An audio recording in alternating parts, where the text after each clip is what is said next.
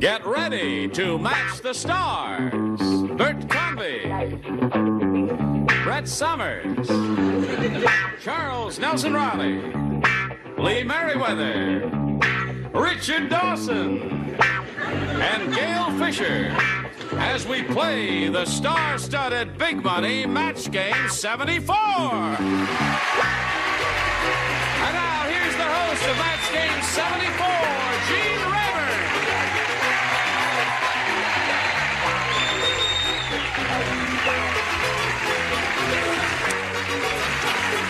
Hello, Johnny Olson. How are you? Thank you, one and all. I guess everybody had a good day yesterday watching the Rose Bowl parade on CBS and watching all the bowl games and all that. And how here we are into where we are. Anyway, and they said it wouldn't last, and here we are in Match Game 74. And we thank you all for joining us, and you especially, because we couldn't do it without you. You're a gifted Look what bunch. I found from last You found a little year. heart at your chair. See how I feel about you? All right, let's say hello to our two players, Harry Reynolds and Paula Arbaugh. Hello, players. Harry's a current champ. He's won 2 games, has a total of $450 to his credit. How do you feel about that, Harry? Pretty good. Beats losing. Right. How do you feel about that, Paula? Well, he's got 4, I got 2. Now Well, all I that's need right. is 4, right? Right. And he needs none. You're going to put the evil eye on him. All right. Well, we're going to finish this game with round 2, I guess it is, right after we pass along this message to you. Here we go with round 2, folks. Going to finish this game. Final round. Paula, it's up to you to make a selection. A again. She wants A. Last time out, you matched Richard and Charles, so the two of you will not participate. Everyone else will, and this is it. Mary said, John, that wasn't the garbage you just threw out. That was my blank. Mary said that to John. That wasn't the garbage you just threw out. That was my blank. You can take a little nap while you're waiting there. Just doze off for a minute. I there, thought he'd Richard. been sleeping all week. Okay. I'm Ready. ready. Here we go. Paula, Mary said, John, that wasn't the garbage you just threw out. That was my Oh, dinner. dinner. I think it's a good answer. You think that's a good answer? Let's see if it scores for her. Bert, let's see if she matches you. I said lunch. Can't match lunch and dinner. Sorry about that. Brett. I didn't come anywhere near food. I said mother. Is that a wrong thing to say? Now, audience, now listen, don't laugh at her. We have to book one weirdo on every show. She's a resident weirdo there. Take a weirdo to lunch and or dinner. Okay, now, Paula, you must match Lee and Gail to stay in the game. Lee, may we see yours? She's looking for the word dinner. I know, but this happened to me once. My girdle. Girdle! So Harry wins another game. Congratulations. Put that there.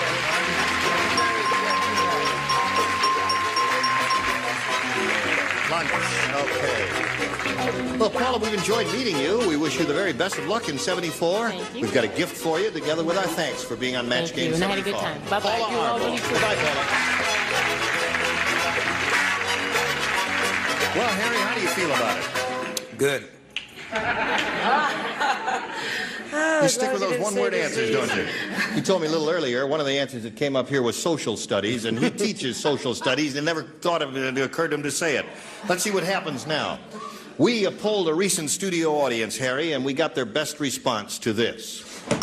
Blank bond. Now, the answer they gave most often is worth $500. See if you can match it. The second, $250, and the third, $100. Now, which 3 celebrities would you like to get a little assist from? Bert? Oh. Bert Convy.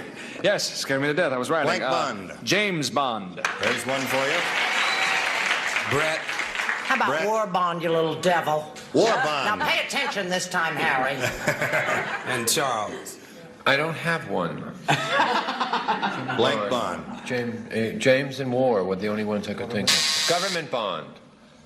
Government Bond. Was he too late with that? That's okay. Government I mean, Bond. if that loose the rules, that's okay. Yes. Government bond. All right, not now a you good may choose answer, but there's one of not that those, many. James Bond, War Bond, or Government Oh, Bond. I or meant give savings us- bond. I didn't actually mean War Bond. You meant Savings Bond? Well, War Bond is what you said, and that's the one we're going to have to go with. Sorry, Brett.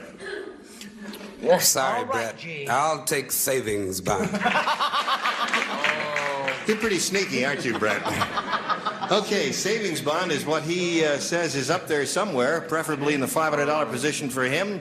Let us find out right now, first by revealing the $100 response. U.S. Savings Bond it is, and there it is right off the bat. Congratulations. Okay.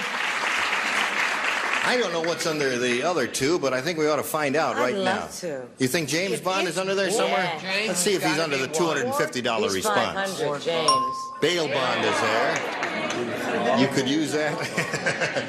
Well, I don't know. James Bond has got to be there somewhere. Right. James Bond, where are you? Come out wherever you are. Are you under the $500 response? Yes, he is. There you are. Okay. Now, Harry, you've won the $100. Means you'll play for 10 times that amount, or $1,000. To collect, you got to match one celebrity head-to-head exactly. Which one will it be? Bert.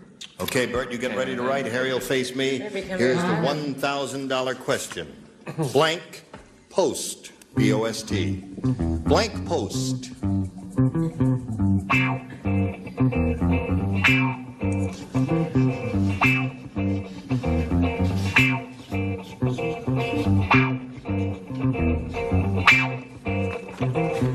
Okay, Bert's finished his answer, Harry. Now it's up to you to give us your response. See if you can match him. Blank post. What do you put in the blank? Emily. Emily Post, he says. Bert, for $1,000, may we see your answer? Geez, so many posts. I was thinking bowl time. I said goal post. I'm sorry. Goal post. Okay. So there's no match there. You've added to your winnings, Harry. You're up to $650. You're going to meet another challenger. Here comes Dorothy Zinni. Hi, Dorothy. Okay. You know Harry Reynolds, Dorothy? Yes, I do. Hi, Harry. How are you? Fine, thank you. Just wanna- excited. Are you A excited? little bit nervous. Take a deep breath. Okay. I'm afraid I'll pass out. No. Let me hear you breathe, Dorothy. I don't know if I can. Take an inhale. Okay. All right. All right, I'm ready. Okay. Well, I'm not. Dorothy, where are you from? Granada Hills. And what do I you have- do? Oh, I'm a housewife, and I That's have nice. 3 boys. Yeah. They really make me nervous. This is nothing. Get around your kids and they shake you up a little. Oh, you know Good it. luck to Dorothy and to Harry. Here we go. Dorothy, the challenger makes a selection, if you would, please. Okay, B. B is what she wants, and that's what we're going to give her. Here we go. Everybody plays. Janet said, I've got good news and bad news. The good news Story of is, my life. I just found a really cheap place to live. The bad news is, it used to be a blank. Janet said that. I got good news and bad news. Good news is I found a really cheap place to live. The bad news is it used to be a blank. By Jove, she's got it. All right. Ready down here? Ready up there? Can't say that. Yeah. Spelling doesn't count. Don't worry about it. Just put it in the Just slot put it and down, we'll please. figure it out somehow. Used to be a goal post. Okay, Dorothy. Janet said, I've got good news and bad news. The good news is I just found a really cheap place to live. The bad news is it used to be a Barn. barn. Oh, isn't that Barn. Barn is good? okay. Yeah, okay, like a stable or barn, you know. Yeah. You like barn? You like her answer? Yes. You don't like her answer, do you? kids. There. Bert, what do you say? I say a house of ill repute. Brett, what did you say? I had to clean up his answer for him, you know. Yes, I said house of ill repute. You did. Oh, right. Okay. That's 2 of those now. Watch it with the buzzer now. I've warned you before. Charles? It's really not easy being on a floor with 2 people that come up with those kind of answers. I said a lovely French word, a brothel. A brothel. Sorry, Dorothy. Oh, I am too. Yes. I'm beginning to think that there's something strange between Charles and myself. I said brothel also. Oh, yeah. There is something strange. Yes. All right, Richard. Now we have 2 ill reputes, 2 orders of broth. Well, I have morgue, you lucky stiff.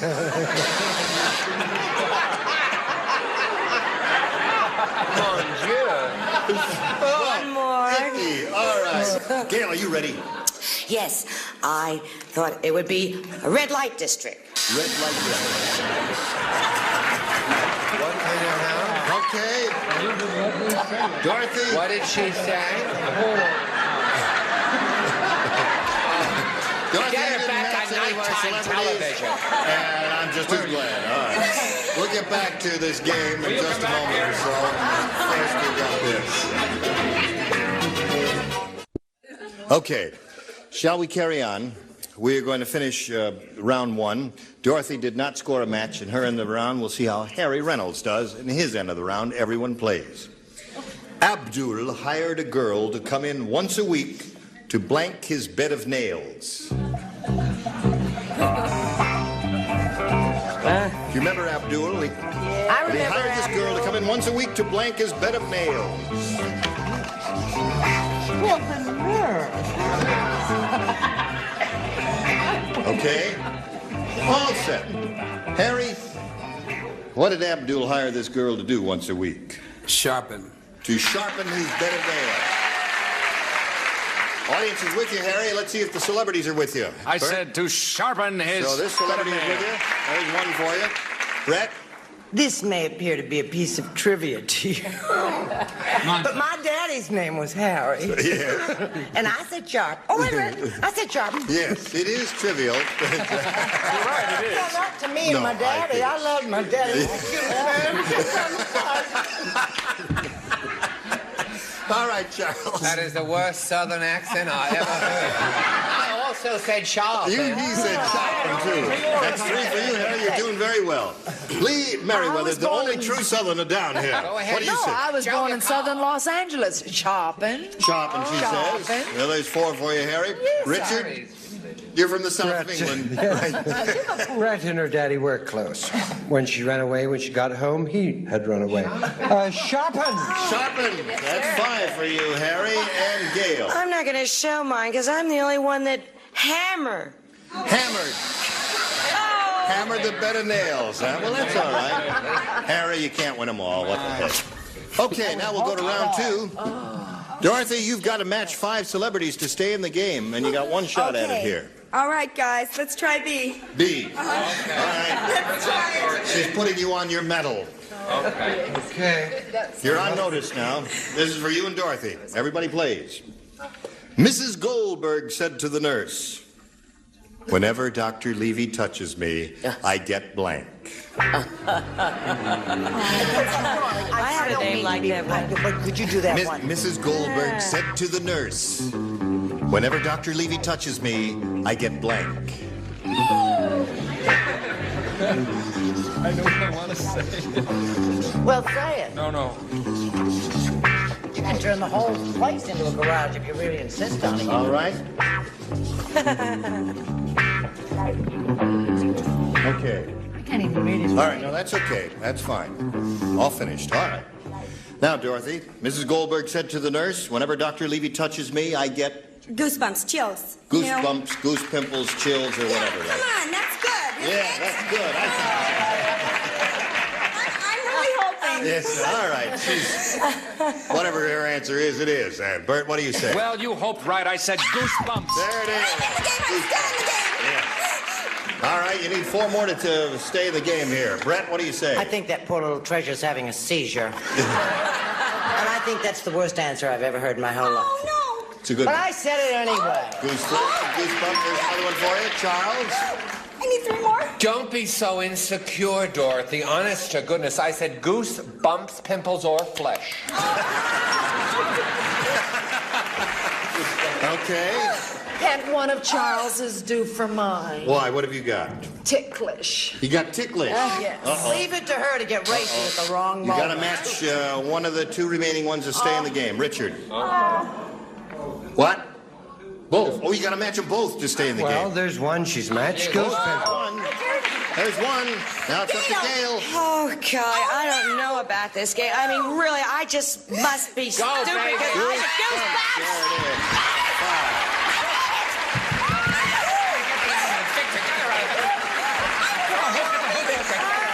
5-5 is the score. All right, Harry, you got your end of the round to go yet, and we're gonna get to that a little bit later. But right now, we've got this for you. Don't go. Okay, here we go. 5-5 is the score. We're at the second and final round. Harry, you need one match to win the game. This is it. a recording. Now, this is only for one person, and that person What do you is mean Lee it's only for Merriweather. one person? Now, wait a minute, not Lee. Gail. It's Gail. I beg your pardon. Gail is Oh, the the one. dummy on the end. Gail, this is only for you. What do you mean? Wait. Oh, that's Only right. for you. You and Harry. Okay, come on, Harry. Here we go. All right. Now, We're going to make a little disease that's of enough our own. eye Yes, contact. Unbelievable. It's enough eye contact. Hold everything now. Here it is. Okay. Herman's blank looks like a prune.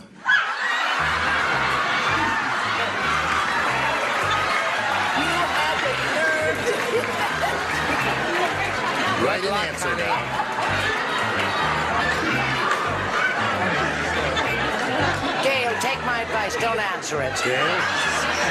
Take the pick, man. Take the pick. No, leave her alone. Isn't it Now wonderful? give the kid a chance. Isn't it wonderful? Leave her alone. What was the condition of it? No. There it is. Herman's blank looks like a prune. Isn't it wonderful? A great show like this goes off on the second day of the new year. Bye. Okay. Harry, Gail has finished writing her answer, and it's up to you to give us your answer. Herman's blank looks like a prune. What do you say? Nose. Nose. That's not a bad answer. Wait a minute now. Now What we did you ask, want him to say? we ask Gail to show us her answer now. Nose is his. I'm so nervous, and I just didn't want to spell it, so I said face. Face.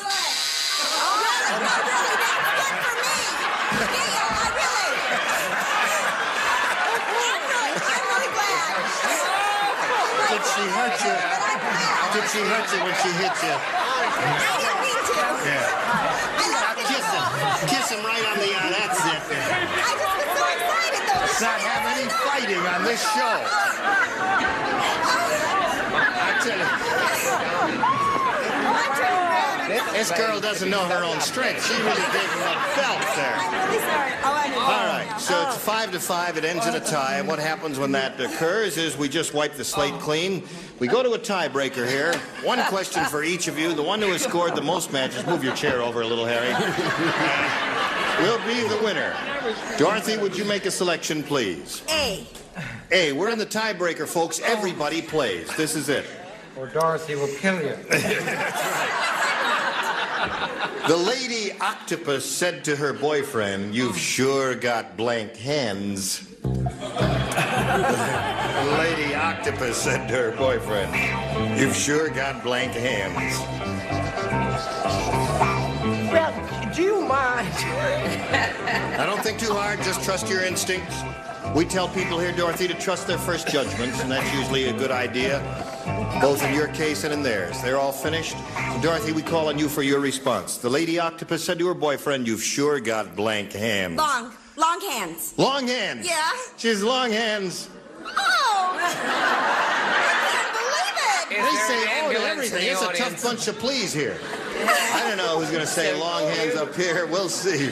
Bert, long hands is her answer. I said you've sure got clammy hands. Clammy hands is a good answer. Brett, what did you say? I'm so upset for Dorothy, I can't stand it. I said busy because he was another Busy. octopus. Yeah, okay. Charles? I said roaming. Roaming hands.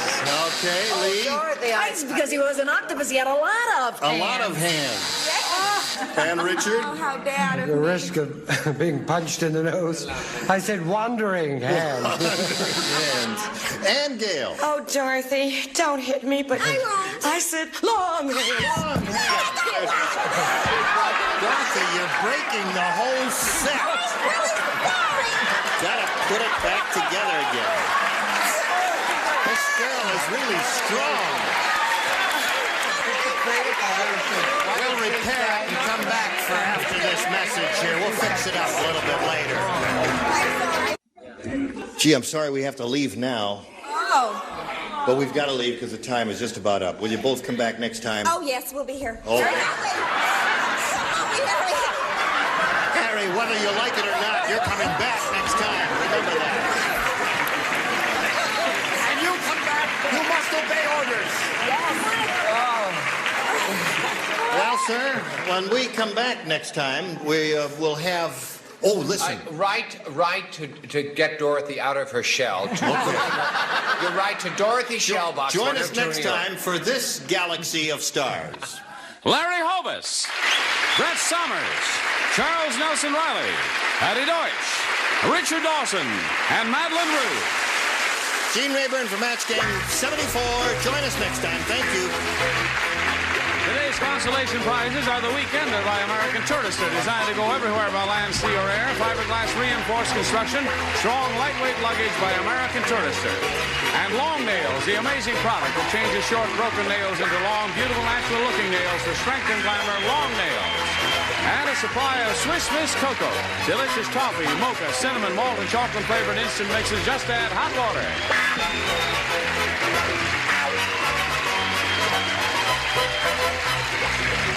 This is Johnny Olson speaking for Match Game 74, a Mark Goodson, Bill Todman production.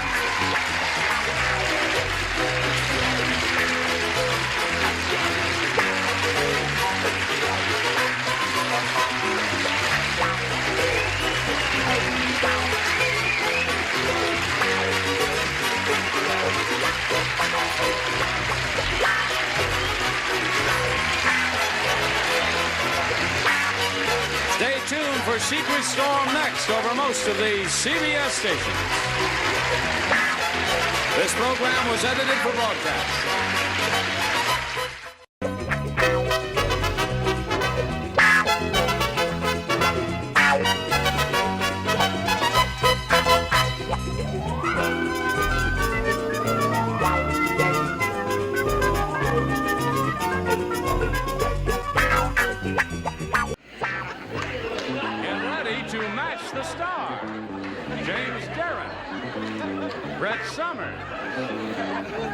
Nipsey Russell, Juliet Mills, Richard Dawson, and Terry White as we play the star-studded Big Money Match Game 75. And now here's the star of Match Game 75, Gene Rayburn.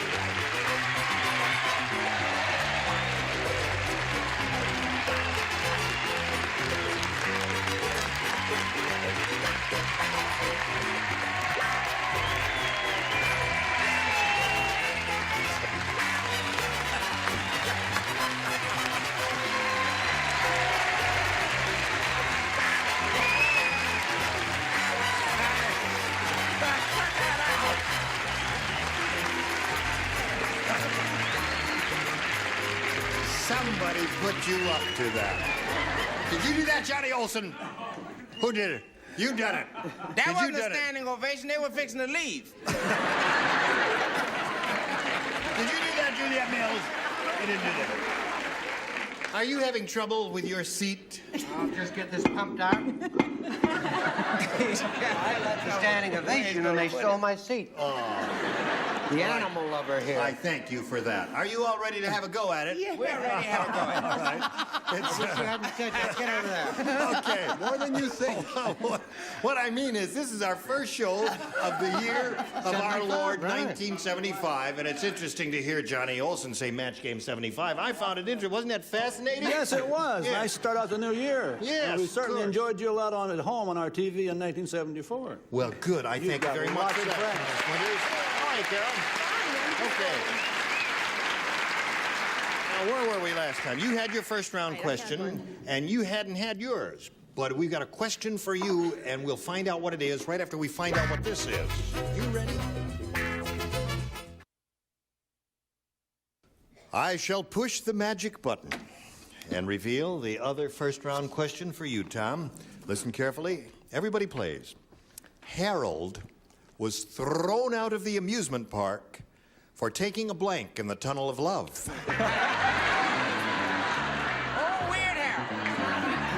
What? I didn't know. Wait a minute. I didn't say Weird Harold. Oh, no? Oh, that's, you know. All I said was Harold was thrown out of the amusement park for taking a blank in the Tunnel of Love. Oh, I got it, honey. So did The ball is in your court. Well, we're not playing. You're not playing? Are you thinking about that, Thomas? I think I have. Harold was thrown out of the amusement park for taking a blank in the Tunnel of Love.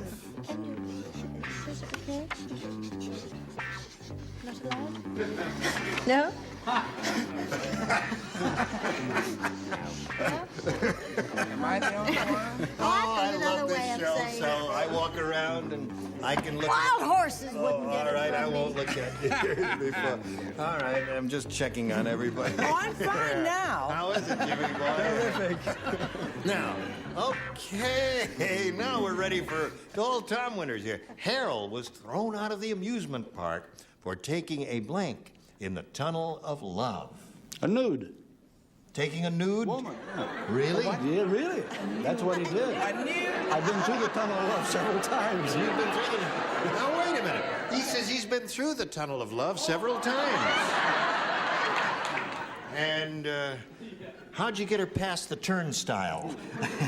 Well, I didn't take a nude. Oh, I see. That was You said Harold that did Harold that. who took the nude in there. He says Harold took a nude in the Tunnel of Love. What do I you don't say to believe that? that. Yeah, No, those Jim. rides are so long. Yes. And if you go in alone, It's dark, isn't it? yes, yeah, and it's very, very tough to find anything. And I Yes. think he just wanted to relieve himself. He tinkled. Well,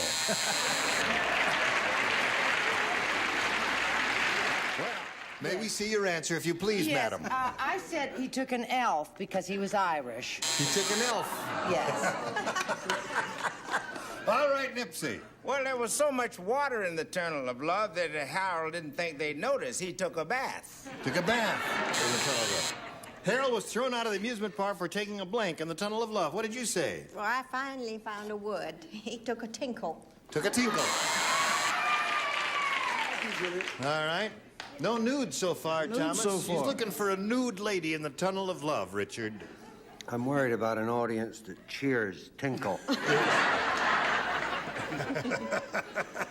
My Harold merely took a bath. Merely took a bath. Right. Great That's not allowed in the minds. Tunnel of Love. What is allowed in the Tunnel of Love? He says take a nude in there. What do you say, They Betty? may cheer Tinkle, but they'll boo Speedboat.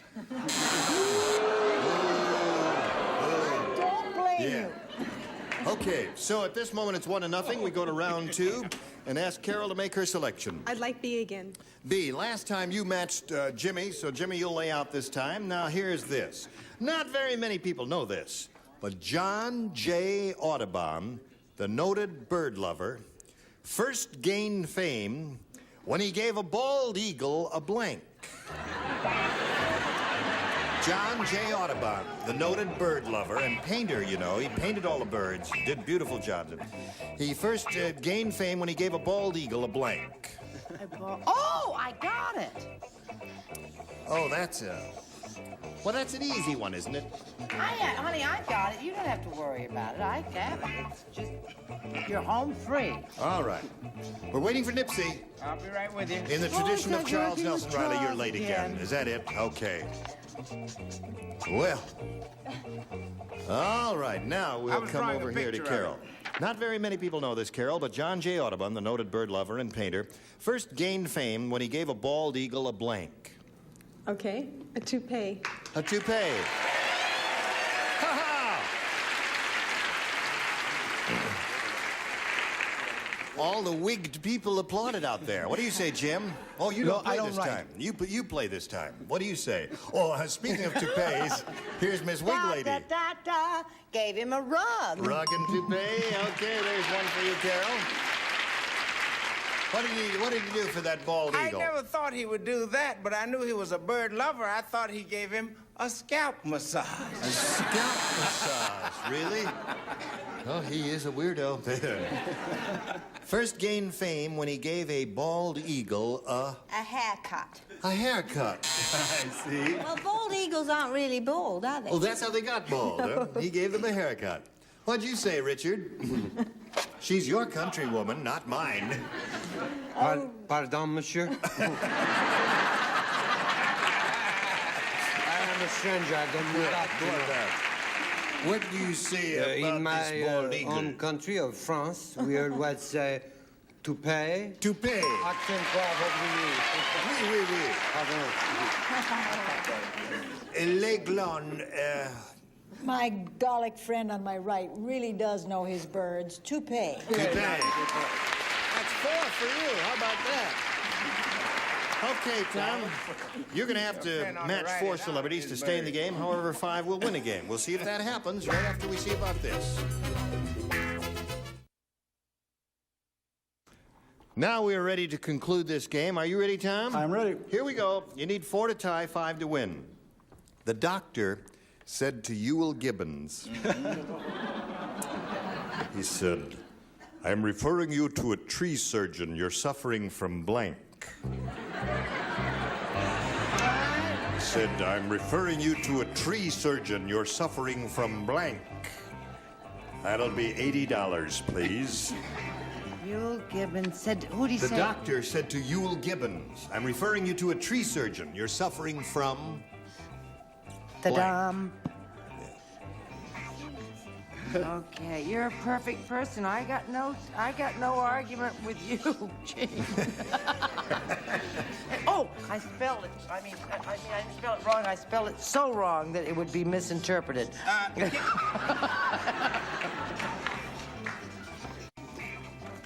Okay. You'll love it. It's all a right. nice answer. You finished yours. All right. Can we protest the questions? No, you can't protest the question. I think we should. Can we beat up the writers? All right, here we go with time. Now, Ted, there's a lot of stake here for Thomas Winters now. The doctor said to Ewell Gibbons, "I'm referring you to a tree surgeon. You're suffering from Hickory nuts.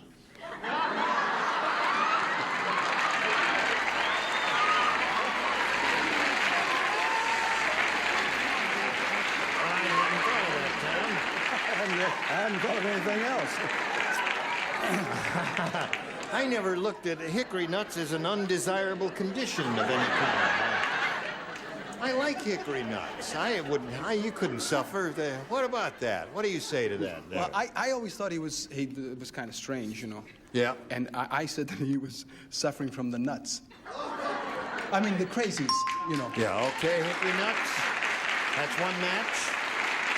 That's right, he's always eating hickory nuts, right, Brett?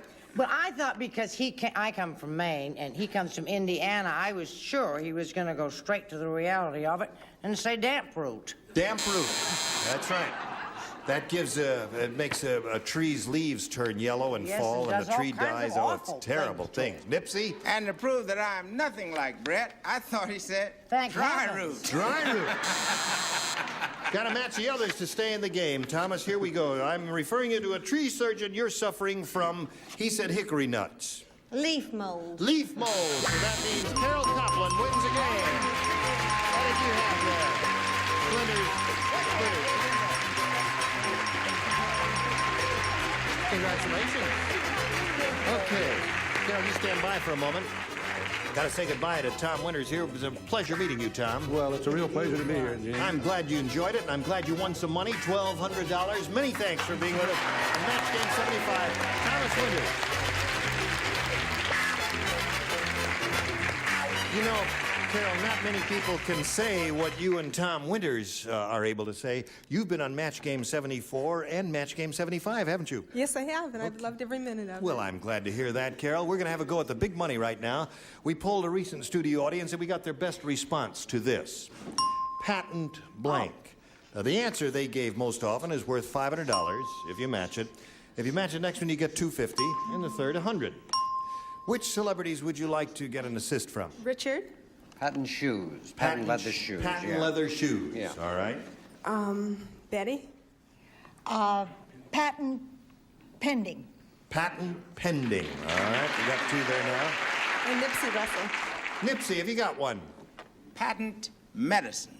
Okay. So there they are, Carol, all three of them. Patent medicine, patent leather shoes, and patent pending.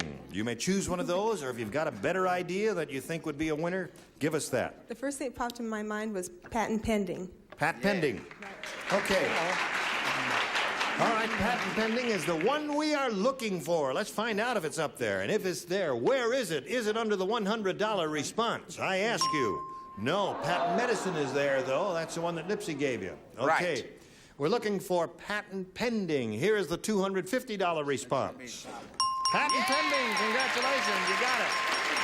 All right. That's one Betty gave you, right? Okay. What do you think's under the big one? Leather. Patent leather? All right. May we see it, please? Patent leather. Okay. That was Richard's answer. Now you got $250. You're going to play for $2,500. To collect, you've got to match one of them head-to-head. This will have to be an exact match. Which one do you choose? Oh, they're all good. Richard. Okay, Richard, you get ready to write. Here is the $2,500 question. You swing around and face me if you would, please. Thank you. Blank dandy. Blank dandy. D-A-N-D-Y.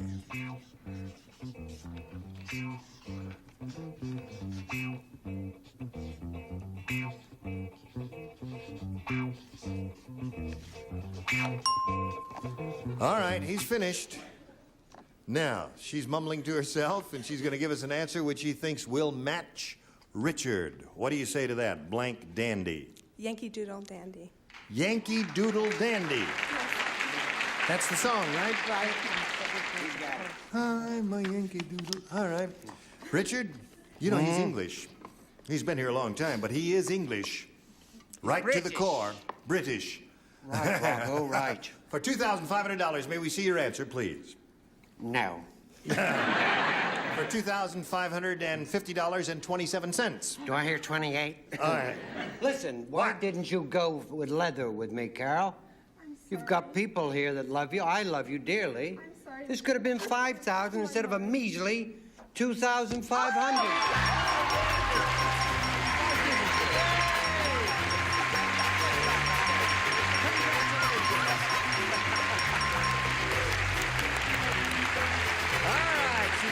$2,850, and we'll come back to you right after this. Good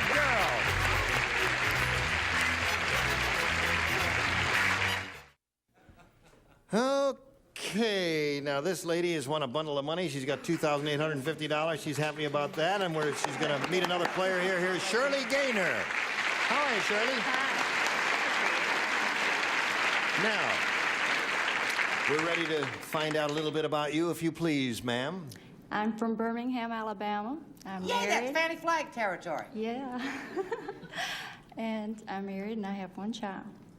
Okay. You ever watch this program? I sure do. You know how it goes? Mm-hmm. Okay, shall we have a go at it? Yeah. All right. And now, you as a challenger make a selection, Shirley. B. You want B? Here we go. New game. Alice said to Ted, I still say that man was not Santa Claus. Sure, he brought us some gifts, but he took our blank.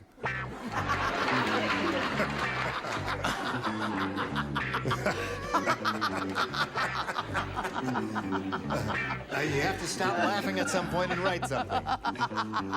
In your beautiful red dress, you look like Mrs. Santa Claus there. Isn't that a great gay Christmas color? Christmas past and all that? No, compre inglés. You don't speak English? But we don't celebrate that holiday.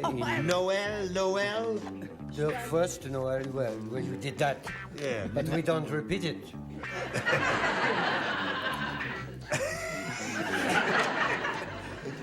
My whole tears. Oh, you're finished. Yeah. Wait a minute, I'm finished. Your light is lighted, indicating you're finished, and you're not finished. But I am finished. Okay. Oh, honey, I was finished years ago. We don't care to hear any more about that now. Shirley Gaynor, listen to me, not to them. Alice said to Ted, I still say that man was not Santa Claus. Sure, he brought us some gifts, but he took our blank. Tree. He took our tree? He took the tree? Well, I think they were rooting for you, and, well, we'll find out what happens. Jimmy? I know that guy from Philadelphia. He used to pose as Santa Claus all the time, but he always took your TV. Took the TV set. Okay, she says took the tree. What'd you say? Well, I want to tell you one thing. Why? That I'm from Birmingham. Yes? And she don't talk the least bit funny like Fanny does, do she? No, she don't talk that funny way at all. Why, that little devil took our green stamps. Took the green stamps. Rifled all the drawers. Left the silver and the flatware and everything. Took the green stamps, did he? Stamps. Well, what a weird burglar that was. Nipsey, what did his Well, burglar I was thinking take? about my uncle. He hung his sock up by the fireplace, but the health department made him take it down. Santa Claus took our stockings. Took the stockings. Didn't put anything in them, just took the stockings. Juliet, what did you say to this? He brought us some gifts, but he took our... Turkey. Turkey. Stole the turkey. Boy, this is a weird collection of answers if I've ever heard one. Aren't you glad you're Yes. English, Dickie? Yes. Now, They're really getting at me today, aren't they? They are the getting at beginning you. of the new year and all that. yes. What do you say, sir? Well, I say if Shirley Gaynor had a stepson, he'd be known as a half-gainer.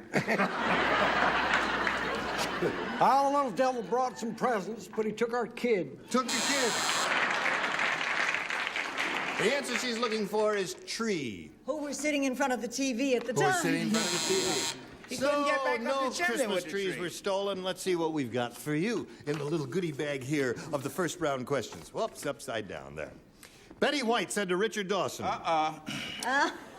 Do you remember those beautiful mushrooms I was growing in my garden? Well, I just found out that they're poisonous. So I decided to give one little mushroom to blank. That's what Betty White said to Richard Dawson. Those beautiful mushrooms growing in my garden. Well, I just found out they're poisonous, so I decided to give one little mushroom to blank. Happy New Year. All right. Everybody ready? Nipsey, I'm don't ready. fool around, Nipsey. Just I'm not write fooling something out. around. I'm just writing. Nag, right. nag, nag. Now, Carol Copland. Betty White said to Richard Dawson, do you remember those beautiful little mushrooms I was growing in my garden? Well, I just found out they're poisonous, so I decided to give one little mushroom to blank. I love her. I think she's beautiful, and I'm going to say Brett.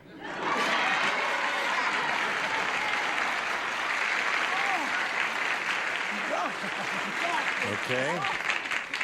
Well, she says she loves Brett, but she's going to say Brett anyway. What'd you say? I said I thought she was giving it to Alan. So she and Dickie could have something. Alan, I got the rest of see. the bag. Brett, what did you say? Well, honey, I'm a mathematician, and Yeah. I added 2 and 2, and I quickly came up with 5. And I've been to their house for dinner, and she feeds him a poison mushroom every night, 7 nights a week. 70. Alan. Oh, he's got a powerful constitution. What'd you say? Well, you see, one poison mushroom wouldn't kill you. It would just make you sick. So I thought he should give it to somebody that makes us sick. Brett. Okay.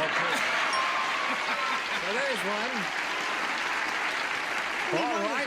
Show and tell, Juliet. Yeah, well, I know all the love on this panel, but I'm sure it'll give it to Brett. Well, everybody loves everybody. That's 2 for you. Richard? I love Brett, although I don't think she's beautiful. Brett. And Betty. Well, I am appalled. On the first day of the new year, I are certainly appalled? wouldn't do a thing like that. I would give it to Brett. Okay, 4 for you. Now this message for you.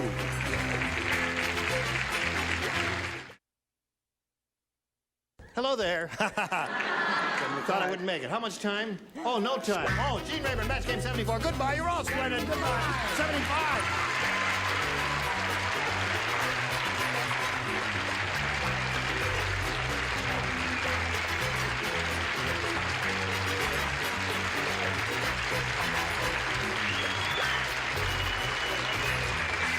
This is Johnny Olson speaking for Match Game 75. A Mark Goodson, Bill Tubman production.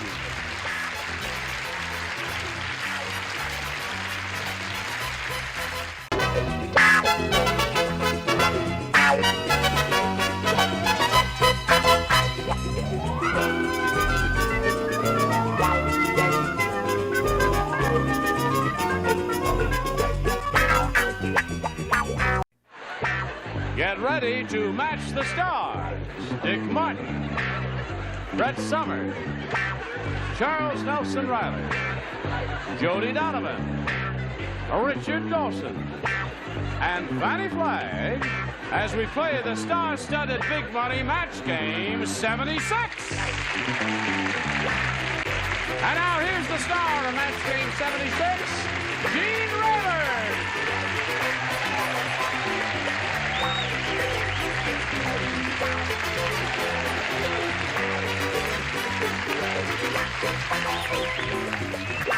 Thank you, Johnny O. That's the first time I've heard you say that, John. Match Game 76. Isn't that emotional? Yes, it is kind of. Let's all have a good cry, shall we? I mean, we started Match Game 73, 74, 75, and here we are. Now, we were not on yesterday on kind of the bowl game that was on. That was some game, wasn't it? Yeah. Oh, yeah, of course. Yeah. How do I know who won? I never thought they'd win. No, didn't you? But at the last minute, when he kicked the field goal thing, wasn't that something? Oh, God. The whole last 10 minutes. That's a little inside thrilling. joke there, and we shouldn't do that. What we're laughing at is we taped the show a month ago. But if you're all set, let's say hello to our two players over here, Doris Dean and Janice Valentine.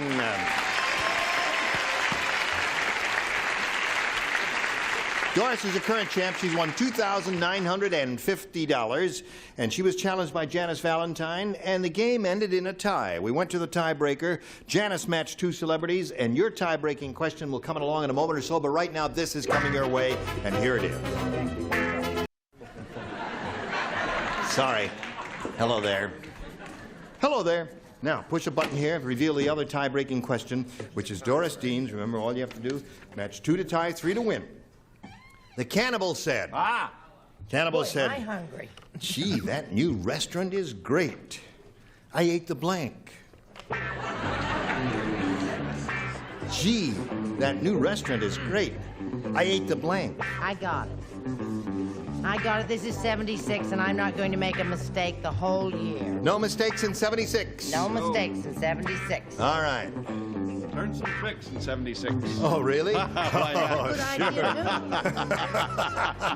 too. What do you Okay. have in mind, Dick? Charles is ready, and we call on Doris Dean. I'd love to eat. The cannibal said, gee, this new restaurant is great. I ate the blank. The waitress? Ate the waitress.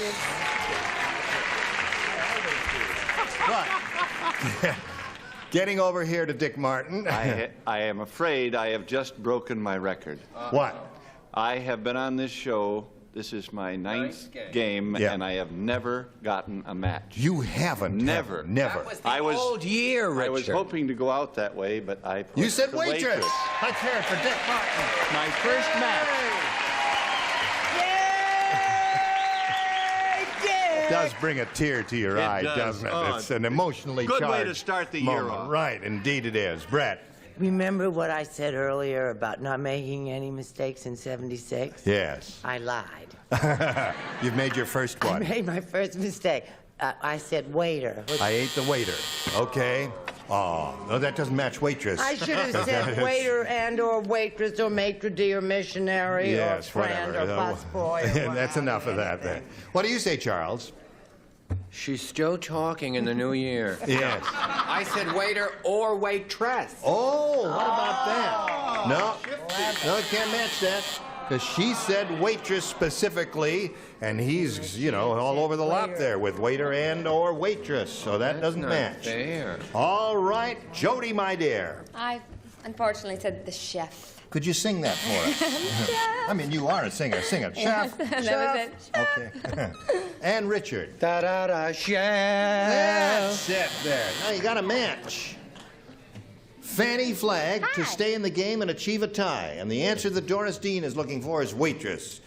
Cannibal said, gee, that new restaurant is great. I ate the waitress. I said cook. Cook. So Janice Valentine wins the game.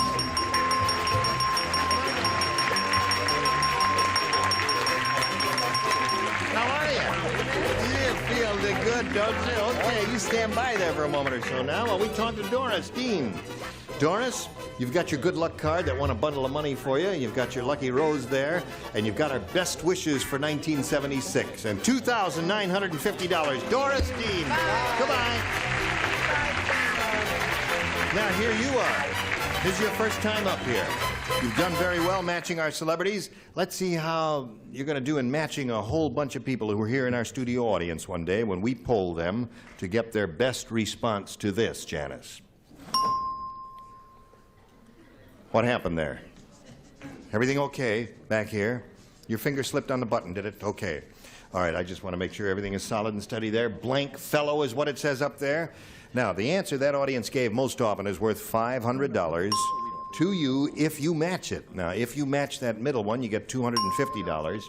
And if you match the answer they gave third most frequently, you get $100. Now, a little assist here from our celebrities. Whom do you call her? Fanny. Fanny. He's a jolly good fellow. He's a jolly good fellow. Yeah. All right, there's one. Richard. Richard? A poet I dated once, Longfellow. Longfellow, yes. He's 8 feet 9. He was indeed. Stocking feet. Right. Brett. Well, he belonged to a group called the Odd Fellows. Odd Fellows. So those are the three you have, Janice. You have Odd Fellow. You have Longfellow, and for he's a jolly good fellow. Now, you may choose one of those. You may have a better idea altogether. Mine was Oddfellow. I'll stick with that. You thought of Oddfellow right off the bat, and that's the one you want. Okay, it's her decision. It's her money. She wants Oddfellow. Let's, you know, her ESP with that previous audience may be better than yours. Let's find out if Oddfellow's up there. May we see the $100 response? Oddfellow right off the bat. There it is. Congratulations. You got the $100. Okay. Now, Earl, would you slide the $250 number? Jolly good fellow. That would have matched Fanny. And what do you think is on top? Longfellow. The audience thinks Longfellow. Let's see it, Earl. They are right. Very good. All right. Now, you've got a total of $200. You're now going to play for 10 times 100 or $1,000, and that'd be pretty good. If you win that, you're up to $1,200.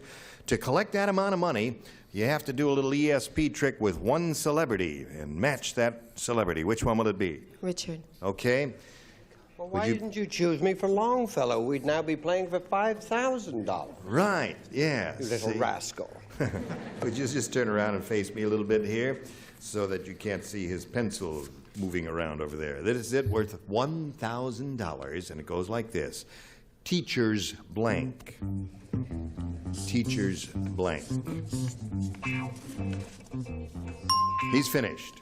Now, Janice, we ask you to give us an answer. Concentrate now and think of what Richard might have written. Teacher's pet. Okay. All right. She just looked real hard and closed her eyes and got her ESP going. She says, that's what you wrote. Is she right or wrong, Richard? Well, I'm not telling you. Yes. Please tell us, Richard. No, I'm not. Yes, the suspense is too great. Well, all right, I will. But first, a few impressions. You teacher's pet. Congratulations.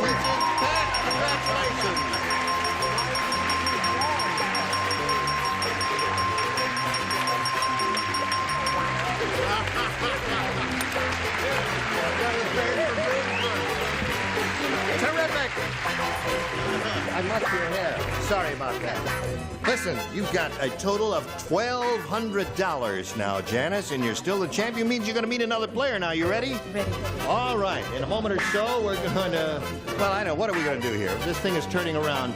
There's Penny Barron. Let's say hello to Penny Barrow. Hello, Penny Barrow. You might as well get back up there now. How are you? You two ladies know each other? Yeah. Let's find out about you for a second here before we go to the commercial. Penny, please tell us about your life and all that. Okay. I'm from Virginia. Yep. With my auntie. We drove out together, and I'm a former airline stewardess, and I'm a singer, and I'm unemployed right now. And that's about it. Yeah. It's really not very funny to be unemployed. I'm a Libra. You're a Libra? Well, all the Libras are hollering and screaming about that.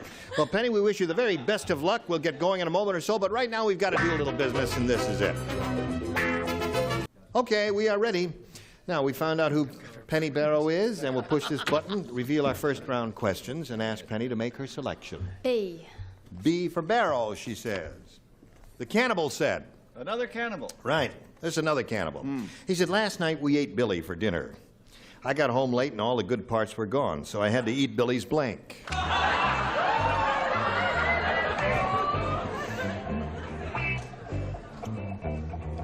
That's an easy one. Hello there. Excuse me, sir. Green eyes. Do you have any of the diseases on this list?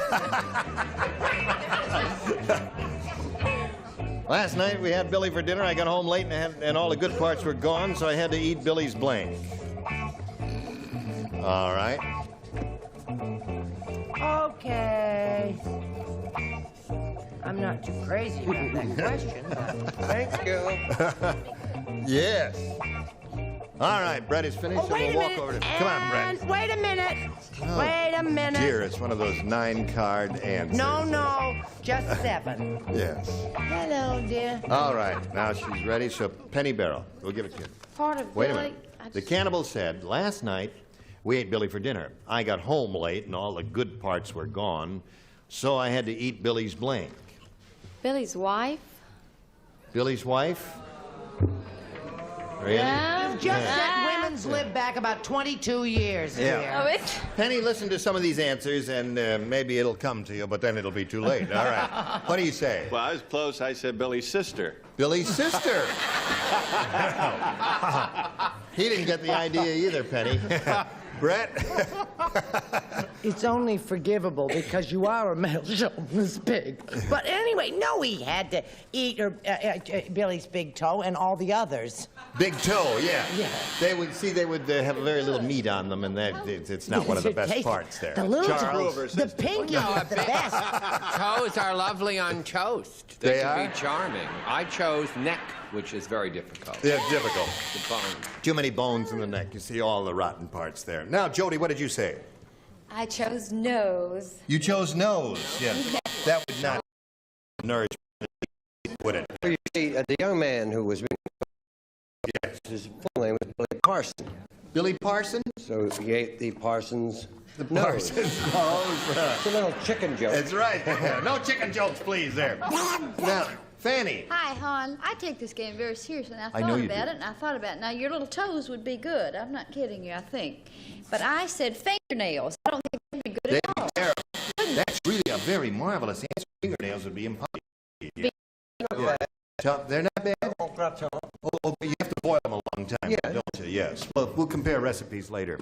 But right now, we've got to come over here and talk to Janice Valentine. Are you ready? Ready. All right, this is your first rounder. Dennis said, when I play tag, I always win. Nobody ever tags me because I've got blank. When I play tag, I always win. Nobody ever tags me because I've got blank. We've had a host of favorite questions this week. That's your least favorite. Just beyond.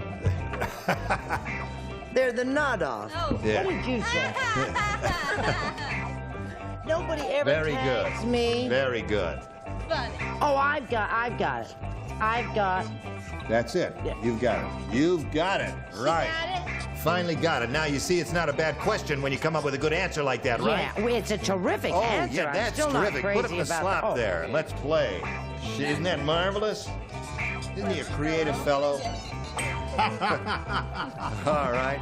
Brett's got hers, so we come to Janice. Hello, Janice Valentine.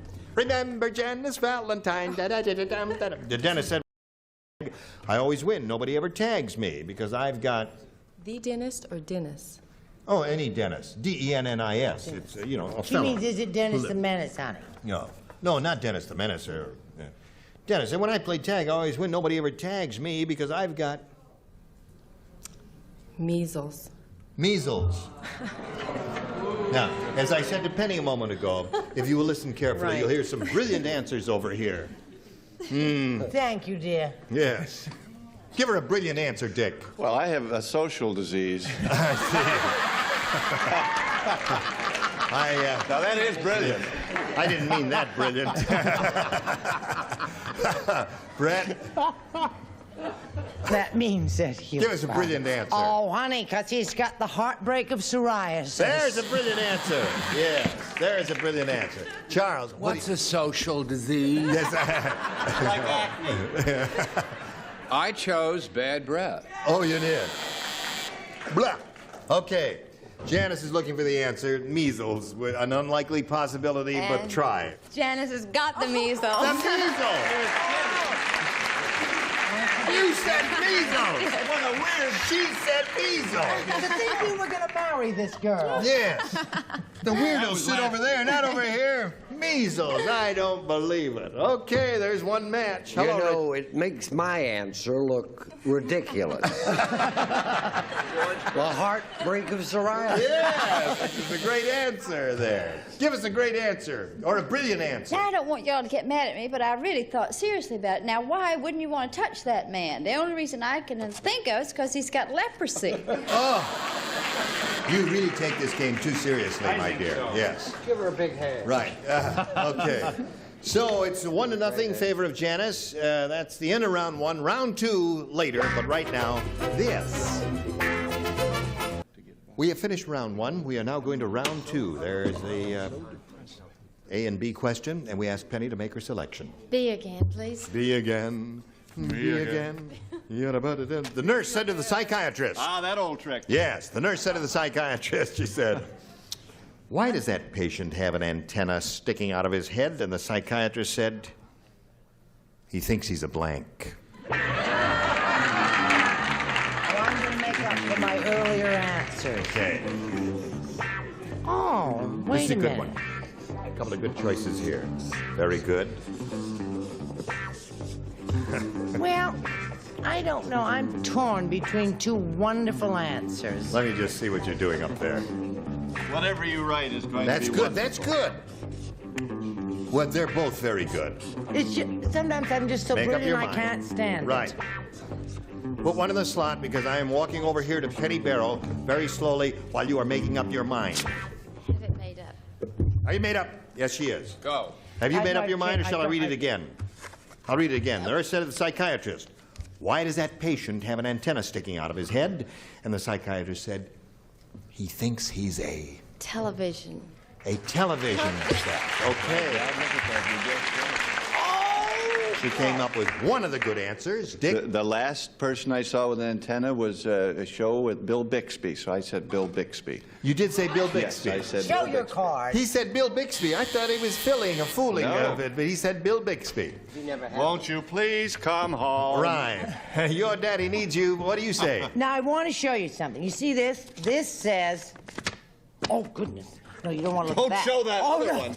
Oh, there. That says Martian, right? Martian, and you now, this, rejected and it. I was all set to use it, and I tore up this answer, and but the last minute I changed my mind, and there it is. TV set. All right, that's one for Now, Penny wasn't that wonderful? Wonderful.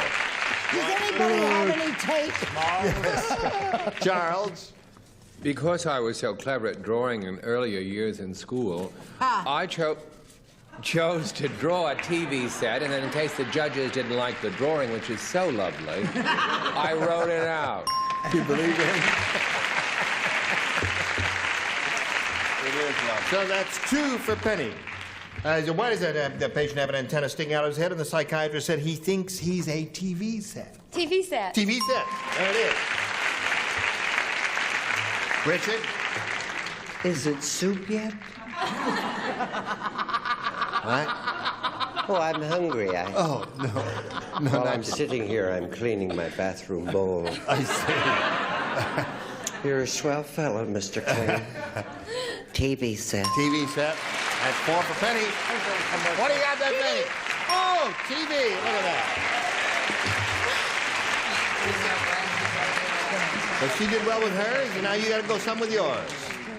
You're not going to go there. You want to do the commercial now? Okay, they want to do the commercial now, so I'll put that back in the slot. And you stand by for a moment or so. We're going to do a commercial now. Would you believe that? Here it is.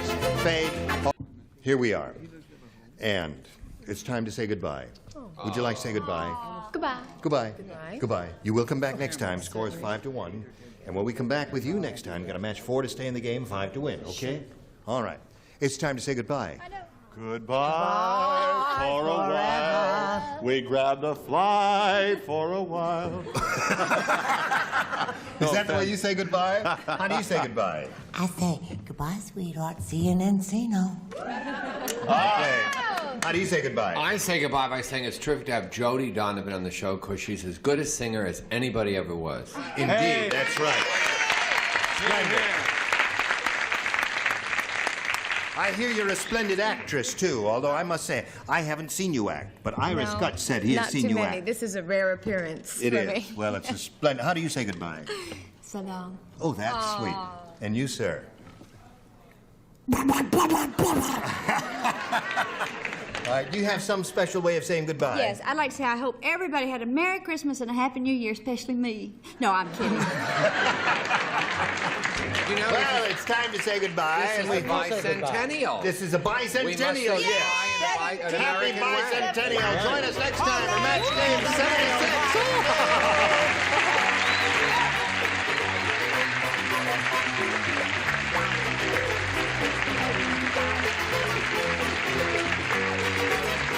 This is Johnny Olson speaking for Match Game 76, a Mark Goodson, Bill Trotman production.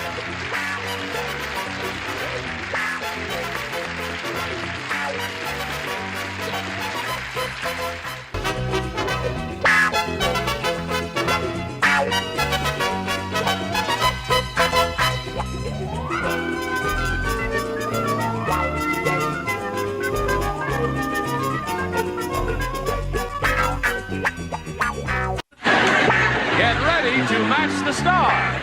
Joey Bishop, Brett Summers, Charles Nelson Wright, Elizabeth Allen, Richard Dawson, and Fanny Flagg as we play the star-studded Big Money Match Game 77. And now here's the star of Match Game 77, Gene Rayburn.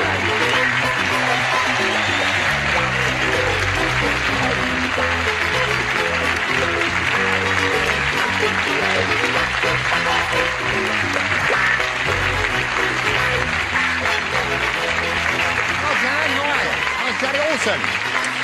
Thank you for joining us. You're going to have a good time because we got a bunch of very fascinating people here today. What? Would you believe my head still hurts from New Year's Eve? Yes, I bet it does. You look bad, too. Everybody ready? Yeah. What's the name of your show again of yours now? Miss CPO Sharky. CPO Sharky. Yeah. All right. Don Rickles. That's where Elizabeth Allen hangs out. And now let's say hello to George Frederick and Diane Crom here.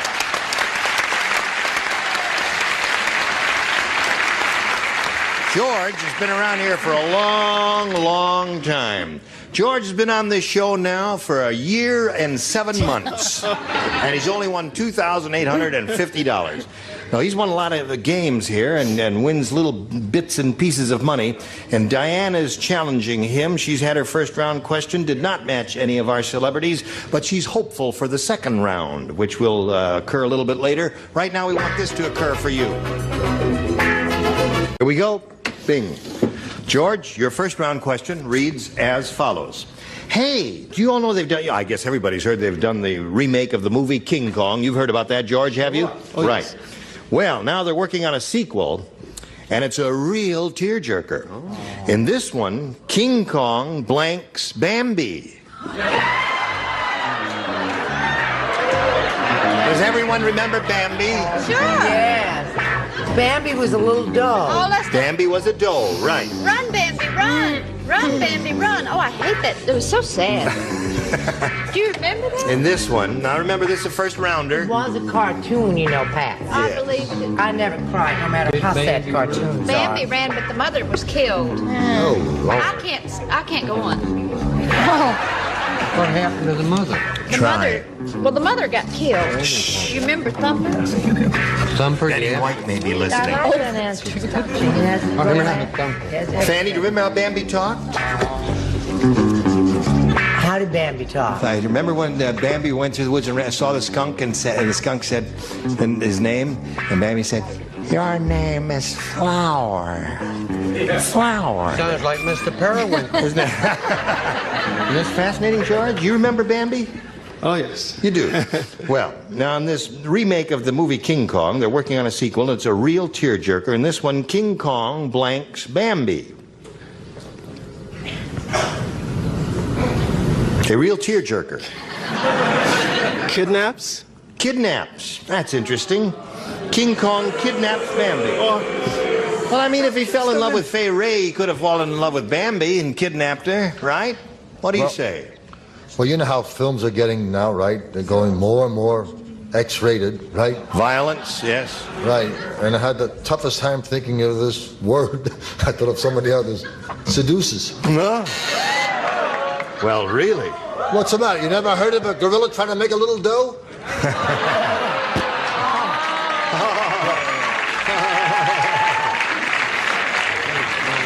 Now, you, my dear.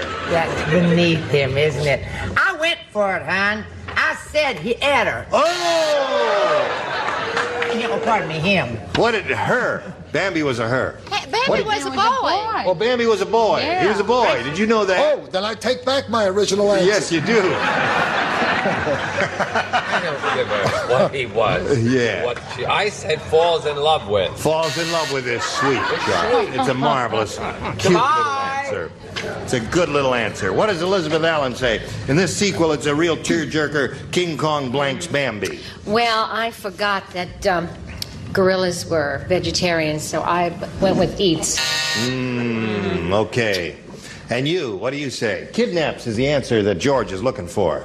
I threw that away, George. I think you should have, too, to be frank. I said eat. Eat seems to be the answer. And you, Miss Fanny? Bambi got married in the end, remember? It was wonderful. That's right. You know what King Kong said? Huh? Another deer. King Kong said, that's good eats. Okay, so there we are at the end of round one, and aren't we just zipping along here? Okay, now we'll push the button here and ask Diane to make her selection. A, please. You want A? Hey, Diane? Alfredo, the chef, said. Gonna get letters. He hopes he gets letters. My new chain of restaurants is so bad, whenever I rent a new location, a blank opens up next door. This is a very good one. Alfredo the chef said, my new chain of restaurants is so bad, whenever I rent a new location, a blank opens up next door. Honey, that's a snake. You understand, Elizabeth? Yep. Splendid. That's just a... Now, that's the kind of question I like. That's a good answer. That's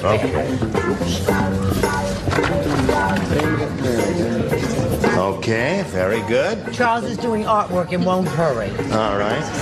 We'll walk over here to Diane, and I'll read her the question and hope that Charles will have finished by the time I finish. Alfredo the chef said, my new chain of restaurants is so bad.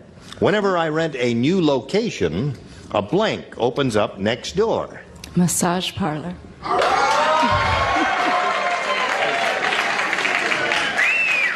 Now, Diane, I don't understand that answer. Why would a massage parlor operator open up next door to a rotten restaurant? Okay, you don't know. All right. Okay, she kind of drew a blank there and said massage parlor. I learned one thing about the audience. No Yeah. matter how stupid the answer is, if it's dirty, it gets applause. Right. I said hospital. Hospital. Hospital would be the definitive answer, wouldn't it? Mm-hmm. Okay, Brett. Well, I thought we had a winner, Diane. I said hospital. Hospital, indeed, is the answer. Charles? I said the room that's named after Brett at UCLA Hospital, the emergency. The emergency room there. Now we come to Elizabeth Allen. Whenever I rent a new location, blank opens up next door. What do you say? I'm sorry, Diane, I went with hospital. Hospital, Diane. Okay, Richard. Hospital. Hospital, and there's another one down there, all the way across. That would have worked for you if you did. Did it cross your mind at all? No. It didn't. Oh, all right. Now, Diane, we'll see how he does after we see about this. Yes. Now we're ready to carry on here. Now, George, again, you're in the driver's seat. All you have to do is match one. Remember how easy it was last time? Here we go. Muggsy said, Hey, you hear that Benny the pickpocket went straight? Now all he picks is his blank. Another one of my favorite questions.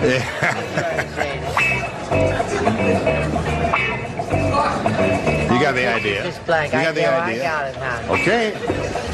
Got it? Right? The trick is who are you going to give it to? Right. Here we go with George Frederick. Everybody ready? Muggsy said, hey, did you hear that Benny the pickpocket went straight? Now all he picks is his blank. His pocket. All he picks is his nose.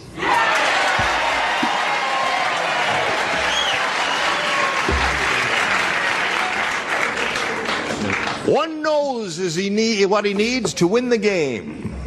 I played this game, man. That's the worst answer I have ever heard in my life. Picks his nose? So I wrote nose. Why not? That wins the game. May we see the rest of them, please? Okay.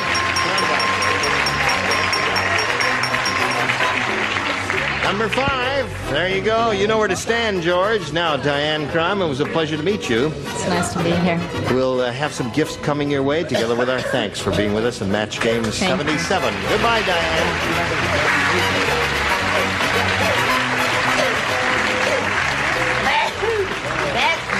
Are you aware of the fact that George Fredericks has been on this show for 2 years? It was Match Game 76 when he started. It's now Match Game 77. You ready to carry on? Feel very old. Yeah. You are aging. Yes. Okay, here we go. We polled a recent studio audience, George. Got their best response to this. Bat blank. Remember, you got $500 if you matched the most popular answer. $250 for matching the second most popular and $100 for the third. And let's see, whom do you call on for a little help? Fanny? Oh, gosh, this is hard. No, I think the first thing I'd say is Batman. Batman. And Brett? What about... I'm such a big sports fan, you know. I'm so butch and I love sports. You could say that again. How about... Oh, no, thank you. How about Bat Boy? Bat Boy's one. Okay. And Joey? Joey, number 3 position is a little difficult to choose one. He's got 2 now, Bat Boy and Batman. Well, I was going to... Okay, they've already taken the 2 I had written out, so I'll put this. You don't have to write it, sweet. Oh, I don't have It's to a write verbal response, How yes. will I remember? You're so quick, Joey. Batter up. Batter up. I hope one day all of you become third. Third is a tough position. Batter up is what he said, and somebody else said Bat Boy, and somebody else said Batman. You want one of those? I'll go with Batman. Batman. Fanny's answer. Let's find out if we've got anything like that up there. Let's begin down at the bottom and reveal the $100 response. Bat and ball. Okay. Bat and ball. That's from the great American pastime. Let's see if we've got a Batman under the $250 number. How Bat you boy. like to scoff? All right, man and boy. Let's see if they combine now. Here we go. Slide it, Earl. Yeah! Very good. Now, George, now you're up to $3,450. And you're going to play for 10 times that amount or $5,000, but you got to match one of them, remember. I think I'll try Richard. Richard, okay. I matched him a couple of times when we played before. That's right. So we... I knew he'd come crawling back.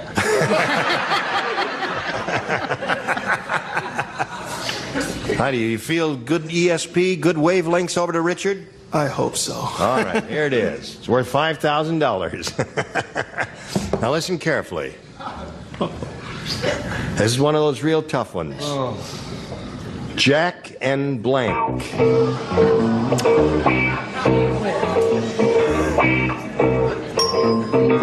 All right. Now think a long time here before you respond, George. What do you say to that, to match him to collect the $5,000? It has to be Jill. Jill. He said Jill. He said Jill. Face your accuser. Oh, my... Jack and Trotta, I said. Jack and Trotta. The Sands. Jack and the Beanstalk. What'd you say? Jill. Jill! We got the $5,000.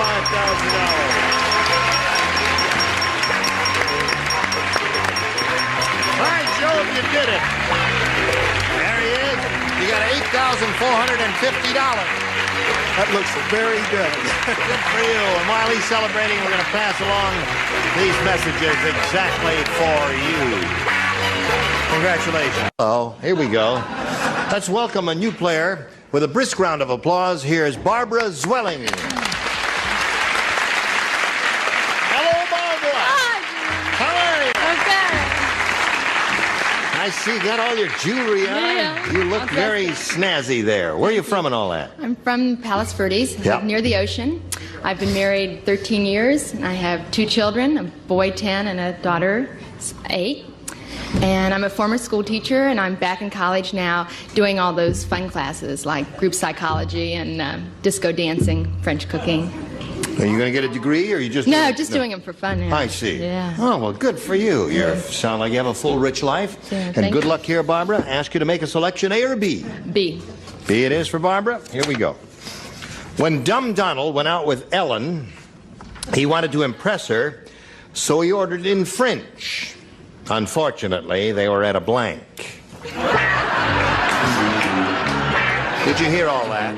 Did you hear all that? When Dumb Donald went out with Ellen, he wanted to impress her, so he ordered in French. Unfortunately, they were at a blank. Oh, this is a very easy one. Really? Very easy. Very easy. Well, there are lots I need of... some Kleenex again there, Roger. Thank you very much, LB. Just throw me the box. I don't feel bad at all, but I just have a runny nose, so don't kiss me. I think I'll... Now you tell me. Okay, ready? Here we go. All right, Barbara. When Dumb Donald went out with Ellen, he wanted to impress her, so he ordered in French. Unfortunately, they were at a blank. Chinese restaurant. Okay. What was the question? What was the question? They were out. What was the last part of it? He wanted to impress her, so he ordered in French. Unfortunately, they were at a... Do I not enunciate clearly? Didn't I go to drama school? All right, Joey. 42 years ago we met. We met 42 years ago, you and me. One of us is aging. I wrote at a McDonald's. At a McDonald's. That'd be a good trick. How about you? What do you mean, how about me? How about you? This may come as a very great surprise to all of us. Yes. A Chinese restaurant. Oh, there's a match. One for Barbara. Now, you say you misunderstood. Did I not? I said wee-wees.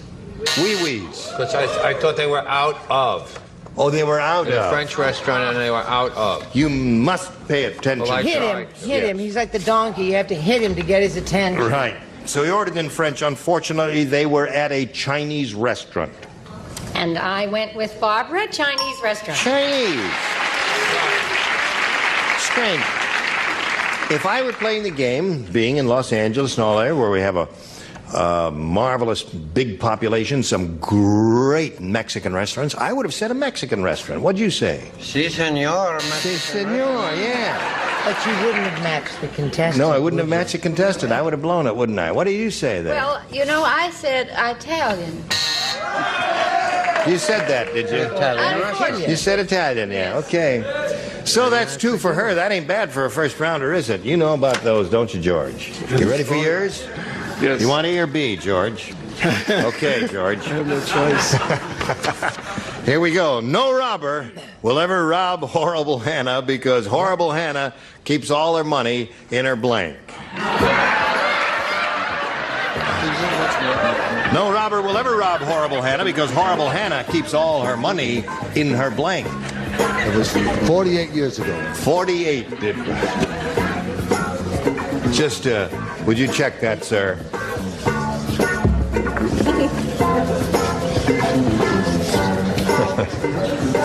Okay.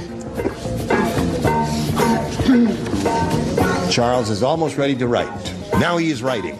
His pen is moving across the paper. And having writ, moves on. And so will I. Over here to George.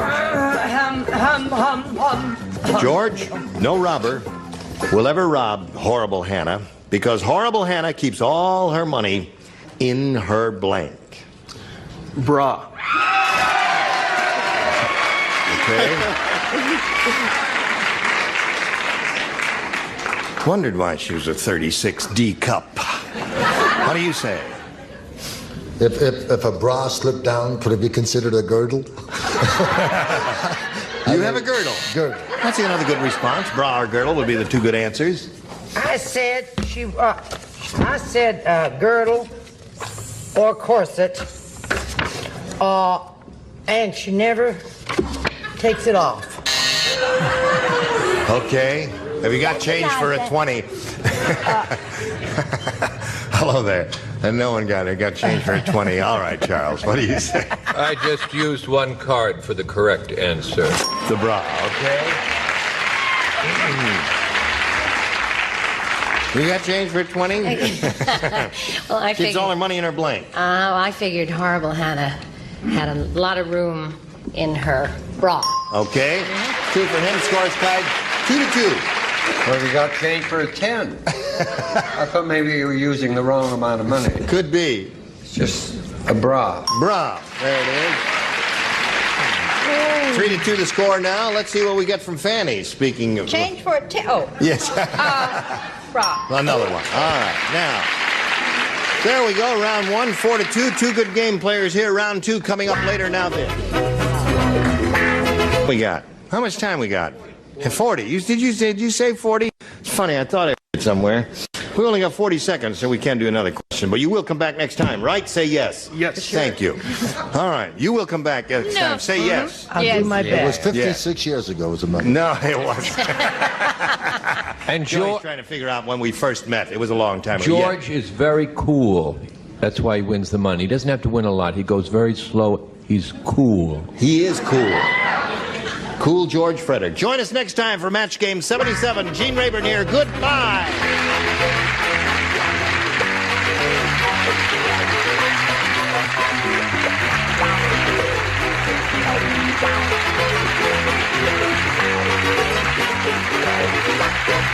This is Johnny Olson speaking for Match Game 77, a Mark Goodson, Bill Todman production. Stay tuned for Tattletales next over most of the CBS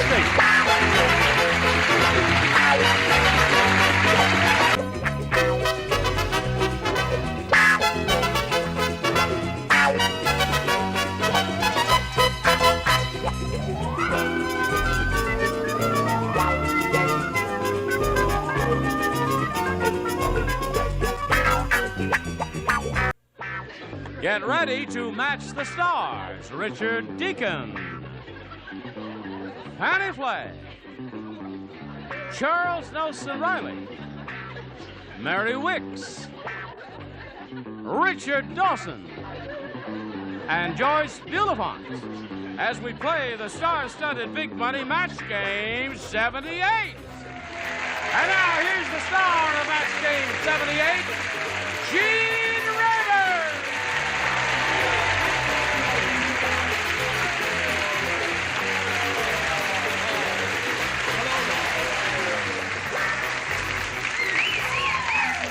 All right, John. Everybody okay and ready? All right. Are you okay and ready? We are. Right. What is that? Is that a sun? What is that? A starfish? That's a Saint Nobody medal. Oh. Okay. I just thought I'd see if you had a fancy lining. No. Oh. I don't think that's what you had in mind. Yes, it... Would you join me in greeting our two players here, Terry Harrell and Lillian Stairs?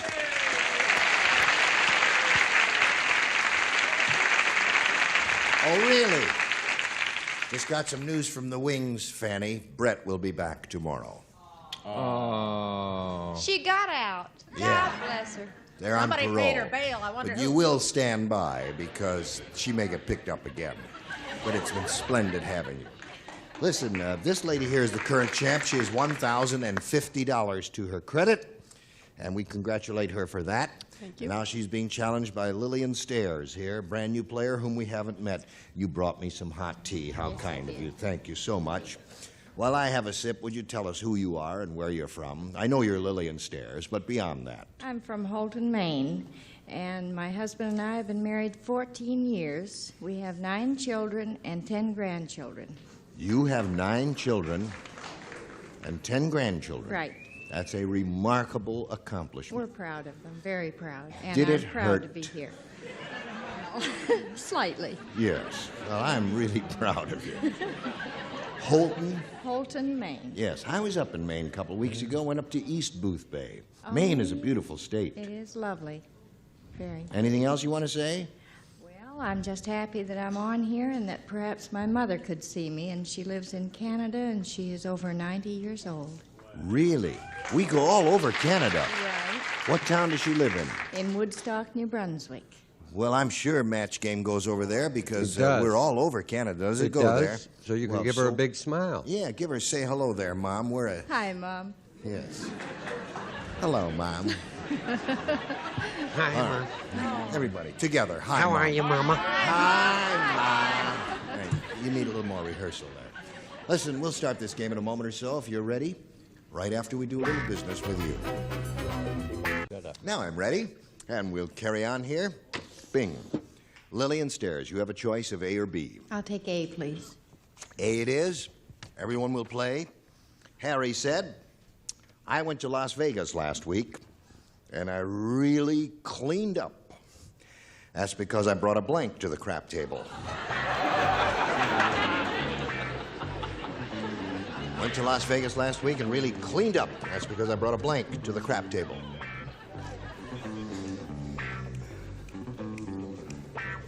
You have a very quick mind. Oh, very. Like a steel trap. Right. Looks a little like it, too. Okay, Lillian Stairs. How many years you been married? 14. 9 kids in 14 years? Really? Really? Well, we kind of cheated a bit. Oh, you cheated a little. I had 5 first, and then You my had- present husband has 4. Oh, I we see. put them all together. I see. Uh-huh. Right. Now, Thank you. We were worried. they were a little nervous over there. Now, Harry said, I went to Las Vegas last week, and I really cleaned up. That's because I brought a blank to the crap table. A plastic bag. A plastic bag. Plan to have any more children, do you? I hope not. All right. Here we go. She said a plastic bag. Richard, what do you say? I would clean up with a vacuum. Yeah, that would be good. I really cleaned up, you see. Yeah. Okay, Fanny. Hi, dear. Yes. Well, I thought he brought along a maid. A maid, that'll do it. Brought a maid to the crap table. Yes, Charles? I also chose a vacuum cleaner. I have 2 of those and 1 maid so far. Mary Wicks? I didn't know where it connected. I brought a broom. Your kind of people, My Mary. kind of people. And Richard, how would you clean up? Enjoyed that. Broom part Oh, 2. he got a Yeah. 2 brooms. You getting the hang of it now, Lillian? Yes, I... Well, it's almost too late, honey. Yes. That's not true. Mop. A mop. No, you get another shot at it because we've got 2 rounds here in each game. Terry, here is your first rounder. There is a far-off island where people use vegetables instead of diamonds. And that's why Rich Rodney's fiancée wears 2 blanks on her finger. Faraway island where they use vegetables instead of diamonds, and that's why Rich Rodney's fiancée wears 2 blanks on her finger.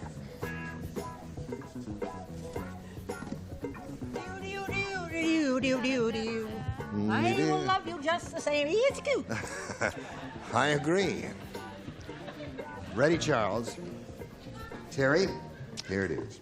There's a far-off island where people use vegetables instead of diamonds, and that's why Rich Rodney's fiancée wears 2 blanks on her finger.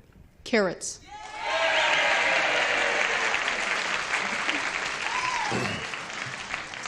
She got our little attempt at humor there. George, I think she got Well, I missed it. So I said pearl onions. Oh, that's Not 2. so bad when you stop Oh, and that's think very about good. it, if you care to. Excellent. Excellent, Fanny. Hi, hon. Want to see my turnips? No. See your turnips.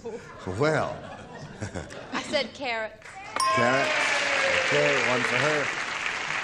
Show us your carrots. Fanny's spelling is better on this tier. It is. It is. It's much better. The lights are better. Everything's better for her. A winner. All right, that's 2 for her. Terry, you now have 2. Yeah. Mary, she's looking for carrots. Yeah, she got them. Carrots. Oh, that's 3. We use vegetables instead of diamonds. That's why Rich Rodney's fiancée wears 2 carrots on her finger. Part 2. All right, that's 4 now. Joyce? I was going to say zucchinis, but I didn't know how to spell it. Then I found out I don't know how to spell carrots either. C-A-R-O-T-T-S. Well, you really ran away with that one. Now, Lillian, you got one more shot at it here. I'll try A again. All right, Lillian, this is it. Fred said, I know a girl who has such buck teeth. When she kisses her boyfriend, she combs his blank. Combs? She has such buck teeth, she combs his blank when she kisses her boyfriend. Terrific. Want to try it? I just wondered what would happen. You all look alike to me.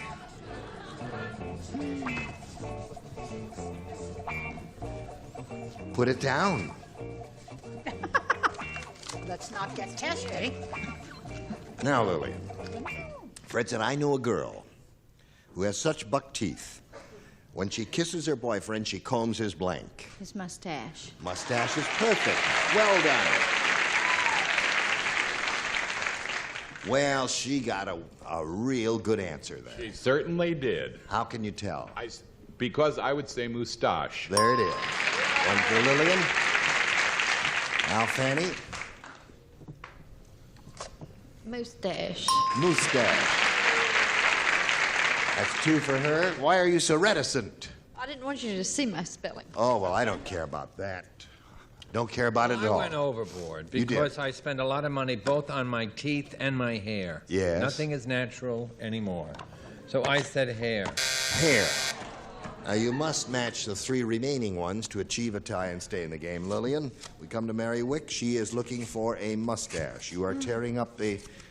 Oh, I thought I was going to make one. Oh. But just show us your card. That's 5 to 3 is the score now. Richard, do you keep it going? Would I let Lillian down? No. Keeps it going. 5 to 4 the score. Joyce. Who said something else? Who was it who said something else? Nobody. Charles. Are you going to make that woman miss? I'm sorry. Are you going to be a troublemaker? It doesn't even make any sense. I'm trying to Joy. figure. I know it's all. I don't have to show it. It's Yes, not you it. do. Get out there. It's not mustache. Joyce! Tongue. Combs his tongue, so that means Terry wins the game.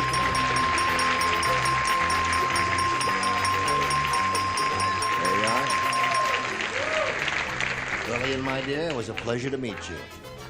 We've got some gifts for you and your 9 children, and we thank you very much for playing Match Game 77. Now we got a little message or 2 just for you. Here we go. Here we go with Terry Harrell. 4th time up here. 4th time. You ready for this I'm one? gonna do it. Yeah. Now you've got $1,150. If you go all the way, you could add over $5,000 to that total right now. We polled a studio audience not too long ago, Terry, and we said, you write down your best answer to this. It takes blank. Now, as you recall, if you match the answer they gave us most often, you get $500. Then for matching their second most popular answer, you get $250. And if you match the third, you get $100. Let's see what sort of assistance we'll get this time. Mary. It takes two to tango. Okay. Fanny. It takes, and I mean this from the bottom of my heart, it takes all kinds. Oh, my word. No doubt. Richard. It takes the cake. It takes the cake. Okay, so there you are. It takes the cake. It takes two to tango. And it takes all kinds. Those are the three choices. Now, you may reject them all and give us one of your own, or choose one of those. What is your pleasure? It takes all kinds. Takes all kinds. Well, she gave us such good reading, Fanny did. Fanny gave you that one. We'll find out if it's up there, and if so, where. We'll begin at the bottom and reveal the $100 response. You got it right off the bat. At least you'll be playing for $1,000. Now let's find out what's under the next one, if you please. It takes two to tango. All right, there's Mary Wick's answer. What do you think's going to be on top? Takes one to know one? Time. All right. Takes time. All right, slide it. Takes a thief. I had it. That was a Takes movie, a right? thief. No, to catch a thief, I thought the way you phrased it. Anyway. Now, Give it to me when they you're going to play called for on 10 me. times the amount you won, or $1,000. And remember, we'll give you the money if you'll match one celebrity. Richard. All right, Richard, you get set, and here we go. Swing around here, my dear. And this is it. Good luck to you. Worth $1,000. It reads as follows. Orson Blank. Orson Blank. Now, you give us the answer that he's written on the card. We give you $1,000. Orson Welles. Welles. She said Orson Welles. What do you say? We're doomed, I'm afraid. We've had so many near ones. The gentleman who sits up here. Orson Bean sits up there all the time. Well. Congratulations. You now have a total of $2,250. $2,250 for this lady, and she's going to meet another player now, so let's all welcome Mike Ladwig. How you feeling, Mike? Terry's very happy. She's picked up another $1,000. You two know each other from your hanging around backstage there. Mike, tell us about you. Oh, I'm just a local native boy that married, have 2 children, and a fleet sales manager for a local automobile agency. Right. And pretty dull. I don't think he's so dull. He's got a nice smile. He's got a good-looking toupee, and he's got a crazy trick mustache. There. Oh. That's not a what's your toupee. hometown again? I was born in Maywood, California. And you still live there? No, live up in the hills in Tonga. Yeah. All right. Good luck to you, Mike. We'll start this game after we do a little business with America. Okay? What? You don't know. Today's consolation prizes are first, jewelry from Sarah Coventry, who has jewelry for every occasion. You can see the jewelry with fashion know-how at a Sarah Coventry home fashion show. And Bedsack, new ID in bed covering, provides luxury upholstery for your old mattresses and box springs and protection for new from Bedsack. And a hot lather machine and a supply of Dentine gum helps clean your mouth and freshen your breath with that Just Brush Freshness Dentine. And a cosmetic bag and a supply of face quencher. Slip your face into something comfortable. Face quencher by Chapstick, moisturizing makeup, blusher, and powder. And once again, here's the Gene Raven. Thank you, Johnny Olson. Now, let's start with a brand new game here and ask Mike whether he wants A or B. I'll try an A.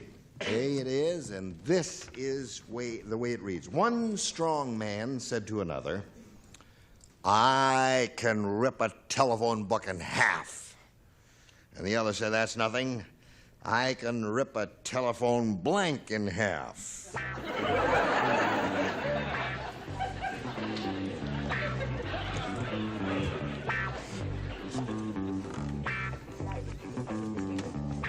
Good.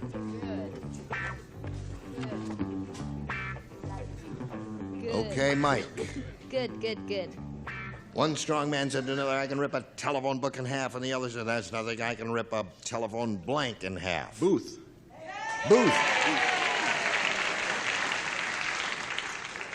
That's pretty good. I hadn't thought of that, but that's not a bad answer, is it? It certainly isn't. There are 2 or 3 good possibilities here. Mine is more in the central of Europe. Pole. A pole. Another good one. Yours is not bad. His is not bad. Yours is? The number you're calling is not a working number. No, I said telephone operator. Very good. Very good. Have 3 good answers so far, including the civilians over there.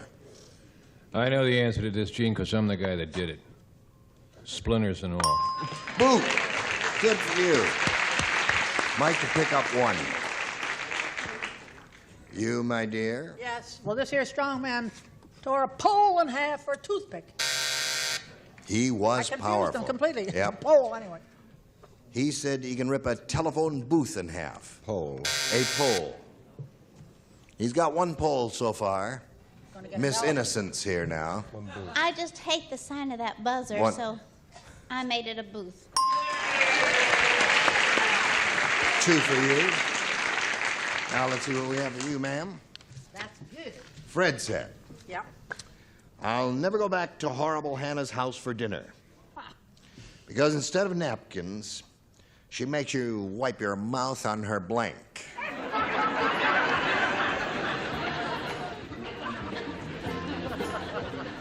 Instead of napkins, she makes you wipe your mouth. Horrible Hannah's house. Horrible Hannah. Never go back to her house for dinner because instead of napkins, she makes you wipe your mouth on her blank. Boy, I've got a good one for this. Okay, put it down, Chuck, and away we go. All right, Terry, Fred said, I'll never go back to horrible Hannah's house for dinner again because instead of napkins, she makes you wipe your mouth on her blank. Carpet. Carpet. Not a good one. You were debating with yourself there, weren't you? Sort of, yeah. I see. All right. She said carpet. That's her response. Richard? Terry and I had dinner at Horrible Hannah's together. Aha. Rug.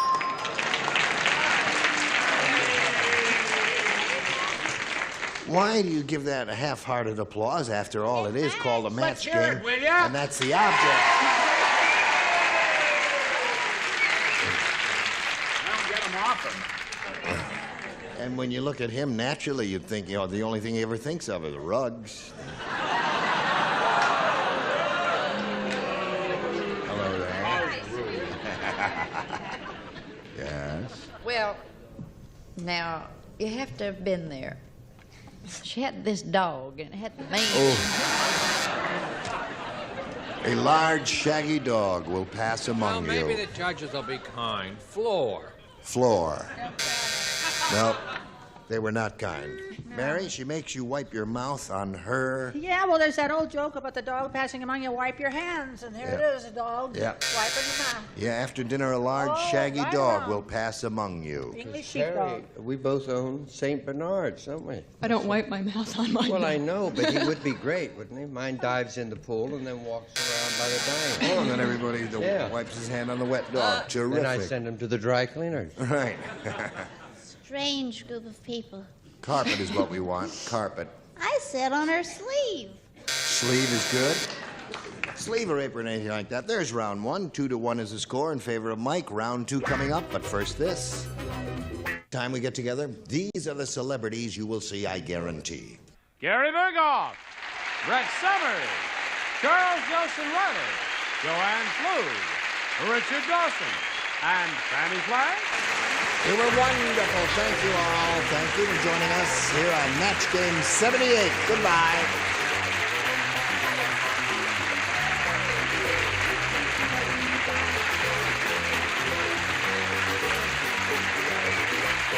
This is Johnny Olson speaking for Match Game 78, a Mark Goodson, Bill Todman production.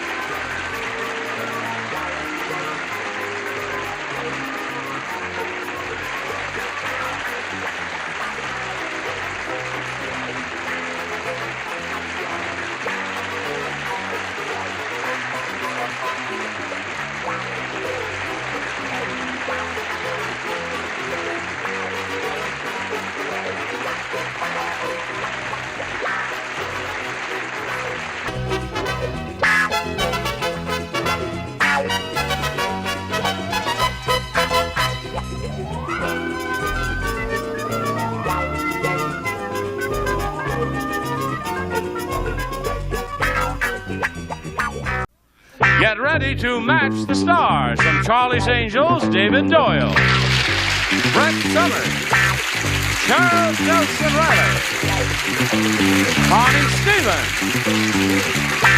Jack Jones, and Betty White as we play the star-studded Big Money Match Game 79. And now, here's the star of Match Game 79, Gene Rayburn.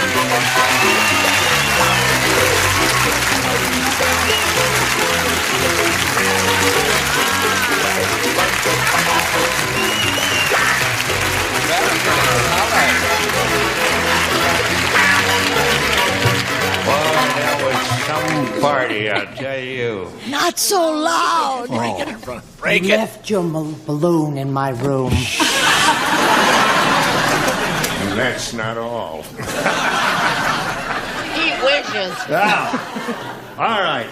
What day is this, John? Of a Tuesday. Tuesday, New Year. January 2nd, 1979. Oh, yeah. Happy Happy New Year! All right, it's all over. Let's get back to the real world here. This is the real world. Let's all welcome Diane Wallen. Plug. Yeah. Here's the way it is. When the time expired last time, Diane had won the game. That means she has $100.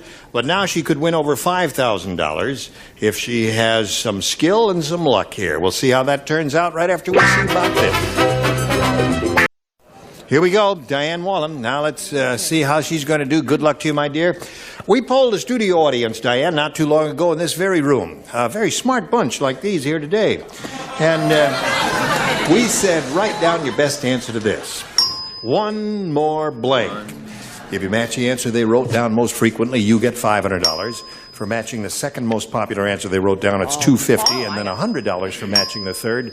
And 3 of the 6 loonies will help you. Connie? One more time. One more time. Charles? What I give Brett all the time. One more chance. We say one more chance in the theater, not chance. Yeah. And Betty? What Gene did last night. One more drink. One more drink. One more chance. Chance. One more time. One more drink. What is your pleasure? One of those or one of your own? One more time. One more time. It's Connie Stevens' answer. Let's see if it's up there and so where. We'll begin at the bottom and reveal the $100 number. One more for the road. That's what I mean. The same idea you had. 2, 3. All right. Here we go with the $250 number. One more chance. Chance is Charles' answer. Last chance for one more time. Here we go. Yeah, you got it. Ah. Now, my dear, you have a total of $600. More important than that, the least you can play for now is $5,000. However, you can double the money with a good spin of the star wheel. It's all electronically hooked up here. If it stops with the blue double sign lit, you'll be playing for $10,000 instead of $5,000. Good luck and go. Let's see if she gets a double. 5,000 now, maybe 10,000 if it doubles.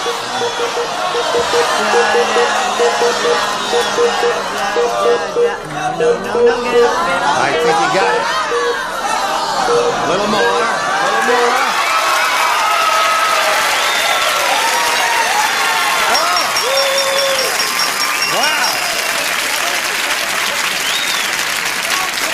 That was another close one. That was just as close as the last time, except this time it did stop on the double, didn't it? So now Diane is playing for $10,000 with Betty White. Good luck to you. Here it is.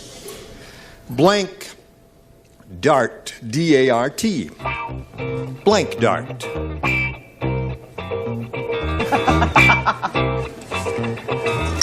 Okay, now. Diane, if you give us the answer that Betty's written on the card, we give you $10,000. There it is, blank dart. Sharp? Sharp. I take it from the groans that you would not have said sharp, would you? What would you say? Poison dart. You'd say poison dart. Blow dart. Okay, Betty. Anyway, Diane says that sharp dart will match you for $10,000. What do you say to that? Well, my answer is bad. It's not that bad, but I mean, it's bad. I thought of blow dart, but I went for Dodge Dart. Dodge Dart. A very popular car. Yeah. Sorry. Well, Diane, you still have your $600. You're going to meet another player now and have another go at it. Let's all welcome Dick Summer. Here he comes.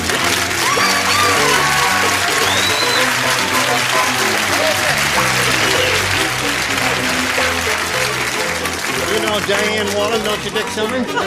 We welcome you, sir, and we'd like to know who you are, where you're from, anything at all you want to tell us about Dick Summer. Okay, my name is Dick Sommer. I just said that. Yes. And I'm from Escondido, California, which is, I think, the most beautiful city. I know Diane's from San Diego. Yeah. Is Escondido near San Diego? Yeah, it's hidden. That's the name of it.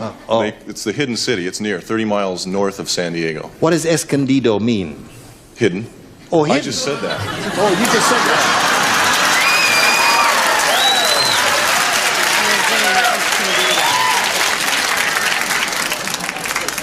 Okay, let's choose upside. Okay.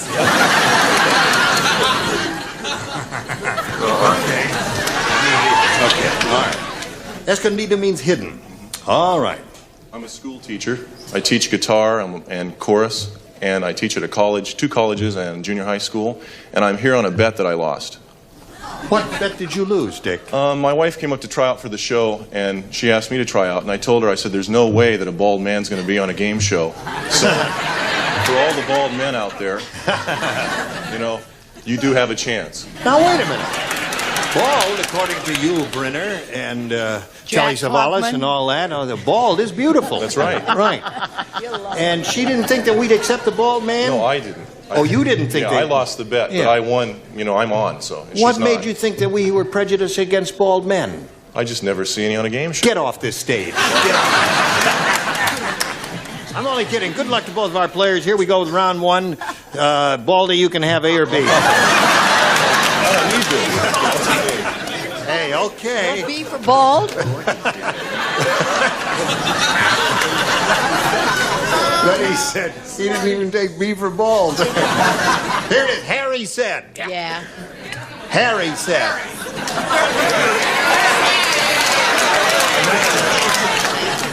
H-A-R-R-Y. Right. He said, I'm never going back to that restaurant ever again. The portions are so small. I ordered a steak, and I had to look under a blank to find it. He's not going back to the restaurant because the portions are small. He ordered a steak, and he had to look under a blank to find it. Connie, put that right in the slot there, and here we go with Dick Summer. Harry said, I'm never going back to that restaurant. The portions are so small, I ordered a steak, and I had to look under a blank to find it. A plate. Well, the implication was, you see, that the steak was very small. Portions are small. Okay. The first ones are a little hard, Dick. Well, I didn't think it was that hard. Okay, David. Well, I went right down the road on what you do use to examine something, you know, minuscule. Yeah. Which is a microscope. You had to look under a microscope to find it. You put it under the microscope, don't you? That's a very literate answer. That's a good one. Excellent answer. Lousy You but didn't literate. think any of the people on this stage would give a good answer like that. Okay, Brett. That's terrific if you're working in a laboratory. Yeah. If you're at, you know, Scandi or someplace, you have to look under the French fried potato. There's a good answer. You look under one French fried potato to find the steak because it's so small, right? It must be terrible to be bald. Under a P. Oh, I wish you had your sailor hat on so you could do your little trick, but you can't do it. It's all right. Yes, Charles, I do sympathize with Dick. It must be terrible to be bald. Harry said, I'm never going back to that restaurant. Porch so small, I look at the French fry. French fry. That seems to be the definitive answer there, Dick. What do you say, Jack? Well, I found my steak because a dish ran away with the spoon. You look under the spoon to find it. Okay. Brilliant. Yes, Miss Betty, honey. I'm with Charles, P. All right. Now, you stand by for your round 1 question right now. You stand by for this, if you would, please. All right. Now we have a round 1 question for Diane Wallen, which reads as follows. Here it is. Did you hear about Nanook, the world's richest Eskimo. He's so rich, he has the only igloo in Alaska with a blank. That's how rich Nanook, the Eskimo, is. The only Eskimo has the only igloo in Alaska with a blank. Wonderful. Okay, Diane, did you hear about Nanook, the world's richest Eskimo? He's so rich, he has the only igloo in Alaska with a blank. With a staircase going upstairs? Staircase going upstairs. Two-story igloo. Well, that's an interesting concept. When he I don't know. slides down the banister, he slides down the banister. He does slide down the banister. Before David gives his answer. What? After she gave her answer, he turned to me in this sad little voice. He said, "Icebox, it's bad." Now show your answer. Now it's worse.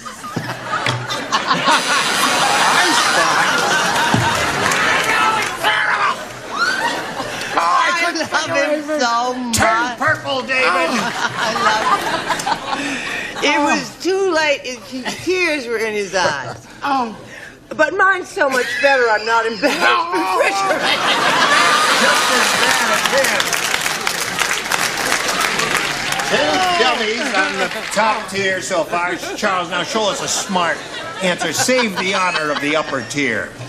That'll be the day. And a heated indoor swimming pool. That's not bad at all. I think it's very good. He's so rich, he has the only igloo in Alaska with a... With a heater. That would melt the igloo. I know. I tell you, this stage is full of them, isn't it? Jack, I hope you're going to be an exception. We were smart. Well, I was going to say mortgage, but I changed my mind. I said view. A view. That's not bad. And thin ice for windows. Something. I'm trying to save this panel, and they're going down the drain without any help from me at all there. That's how we drain our swimming pool. Swimming pool. Only igloo in Alaska with a swimming pool. Okay, we go to round 2 and see what we do with this. All right, now, Dick, again, A or B? A. A it is what we had last time. A again. Listen carefully. Okay. Weird Wanda is really weird. How weird is she? She treats all her plants like children. Not only does she feed them, she blinks them. Treats all her plants like children. Cute. Put it in. Beats Icebox, trust me. What doesn't? Okay. Weird Wanda is really weird, Dick. She treats all her plants like children. Not only does she feed them, she blanks them. Burps. What perfect answer. I just hope the dummies over there thought of it. Now, good old Dick came up with the definitive answer. It is a terrific answer, and I started it all at the other end. Now, wait a minute. But if you don't have the right answer, you're going to turn red, purple, and blue. This is all right. This is all right, but it's at the other end of it. She iceboxes them. He diapers them. Diapers. That's Feeds them and diapers them. Okay, no, that's all right. Diapers is all right. I treat my children like plants. I put them outside and hose them down. No, I said she's not only does she feed them, she sends them to boarding school. Oh, it's a wonderful answer. Think about it in relationship I to your didn't loved say ones. burp because it doesn't say babies. It says children. Right. See, that threw me. I said clothes. Feeds and clothes. Feeds Doesn't and help clothes. your answer. Well, I don't know. I just thought automatically with children, they'd say, everybody'd say burp. It's the first thing that came to my mind. What came to your mind? You didn't Wait a minute, say there's a fly. baby. Don't move. Don't. Don't do that. Got him. He killed it. I got him? I had just trained him. We were going to do the act at the end of the show. Stop the show. Sorry, did I hurt you? Fly will never burp I hate again. flies then. Okay, Connie, go. Spanks them. Would you? Just for children. Would you hit a plant? No. I wouldn't hit my kids either. That's right. Okay, Jack. Burps is what we My want. fly knows how to dance. Isn't that wonderful? Spanx. Thanks. Looking for a little burp for Dick Summer. Okay. Gotcha. are yours. 1 to tie, 2 to win. Now this for you. Diane, you need 1 to tie, 2 to win. And I, on the opposite shore, will be. Oh. Thank you, David. I like that. At the wedding, Jim said, I think the bride used to be a stripper. This is the first time I ever saw a wedding gown with blanks. I think the bride used to be a stripper. This is the first time I ever saw a wedding gown with blanks. Cute. Were we on yesterday or we preempted? Oh, so we said Happy New Year Friday, didn't we? They still haven't cleaned the studio. Hello, Diane. At the wedding, Jim said, I think the bride used to be a stripper. This is the first time I ever saw a wedding gown with blanks. Pasties? Pasties? Okay. He needs one of those. No, you need 2. I beg your pardon.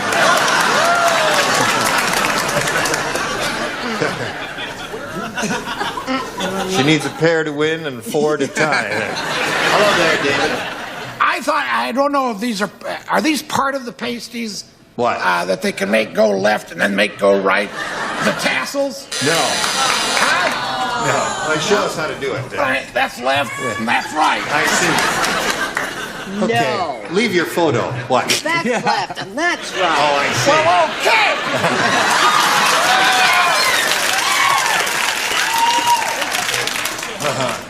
I bet I'm the only person here who knows who the Tassel Queen was, outside possibly of Jack Jones. Do you know the Tassel Queen? All right, tell us who the Tassel Queen was. Sally Clark. She used to play at the old Howard in Boston long before my time.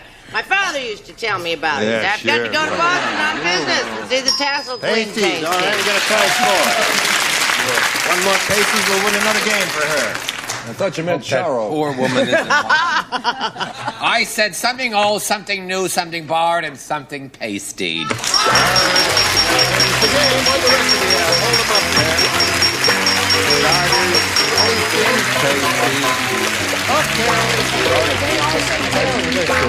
Dick, I'm sorry you don't have any cash coming to you, but you've got lots of prizes coming your way from Match Game 78. Thank you. It was a pleasure to meet you. Thank you very much. 79. Oh, I beg your pardon.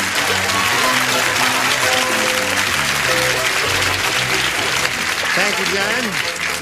Now, Diane, another go at the big money here. We polled a studio audience not too long ago, and we said, if you would please write down your best answer to this. Blank sugar. The answer they wrote down most often, remember, will get you $500, $250 for matching the second most popular, $100 for the third, and 3 of the 6 ding-a-lings will give you a hand here. Okay, Brett? What does that say? That says blank sugar. Oh. S-U-G-A-R. Sugar. Granulated. Granulated sugar. Jack? Brown. Brown sugar. Like Jack Jones. Connie? Raw. Raw sugar. Oh. So we have raw sugar, brown sugar, that's and granulated sugar. Do you have another kind in mind that you think would be more popular, that is more likely to come up with the $500 number? Or do you want to choose one of those, Diane? Gosh, I thought of one too. Well, now think it over carefully. You got granulated, raw, and brown. If you think there's a more popular answer that those people would have said, that's what you want to do. What is your pleasure? I'll go with cane. Cane sugar. Cane sugar. Powdered sugar is not a bad one. Cream and Okay. Cream and sugar. Coke. Is it, kids? Cream and You're sugar is full going to of be the it. one. Any side bets? Brown? Brown is it. Okay. Come here. Really?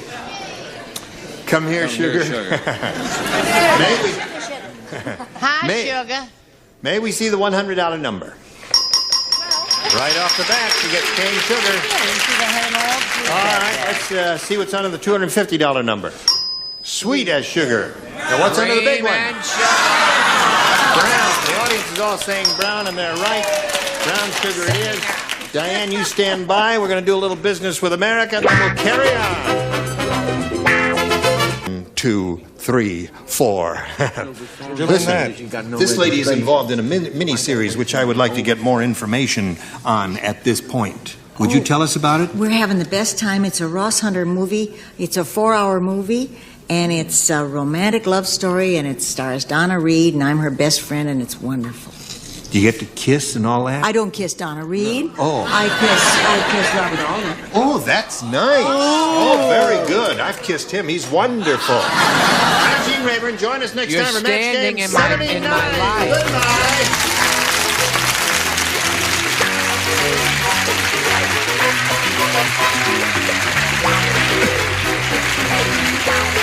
This is Johnny Olson speaking for Match Game 79, a Mark Goodson, Bill Todman production. This program was edited for broadcast.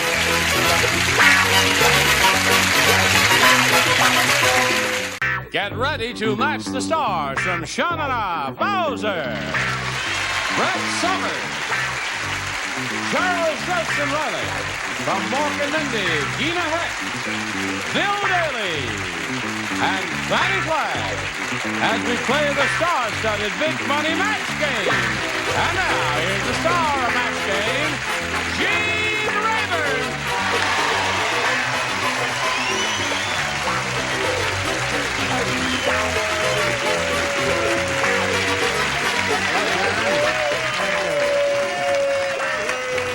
I see you're all full of it, aren't you? You're all full of it. All full of energy. We got a new kid on the block here. Normally, I would borrow Johnny Olson's spritzer and spritz my mouth and give her a kiss, you see. Uh-oh. But I have the flu today. Oh, uh-oh. You got the flu? I'm well. Oh, I know. You forgot to do that. Oh, I'm so sorry. Too late now. Yeah, no, do it now. That's right. Hey, that tastes pretty good. That's not bad. Thank you, John. But we do welcome you. You know, her name is spelled Gina, but it's pronounced Gina with a hard G. Why is that? Why is that? Why do you have a hard G? My aunt's name, and I was named after my aunt. Gina Rollabidgida? No. She looks like Gina Rollabidgida. Well, as long as you got the Bless you. as long as you got the flu, I can give you a little welcome too.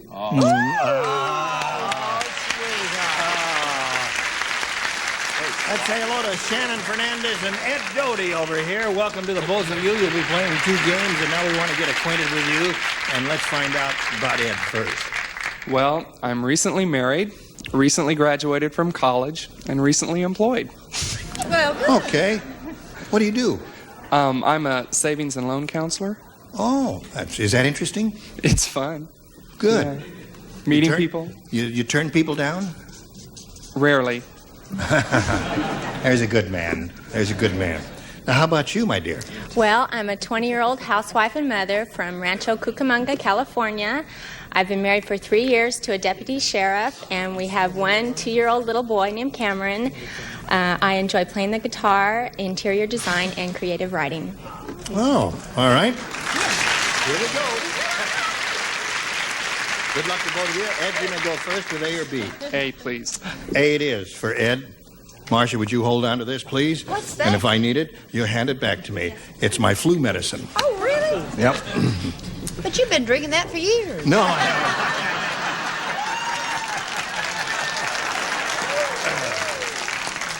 That's why I'm so relaxed. Sid said, the economy is in really bad shape. The economy is in bad shape.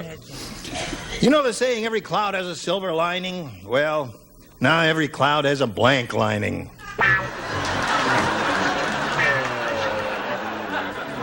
Everyone is ready, Ed.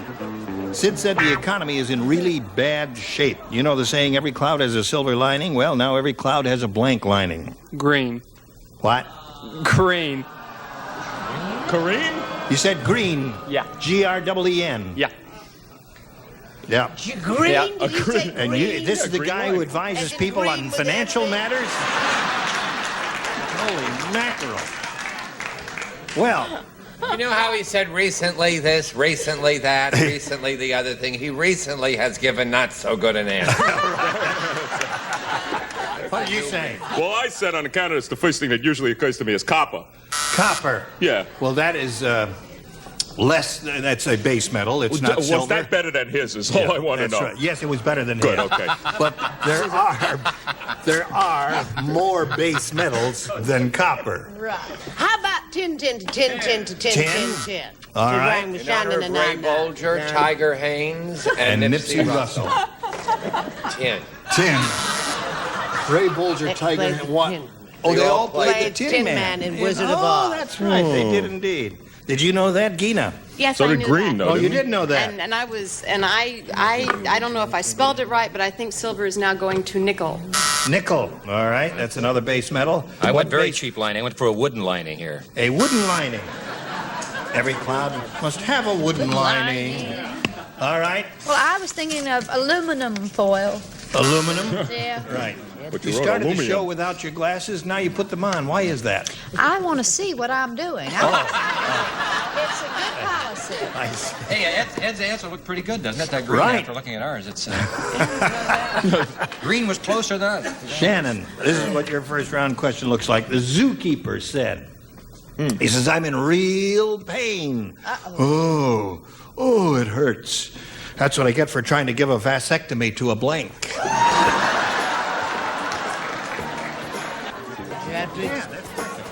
1980, we still got this theme song. Yes.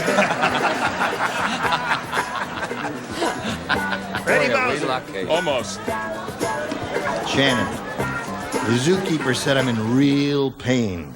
That's what I get for trying to give a vasectomy to a blank. A lion? A lion. That would be difficult and painful. What came to your little mind? Ape. Ape. Ape. Good one. That would be Ape. difficult. Yeah. Ape. All right. He's a college graduate. He just bit Sorry, it. lady. A rhinoceros. A rhinoceros.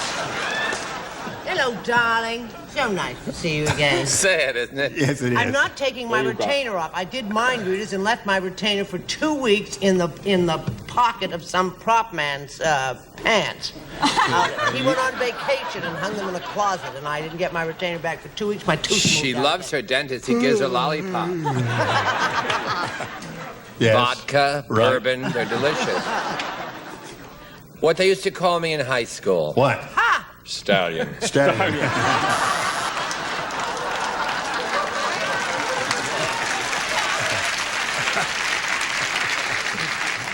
The Irish Stallion, eh, Charles? Uh-huh.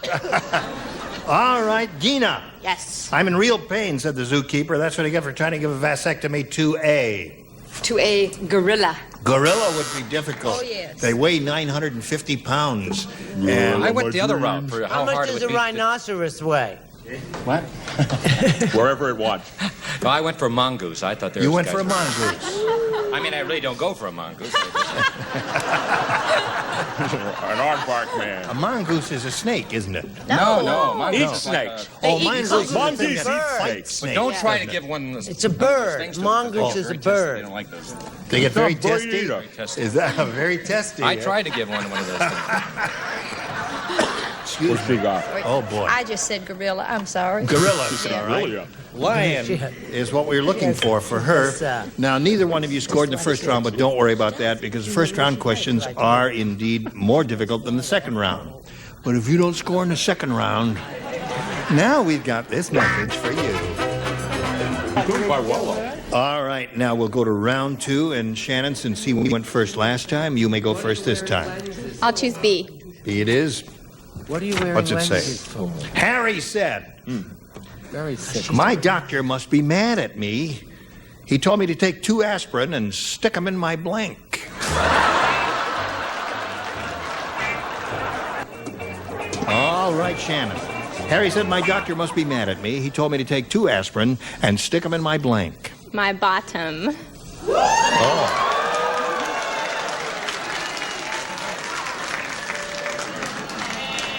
All is not lost, Ed Doty. Bottom? She said that, Oh, yes. hold on, I'm still chewing my last answer. Oh, that's right. You got Let me rid see of if I it. can stick it under my desk. All right. Wicks. Oh, I said ear. Ear. That would be good. Yeah, stick them in your ear. I would say that or nose would be the definitive Or answer. ears. Oh, no. Blow it out your ear. Ear. Yeah. All right, Stick it that in seems your to ear. be it so In far. honor of Bugs Bunny, Clark Gable, and Dumbo. Ear. Ear seems to be the answer, Looks that Shannon. way. Yes. Now, Gina, what do you have? See, I didn't think we could say what Shannon said, but that was, of course, my first thought, but I said ears. Ears. All right. Don't be nice to her. Stick it up your nose. All right. Nose and ears would be all right. What do you say? Yes, however, we may have a new cure for hemorrhoids.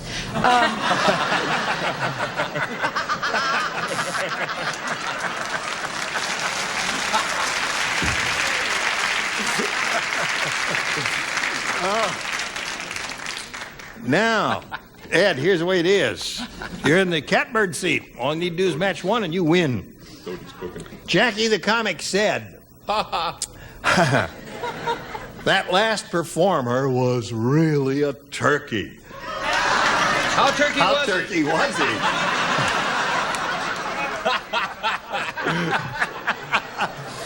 I appreciate your eagerness, but wait until you get the proper cue, friend. That last performer was really a turkey. In fact, the audience threw blank at him. Threw blank at him. The audience threw blank at him. Threw blank. That last performer was really a turkey. In fact, the audience threw blank at him. Poor little devil can get anything. Come on, Bill. You can do it, sweetheart. I know you can. He's thinking so hard. He's running. He's not getting anywhere. Look at him. Look at him. Help him out, He's for really- he's sake, He's Pat. got 4 answers. He hates them all. I don't know what I don't know what I'm. You're all waiting for me? Yeah. Oh, I was writing home a letter to my mother. I've just worked 4 hours in there.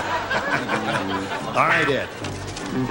Jackie the comic said that last performer was really a turkey. In fact, the audience threw blank at him. Stuffing. Stuffing. Very good. You got the idea. Okay, one is all he needs. Boy, does that make sense? I put cranberry sauce. Cranberry sauce. Well, now, Yeah. either that or those are the two. I'm sure. Well, don't together worry we got about a meal, though, Ed. I'm That's hungry. Right now, I could have a turkey sandwich. it. Could you really? boy. With gravy on it? Whipped potatoes. You put lettuce on yours? I like lettuce Yeah. and cranberry Not a hot sauce. sandwich. Oh, a hot This sandwich. would You be put a the hot gravy sandwich. on and the cranberry Yes. on the side. Whipped And potato. No, I like potatoes. Let's the get out of here. sandwich Come on, without Charlie. lettuce. Let's go get No, one. but seriously. Oh, I love turkey sandwiches. What do you got? I got something you've been after for years. Stop it. Stop it. Him and Ed.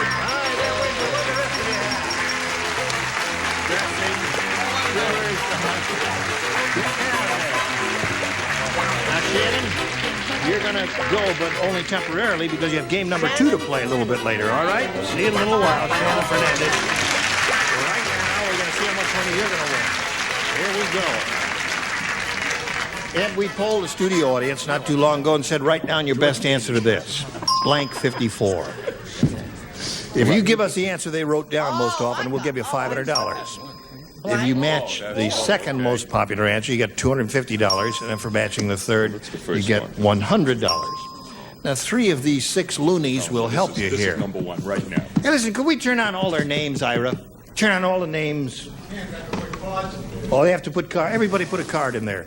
Huh? Yeah, put a card in Okay, there. whatever you Yeah. say, huh? Whatever you want to do. Yeah. There. Now, There I you want go, you to stand here sweetie. just in case you forget somebody's name, and you can see them all, and that way. You can Why call would on he 3 forget of the somebody's 6. name? What? Why would he my forget name, I somebody's know. It name? has happened several times. If you're a civilian up here, it's a very anxiety-laden situation, and he can look right at Bill Daly and He's say, not "Okay, alone." Sam, I want you." You see, it's happened before. Charles? Car 54. All right, there's one. Yeah. Brett? Studio 54. Gina? Oh, sure. Sure, now. Studio. Car and studio. Now, wait a minute. Stalag. 1954. 1954. So those are the 3 now, Ed. 1954, Studio 54, Car 54. You may choose one of those or think up one of your own. What would you like to do? Studio 54. You want Studio 54? All right. Let's see if we've got Studio up 54 up there. May we see the $100 number? 1954 is Gina's answer. It was there. Thank you. Let's take a look at the next one, please. Car 54 is there. Studio Audience, I think you led him in the right direction with your loud cheer for Studio 54. Go. Yeah. Attaboy, Ed. All right. Now, Ed's got $500, and that means he could really get into the big money, but first we're going to do this for you. Now, Ed's won the $500 means at least he'll play for is 10 times that amount, or $5,000. However, he will get a chance to spin the star wheel and see if he can double it up and go for $10,000. Are you ready? Okay. Get up there and give it a spin. We'll all root for a double for Ed Doty. Here we go. Double! Spin.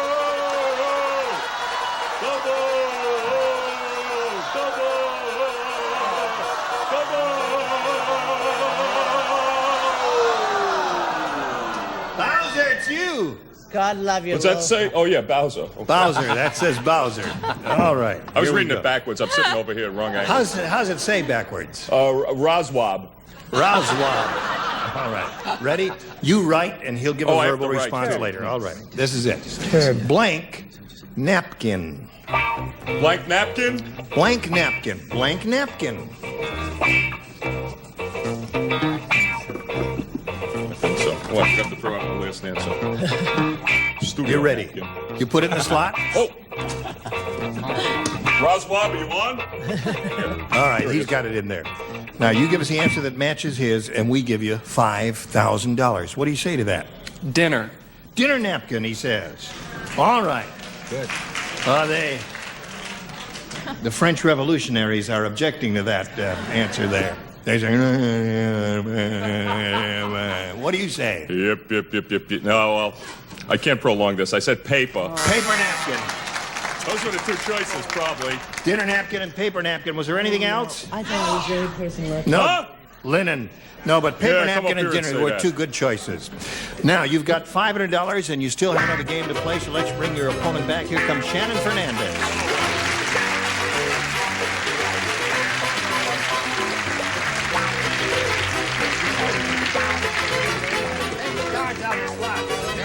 Okay, they are out. Welcome back, Shannon. Hi. Here we go again. Now, this time you'll go first. You may have A or B. I'll choose B, please. B it is. Now, B. What are you doing, Chuck? I'm waving to the nurse. Hi, dear. She's Is there a sitting in the nurse back. here? You know, so many years I begged that when Brett appeared there'd be a nurse in attendance, and now I've... There is a nurse. Look at this. There she is. Is there a nurse here, really? Well, she can get right to her when there's Either that their or a nurse. patient. There's somebody in a white coat. Now, wait a minute. There There's a she patient in a white goes. She's in a white coat. The nurse. Go, nurse. Where is the nurse? Send me my boots. She may be from a nut house. Charles, you're putting us on. There is no nurse here. She's here to take us away. Doris, nurse. Come on, Doris. Doris. Oh, Doris, yeah, the nurse. She's the one who she's the one who just gave me the flu medicine. She's very helpful. You got anything good for me, hon? That's Doris is why they standing told by. you she's here, but I know why. Hello, dear, she's here. In case I keel over, Doris will MC the show. Ready, Doris? No, she didn't. She Now fled listen to the this. premises, darling. Shannon, Well, I told you to call Mount Sinai, but you wouldn't listen. on this date, Yeah. in 1954, Irving Brickelmeyer became the first man ever to cross an athlete's picket line. An athlete's picket line. Operative word. With his athlete's Thank you. feet. On this same date, Mr. Brickelmeyer also became the first man ever to swallow a blank.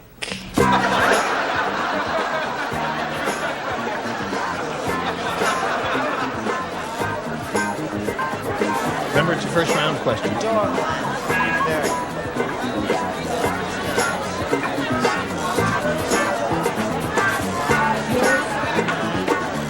Okay. Everybody's waiting for me to... As usual, who are we always waiting for? We used Now. to wait for Charles, now we wait for you. The operative You words used to were come at 12 o'clock at night. athlete's picket line. I'm breathing on you. You're getting the flu. Okay. Just say something, dear. Just say anything. Give him an answer. It's wet. Yeah. Okay. I don't know what this means. Okay. Oh, falling. Bill, why are you falling apart? I don't know. I'm nervous. You're a very suave guy. It's That's only it. rubber, Fanny. Get it. All right, Shannon. Is he ready? On this date in 1954, Irving Brickelmeyer became the first man ever to cross an athlete's picket line. On this same date, Mr. Brickelmeyer became the first man ever to swallow a blank. A football. A football. I remember round one question. There it is. Well, that makes me gag. That makes me that's gag. very good. Well, I'm trying to do some empirical evidence on what's tough to swallow. What I came up with, though, actually, I think the hardest thing in sports to swallow would be a javelin. That would be difficult. That would be very difficult. Anything athletic here will be all right. Now, you know, we did an athletic question right and once wrong. before, and I got it wrong. That's right. I went way over somewhere else, but today I didn't get it right, but I got it right. I got baseball bat, which is part of the athletic equipment in our community. Sure it is. Right, hon? Jock. Jock. Oh, gosh. Without any ketchup? Well, Dina? I put tennis shoe. Tennis shoe. That would be difficult. Hold on, I'll check. Right. No, you can't. No. Hey, you'll never do it. What do you say? I put his sweat socks. Sweat socks. Stinks, Bill. It's a lousy answer. Yeah. Trust me. It took me a long time to come up with Couldn't think that. of any athletic equipment. When I in doubt, I just put socks down. Javelin, football, Yeah. all Baseball, those things. Go ahead, tell me all the good ones. Right. Mask. Catcher's mask there. Cleats, all that stuff, you see. Golf Tennis club. racket. Tennis. What do you say? You see what I tried to give him? And he went for sock. Unfortunately, I wrote javelin. Javelin. Yeah. All right. Sorry. So there we have your round one question. Yours will be long in a moment. Right now, this for America. Hello there, and goodbye there. It's like Sarah. Right. We're going. Some of our contestants will receive the Brighton Hide-A-Bed Sofa by Simmons. For the finest in seating or sleeping comfort, it's the original Hide-A-Bed Sofa. The name is Hide-A-Bed, only by Simmons. And a narrow wood stove. This unit is made of heavy steel construction, efficient airtight with large built-in blower. Features include glass door and convenient ash drawer, an energy-efficient home accessory from Arrow. And Quoizel presents this hand-blown crystal lamp from the Satin Lace collection, designed to add beauty and warmth to your home, exclusively by Quoizel Lighting. And with Maxell videotape, you can play your recordings over and over and still get better color resolution, sharper images, and clearer sound. Maxell, it's worth it. And Maximum Strength Cheracol Plus, a new formula for head colds and coughs. Upjohn's Cheracol Plus clears nasal passages, dries running nose, and controls cough. Use as directed.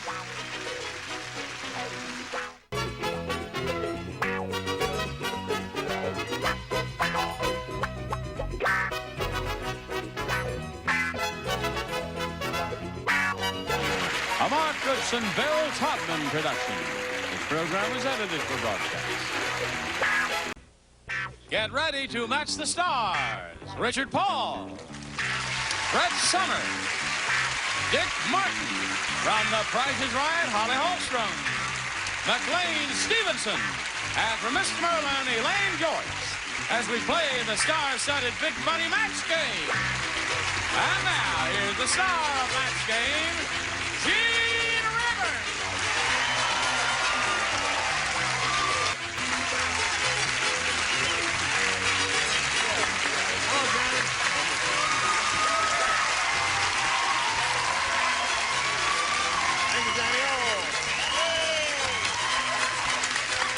Well, honey, they're crazy about you, Yeah. aren't they?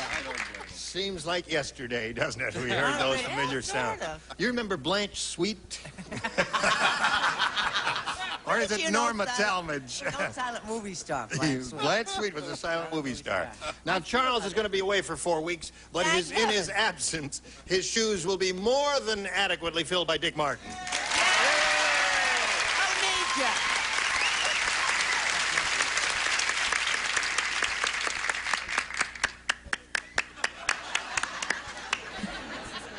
I want everybody to like me.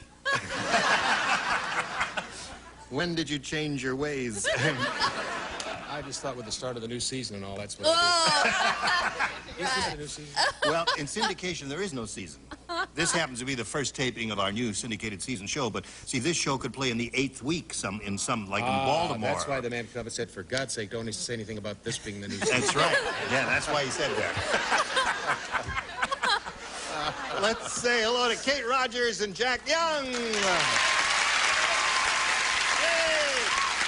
Now we'll get acquainted with you. Jack, please tell us about yourself. Gene, I'm an insurance investigator residing in Orange County. Tomorrow is my 34th wedding anniversary. Oh, congratulations to you. I'm a transplanted New Yorker. Yeah. I've been out in California about 12 years.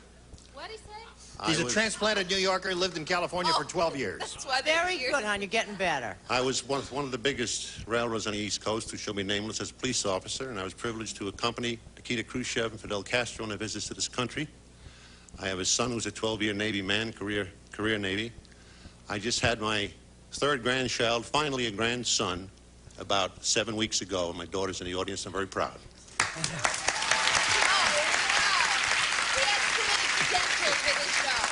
Well, I think we've all learned a little more about Jack Young than we cared to know, but Jack, welcome anyway. Thank you. Good luck to you, Jack. Kate, what do you say? Oh, I live and work in Sorry, time is up. You used up all your time. No, go ahead. I live and work in the San Fernando Valley as a nurse, and I have a little son named Jeremy, and I ski and play tennis with him. And other people. Oh, how old is Jeremy? 8. 8 years old? 8 years old. I bet you can beat him at tennis. Yeah, but he's pretty good at skiing. Really? He's pretty good. Okay. Arrange for a tennis match between Jeremy and me, and I'll have a go at it, too, and see if I can beat him. Jack, you want A or B? A. A it is for Jack Young. Jack said, it says here, Jack said, he says, I'll never fly on El Cheapo Airlines again. I knew I was in trouble when I heard blank on the intercom. No idea. Now just think about it. I knew I was in trouble when I heard blank on the intercom. Okay.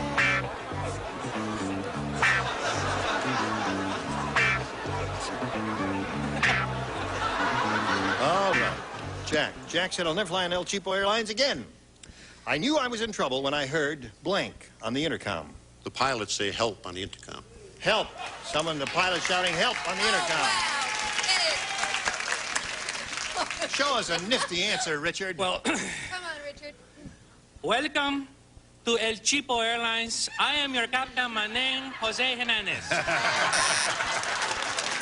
Buenos dias. Buenos dias. All right, what do you say? I didn't say that, and I didn't say that, but I did say something. Would you like to see it? Well, if it's amusing. No. I said Lawrence Welk. Lawrence You don't Welk, like that? playing a song. I know, look here. I just found out I really am Okay. independently wealthy. El Cheapo, Cal Worthington. Cal Worthington. For those of you who live in Minneapolis, Cal Worthington is a local used car salesman who gets on and does his own commercials and talks a lot, and I don't care to say anything more about him. What do you say? Oh, I just couldn't think of anything, so I said Polish. Well, that's not bad. You can't think of anything, say Polish. thing they don't let you talk. El Cheapo Airlines. I knew I was in trouble when I heard Polish on the intercom. What'd you say, McLean? Well, in my continuing effort to have everybody in America love me and not offend Polish people, Hispanic, or used car salesmen, yeah, I said, you don't want to offend like anybody. this, help. Help. You've added one more. She loves you now. She All loves right. him? Well, she loves him. He gave the right answer. He's not To trying him? not to. Yeah, but Jack is a guy. It's Jack is Kate the that's guy the Oh, girl. it's Jack. Yeah. Yeah, you'll be He able loves to. you. Well, if they stood up, you could tell the He difference. might like him too. Kate is wearing a dress and Jack has on the sport jacket. Well, you don't know. Until Jack stands up, you don't know if he's wearing a dress or not. All right, Jack, it'll be our secret. I won't sell. What do you say? He wears kilts and high heels. I said, this is could be disputed. I said SOS in Cuban. Aha. That help? That's help? That's help? SOS. They don't know what to do. Is save our souls. What's that? It's not the pilot saying help. That's right. Dot, dot, dot, dash, dash, dash. Did-it-it, daw, daw, daw, did-it-it, daw, daw, Oh, daw. is that In how case it- you ever get in trouble, it's did-it-it, daw, daw, daw, did-it-it, daw, daw, daw. How do you do Did-it-it, that? daw, daw, That daw. baby talk or Did-it-it, what? daw, daw, did-it, daw, It daw, helps daw. if you say it with the Daw, daw, daw, did-it, daw, You didn't daw. get it. All right, ready. You ready, Kate? Yes. Carl said, I just saw a sign that said, do not bend, fold, staple, or mutilate. Now, what's strange is the sign was in a blank. Is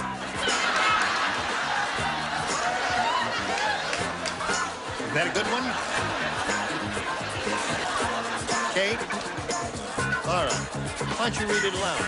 Maybe it'll inspire you. Carl Come on. said, I just saw a sign that said, do not bend, fold, staple, or mutilate. What's strange is the sign was in A.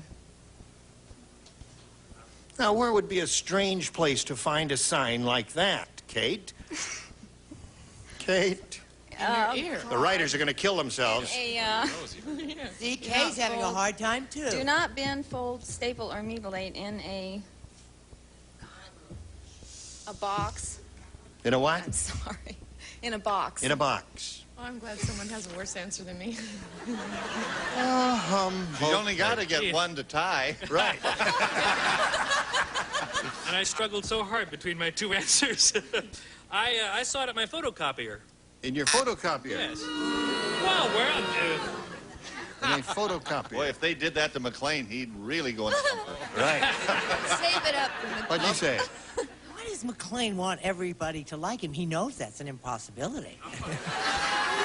Why reach for the stars when you have the moon, McLean?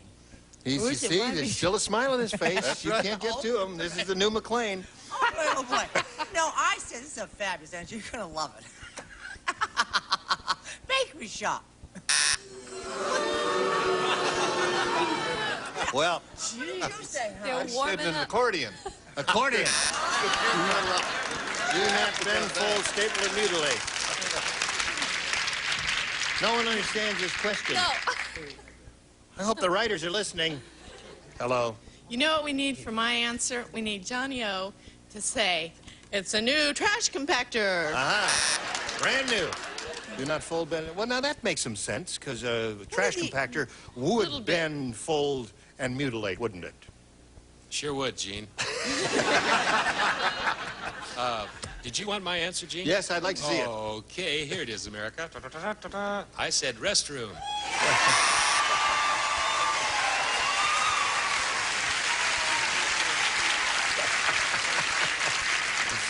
Now he's loved. How does it feel? Yeah. All 10 seconds of it. Well, What did you say? the answers, I can't believe the answers. Mine is just the same. I said a deviled egg. A deviled egg. Well, that's oddball. That's all right. It's oddball. So there we are at the end of round one. 1-0 is the score in Jack's favor. Round two coming up in a moment. Now this for you. All right, here we go. Round two coming up. Jack, you're ahead, so you'll go first. A, please. All right. That's what you had last time. Let's see what you do with the cave woman. Ooh. Said to the caveman. Well, This better be good now. Is that it? She said, how come you never blank me anywhere anymore? That's great. No, he matched him.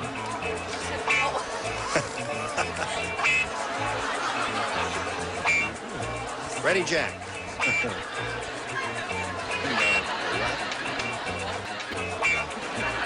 The cave woman said to the caveman, how come you never blank me anywhere anymore? Drag me. Well, certainly.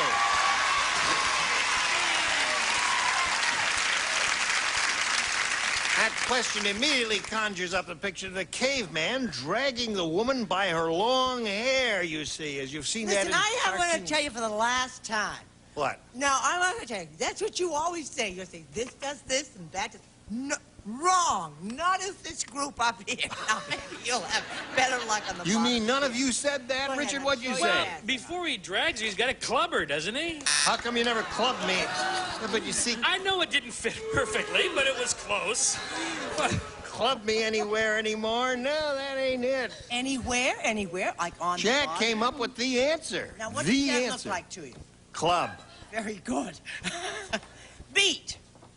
Beat me anywhere.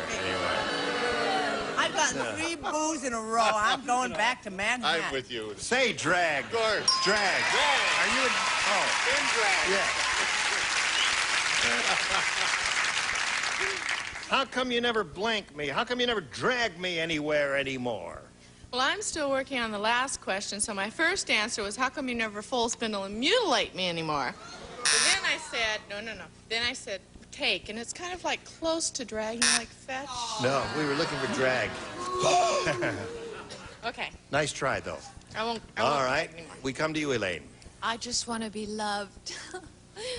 don't boo. Down here? I said drag. All right, Jack, you got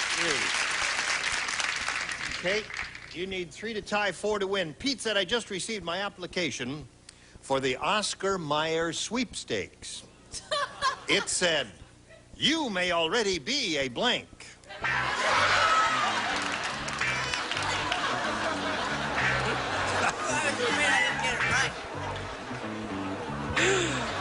See, the questions are okay when you understand them. But when you don't understand them, That makes it hard. Blanche Sweet is available for that seat. She probably has better hearing than I do. All right, Kate. Pete said, I just received my application for the Oscar Mayer sweepstakes. It said, you may already be a blank. Wiener. Wiener! Now, audience, do you understand that? The phrase is, you may already be a winner, you see. And Oscar Mayer, they make wieners, you see. So she said, you may already be a wiener. Do you understand that? Yeah, we got it. I want some payback from all those boos I've been getting up to now. There's a wiener. Okay, 3 to 1 to score. Now, if you don't say wiener, but you say a euphemism for wiener, that's okay, right? No. Sure it is. No. It is. Isn't hot dog a wiener? Oh. Okay. A dog? Give me a dog. Boy. Well, they're very... They're stern down there, aren't Yeah. they? Well, they are stern. All right, Holly. You may already be a Wiener. wiener. Scores tied 3 to 3. One more wiener and she will be a winner. Right. Of course, all of the Jack Young fans are going to put me right down the dumper, huh? Well, you have another shot at game number 2. Oh, of course. Well, in that case, I said weenie. All right. That wins the game. What do you have? Another one.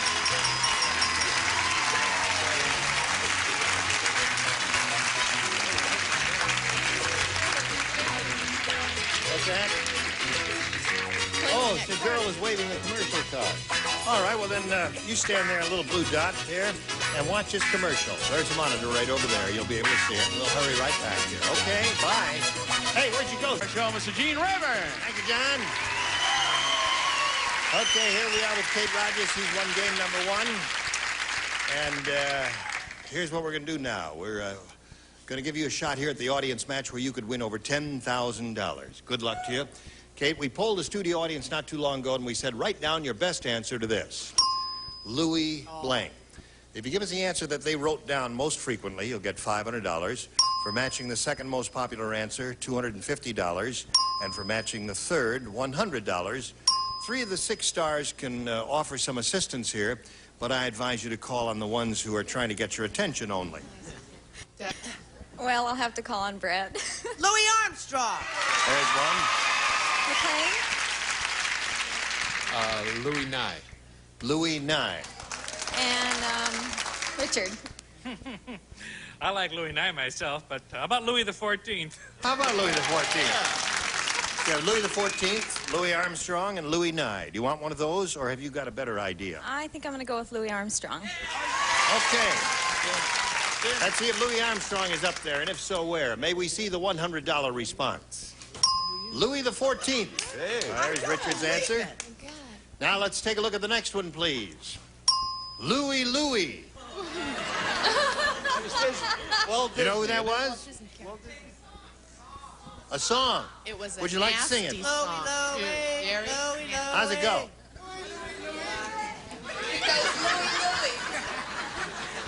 Can anybody sing the song? Just Slow little Louis Glamour. No, that ain't it. One person. Stand up. Now, wait a minute. Stand up. Give her a chance now. No, wait. Oh, wait. Hold on. Wait.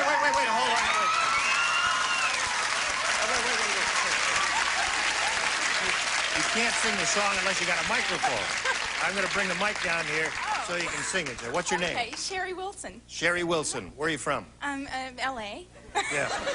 Well, make up your mind. Okay. All right, now, how does this old... Is this an old song? Yeah, it's an old rock and roll standard. Really? From what? From the 60s? Yeah. Okay, let's hear how it goes. Okay. Here she is in person, friends. Oh, wait, okay. Oh. Makeup. Tell her makeup. My husband's gonna die. Okay. Louie, Louie. Oh, honey, and we gotta go. Say, na, na, na, na. Say, oh, Louie, Louie. Oh, honey, yeah, well, we gotta go. All right, look out now.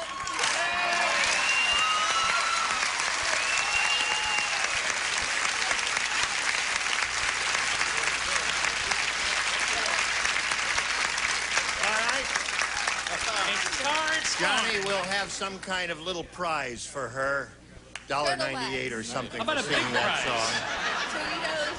song. Okay, now listen, are we going to stop here to fix the wheel? Is the wheel busted? Oh, we'll do the end of this, and that was all right. Let's see who's on top here. The $500 response. Yay, Louis Armstrong.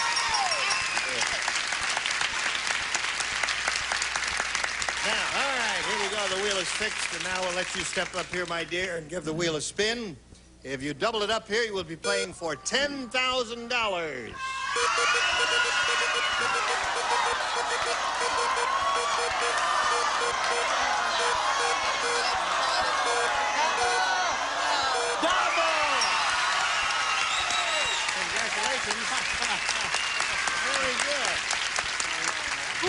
Ken Bridgman.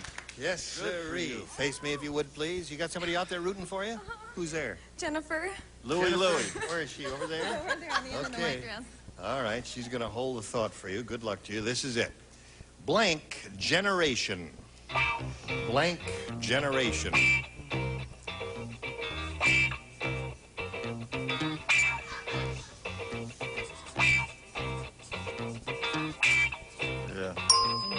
Now, your job is to match Richard Paul. If you do that, you get $10,000. What do you say to that? Blank generation. The only thing I can think of is first generation. First generation. That's one possibility. Let's see what Richard thought of. I grew up in the 50s. I'm Yeah. sorry. Beat. The Beat generation. Good answer. Okay, now, Kate, you've got $500. You're going to play another game later after we do a little business with America, okay? Okay. It's your bye-bye, Bob. Bye-bye. There's a smile on my face. I don't care. The world loves me, and the world loves McLean. That's right. Where else would it be? And you're as Charles, you're just wonderful. Thank you. That was not Charles? No, you didn't know that was no, that's Dick Martin. We'll be back here tomorrow or whenever on the match game. Gene Rayburn here. Goodbye. Today's contestants will also receive 4 gallons of super scrubbable two-test easy care latex flat wall and trim finish, perfect for both walls and woodwork, sold only by True Value hardware stores nationwide. And trust Listerine. Listerine is strong to give you clean breath the last hour. Listerine antiseptic kills the germs that can cause bad breath. And from Hearts Mountain, gifts for your dog or cat, including the Hearts 2-in-1 Plus collar that kills ticks and fleas for up to 5 months. And Step Saver, ideal for no wax floors, too, because it cleans without dulling, shines without buildup.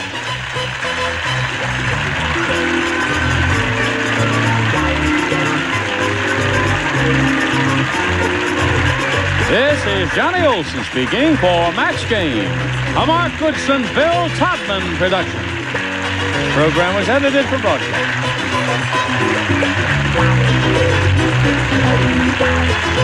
Get ready to match the stars. Bill Anderson, Brett Summers, Charles Nelson Riley, from the Monroe Sisters, Earlene, McLean Stevenson, and from Harper Valley PTA, Fanny Flagg, as we play the star-studded Big 20 Match Game. And now, here's the star of Match Game, Gene Rayburn.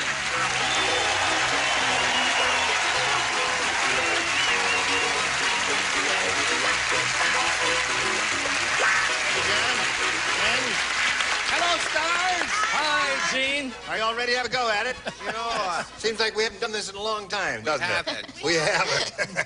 We've been on kind of a hiatus. We have. Yes, we have. I wondered where everybody was. That's right. We missed you, though. Yeah. What news from the home front? Well, I don't know when this show's going to air, but as of right now... As of this taping? My bride has not yet given birth, but it could come as we speak. Really? Ooh. Yeah, but I thought you were going to be there.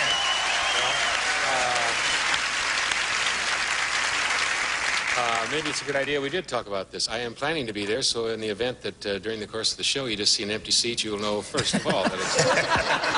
Okay, keep it clear, keep the doors open, keep the telephone lines open, and we'll see what happens during the... Keep tuned, friends, you never know. Now let's say hello to Jackie Malonick and Claudia Fields.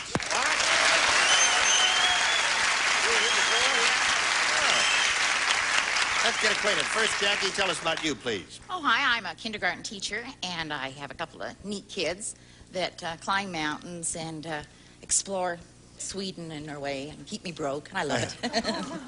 You mean your own kids? Yeah, my own kids. Oh, I see. Yes, I just teach little kids. Right. Okay, Jackie, welcome and good luck to you. Claudia may look familiar to some of you stars because she's been here before. There was something that might not have been quite fair to Claudia, so we said, what the heck, let's give her another shot at it and bring her back, and so we did. Welcome back. Tell us about your life again. Well, I live in Atascadero, which is north of San Luis Obispo, and I'm married, and I have a 10-year-old daughter and another one on the way since last time I was here. And I'm a bookkeeper for a construction company in Paso Robles. Right. I see. Kindred spirits, right? Okay, Jackie, A or B? A. Here we go. Linda said, I think my marriage is in trouble. Uh-oh. Last year, my husband gave me a trip to Europe. This year, he gave me a trip to blank. All right, here we go, Jackie. Linda said, I think my marriage is in trouble. Last year, my husband gave me a trip to Europe. This year, he gave me a trip to... The divorce court. The divorce court. Uh-huh. All right. Don't say the divorce court. They're not too thrilled with that answer. What do you say? They're totally hostile. I can tell that already. No, I didn't have him going to the divorce court. I said he gave her a trip to Kmart. Well, with a little bit of money, you can buy a lot of stuff there. Thank you. I needed that. Kmart, eh? All right, Brett. I didn't say divorce court. That's a little too close to home for my taste. But I did say escondido. Are they cute or what? Well, I don't understand the significance of Escondido. If you said Reno, I would understand that because that's a big divorce mill. What's in Escondido that would be? Well, it's not as nice as Europe, dear. Oh. Or Paris, France. Yeah. It's a rather charming little town, isn't it? Oh, must be adorable. It's probably a fabulous place to Yes, visit. so don't send us any mail. Sorry. All right. Okra, Ohio. Beautiful downtown Burbank. Beautiful downtown Burbank. That would tell her something, wouldn't it? Last year he gave me a trip to Europe. This year he gave me a trip to... It's probably a beautiful place to go, but Afghanistan. Afghanistan. After she went to Afghanistan, then she probably went to Iraq or one of those other beautiful places. What do you say there, McLean? After Afghanistan, she went to the moon. To the moon. Someday, Alice, you're going to the moon. Yeah. Okay, Miss Fanny. Hello, I'm so glad to see everybody. This may be personal. I said Wheeling, West Virginia.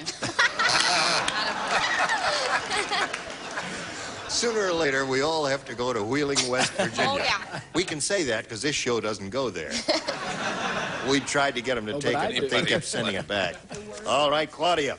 Steve said, I knew my date was going to be strange when we went on a picnic and she pulled a blank out of the basket.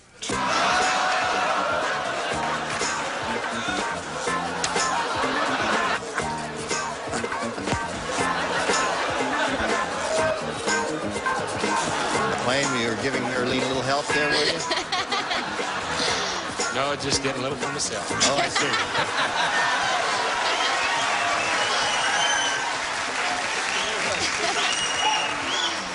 This man's wife is in labor, and he's fooling around with Earlene Mandrell.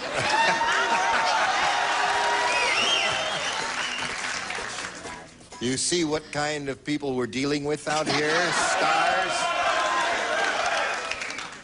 Here we go. Steve said, I knew my date was going to be strange when we went on a picnic and she pulled a blank out of the basket. A whip? A whip. So.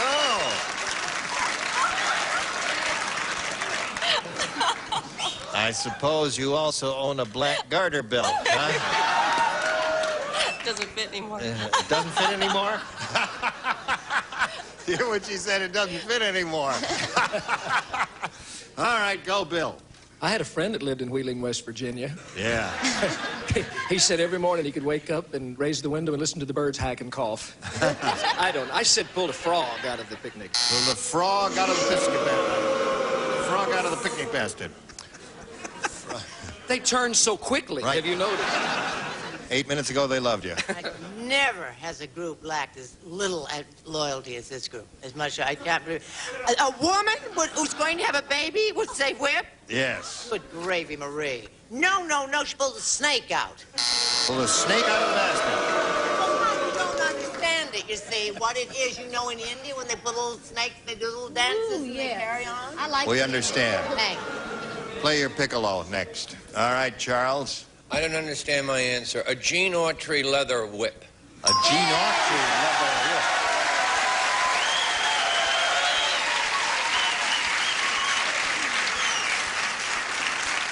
I didn't know Gene Autry was a member of the fraternity.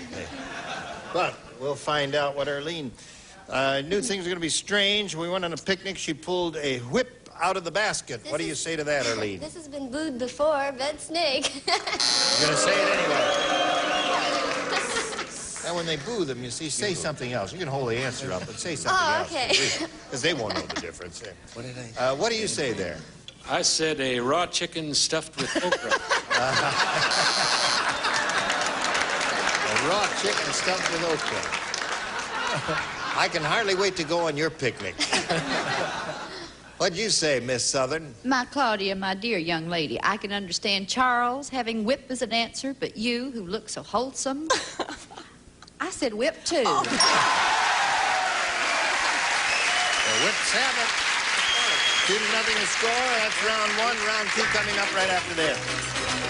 There. Here we go. We go to round two now. And Claudia, you're ahead. That means the rules say you have to go first. I'll take A. All right. Everyone except Charles and Fanny will respond to this, if you would, please. Fred said, I just went to a circus that was so poor, the fat lady also doubled as the blank.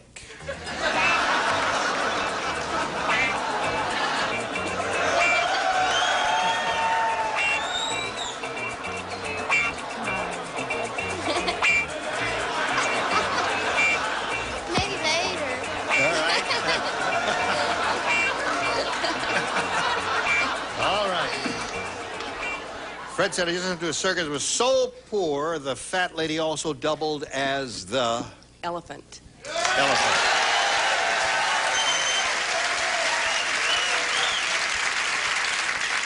Say something that'll make the Marines happy.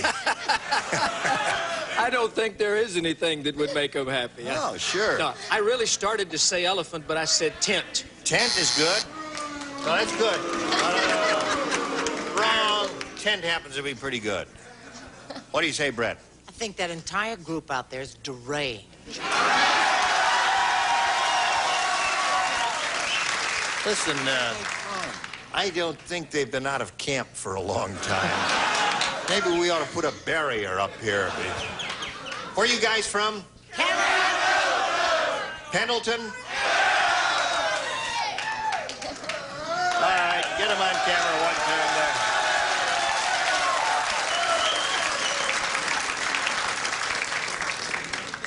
Be great if this were our first show, wouldn't it? It would be guaranteed to go on forever. What do you say, Brett? Why, they all look like a bunch of potential robbers and burglars. They are. Leavenworthites. There's no more Leavenworth, is No, there? they're coming to your house tonight. Oh, good. I'll be home, hon. I said big top or tent. Big top or tent? Don't turn on me. You know you're crazy about me. Went to a circus so poor the fat lady also doubled as the... The elephant. Yeah!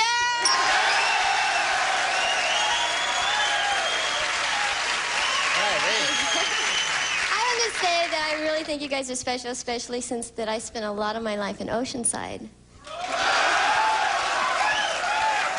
What does that Oceanside mean? is in California. It's right next to Camp Pendleton. It's right next to Oceanside. Oh. Where is I it, was hon? 6, I think. You were 6 years old. But you did know a lot of Marines. A lot of Marines. I Are see. those Marines? Those are Marines. My Fellas, she doesn't see too well. That's why she didn't. Wear their nice see. uniform. All right. Now, they're on a pass, a weekend pass. What do you say, McLean? I say anything to get a little applause.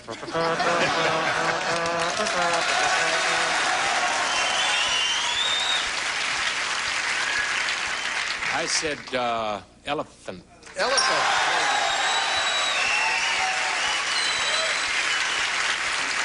Now, Jackie. Yes. You come down the home stretch here, you need 4 to tie and 5 to win. This is it. Pete said, you know your neighbors are really rich when they have a bar mitzvah for their blank. Now,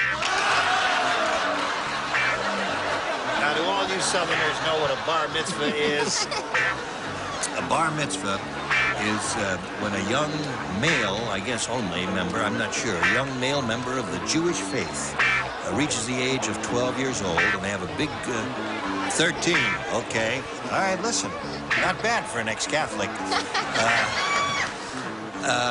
When he reaches the age of 13, they have a big gathering. All the relatives and all the friends come. They buy him a nice dark suit, and it signifies, they have this ceremonial, religious ceremony to signify his entrance into manhood. And kid makes a speech, and it usually begins with, "Today I am a man." And that's about what a bar mitzvah is. When they circumcise him. No. No, that's something else.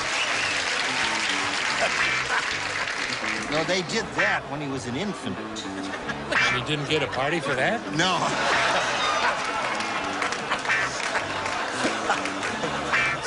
Pete said, you know your neighbors are really rich when they have a bar mitzvah for their blank. For their poodle? Poodle. Certainly. Right. How about that? I hope I'm going to get the Marine Corps on my side this time. I really do, because I said dog or cat or other family animals. Guys, thank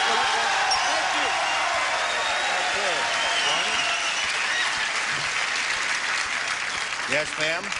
I still think it's a dumb question. I said all the male animals in the family. All the male animals. Well, that's all right. That could be Isn't dogs that a and match, cats. hon? No. Well, how come his matched if mine didn't? Well, no, all male animals does not match her response of poodle. Well, what did he say? He said a dog. Because your male animal could be a parakeet, you see. Parakeets aren't animals, they're birds, dear. Well, whatever it is. So rich. A bunny, a rabbit. Them's rodents. I'm going to belt you any moment. You're pushing me.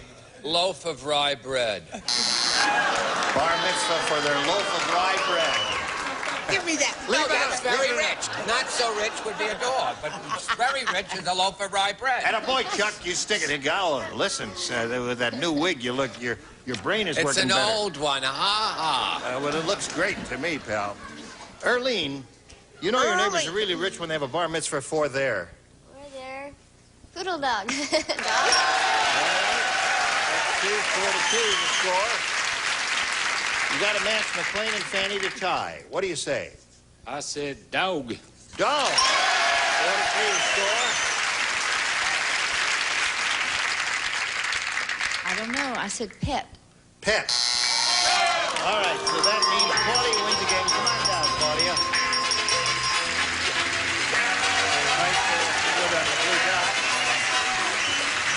You'll be back later to play game number 2. Thank you. And we'll look forward to seeing you, Jackie.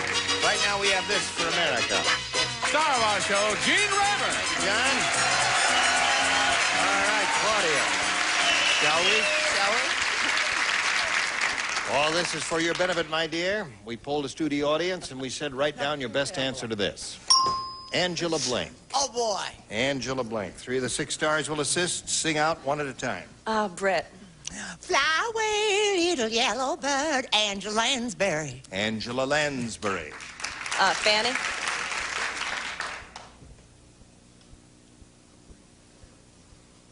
Me? Oh, I'm so sorry. I was just came in my head. Angela Davis. Angela Davis. Yeah. All right. Oh, hon, catch up.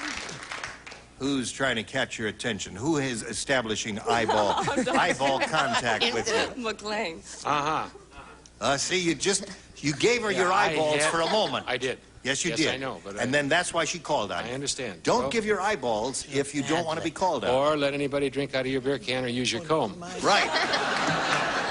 But I still got a problem because I had Angela Lansbury and Angela Davis. The only one, Angela Smith.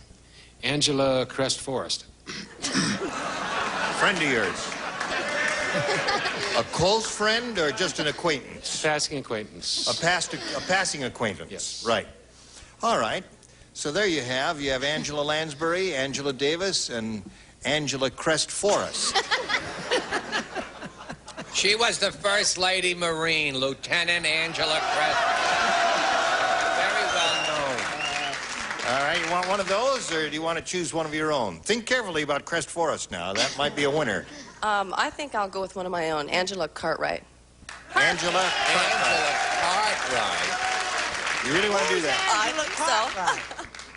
All Man, right. be so bold as to ask who Angela Cartwright is. Oh, Gunsmoke. she's on the Danny Thomas Danny show for Thomas show, years. uh-huh. Yeah. All right, everybody except Got you me, knew who huh? Angela Cartwright was, Brett. I still don't know. What? It's gonna be there. Don't Make worry. room for Daddy. All right, let's Oh, find out if thank Angela you. Cartwright's up there. May we see the bottom one, please? Yay, right off the bat, you get Angela Cartwright. Let's take a look at the next one. Davis. And on top we have Lansbury. Well, listen, What made you've got you $100. choose- That what means would you'll be make you playing choose for 10 Cartwright? times that amount, or $1,000, but maybe $2,000 if you get a lucky spin of the wheel and land on one of the stars there, just as that one is right now. Good luck to you. Here we go.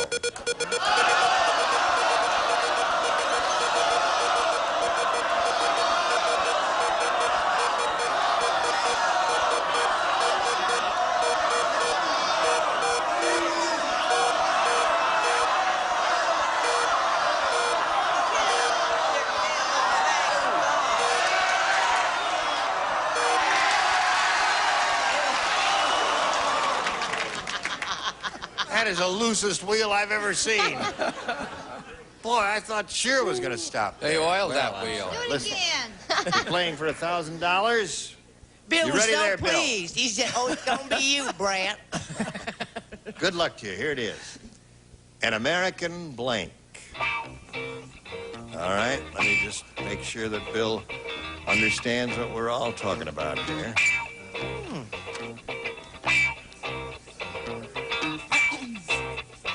All right, he's ready.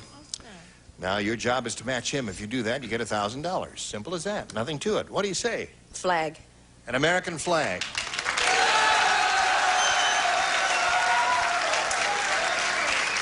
All right, Bill. I hate to tell you, but I wrote American flag, and I said she's not going to say that, and I wrote an American dream, and I'm You know, sorry. I did the same thing in my head. Is that right? I thought of flag first, and then I said, oh, no, dream is the one. Which proves you should always go with your very first Yeah, instinct. right. Well, they were both really good responses. Do you think maybe I'm a communist? I never thought flag for a minute. All I thought was dream. You are a pinko communist. I like that. All right, Claudia, you got $100, and we'll bring your opponent back. But first, we got to do a little business with America. You're all wonderful. Thank you all. Gene Rayburn, join us next time for the match game. Goodbye. Today's contestants will also...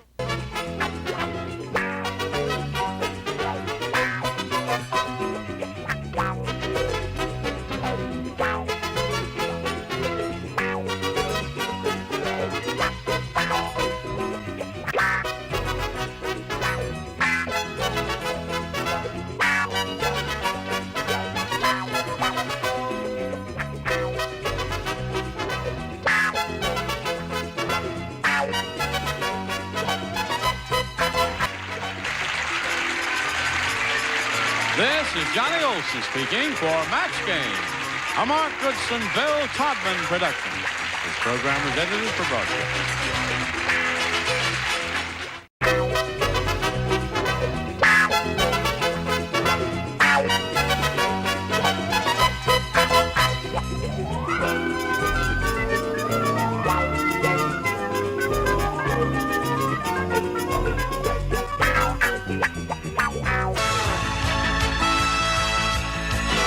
It's time for the Match Game, Hollywood Square Hour, with the Mamas family, Dorothy Lyman,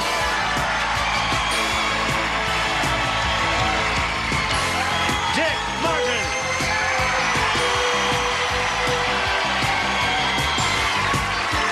Arsenio Hall,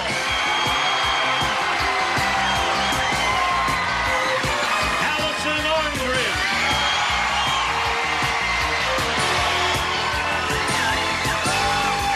Vic Dunlop,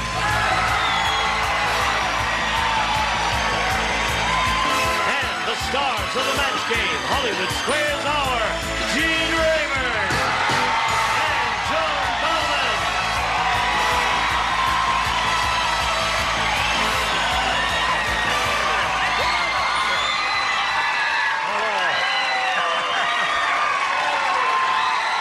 Thank you very much.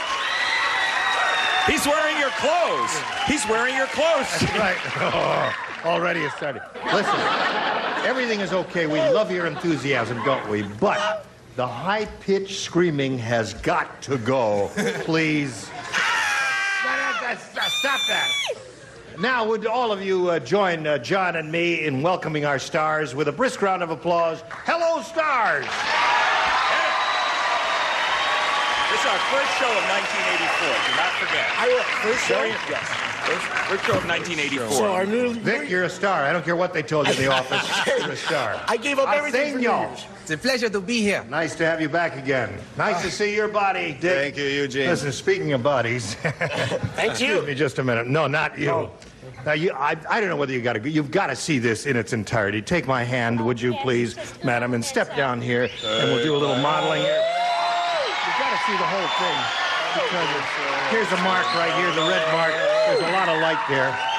Now, hold everything. She's out here for a purpose. We have to make no. That's no. We have to make sure her seams are straight. Right. I'll let you be the judge. Are they okay? Oh, well, that means I have to straighten them out, doesn't it? No, but you. All day. No, I must say you look lovely, dignified, elegant, and Thank basic black is terrific for a true blonde. Isn't that on backwards, though, the dress? The dress is not on backwards. Thank you very much, Allison. We can dream. We've never worked together, but it's a joy to have you here. Thank I you kiss very your hand, much. madame, but I'm not going to kiss your hand, sir. I'll kiss yours then. Thank you very much. Now let's greet our two players over here, Butch Hartman and Genevieve Armstrong. Welcome. Let's get acquainted. Butch, tell us about you. Well, I'm originally from New Baltimore, Michigan, and I came out here about 3 months ago to study character animation at California Institute of the Arts. There's a lot of characters in California, too. That's right. You could study that here. Are you doing well with that? Do you enjoy fairly it? well. I'm really enjoying it a lot. How long have you done it? Well, I'm a freshman there now, and I hope to get a job as an animator. Does that mean you're an artist? Yeah. Oh, you're an animator. Definitely. Or going to be an animator. Hopefully. Okay, good. Good luck to you, Butch. Genevieve, tell us about you.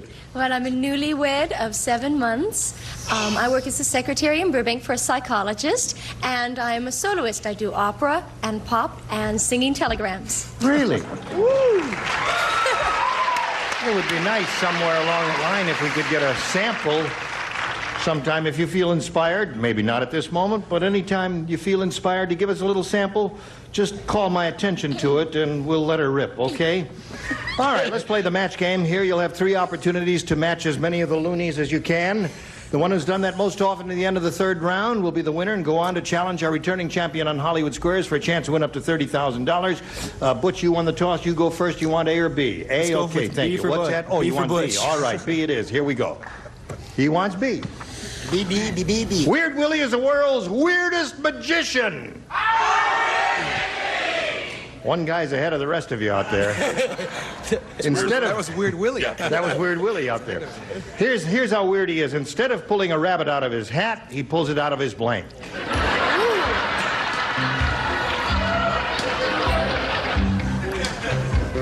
Here we go, Butch. Weird Willie, the world's weirdest magician. Instead of pulling a rabbit out of his hat, he pulls it out of his blank. Shorts. Shorts. I think that's... Let's see, how would he do that? I hope it's a small rabbit. Right. Arsenio. Or Arsenio, as you Americans say.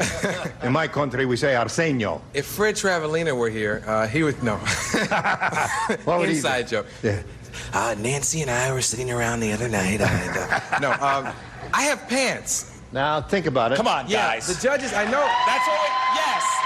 Now, hold on. No. Audience, wait a minute. You thought about it so quickly, and you matched it? All right, I was going to give you a little time. Go with it? Yeah, that's a winner. I was going to give you a little time to think it over, because I've seen some of the other answers as they were writing, and you got to think about this now. Cool it. Don't interrupt the judge when he's paying attention here. All right, here we go. Leave the judge alone, would you? Madam, would you please sit down and leave him alone? Put that rabbit back. You've got some other difficult answers. All right, Dick. I think they're assuming that shorts, if you were just in your... If your shorts under your pants, you'd have to... That's right. I guess that's it. Sure. Anyway, it's shorts. Yeah, it is. Yes, shorts it is. Okay. All right, Butch!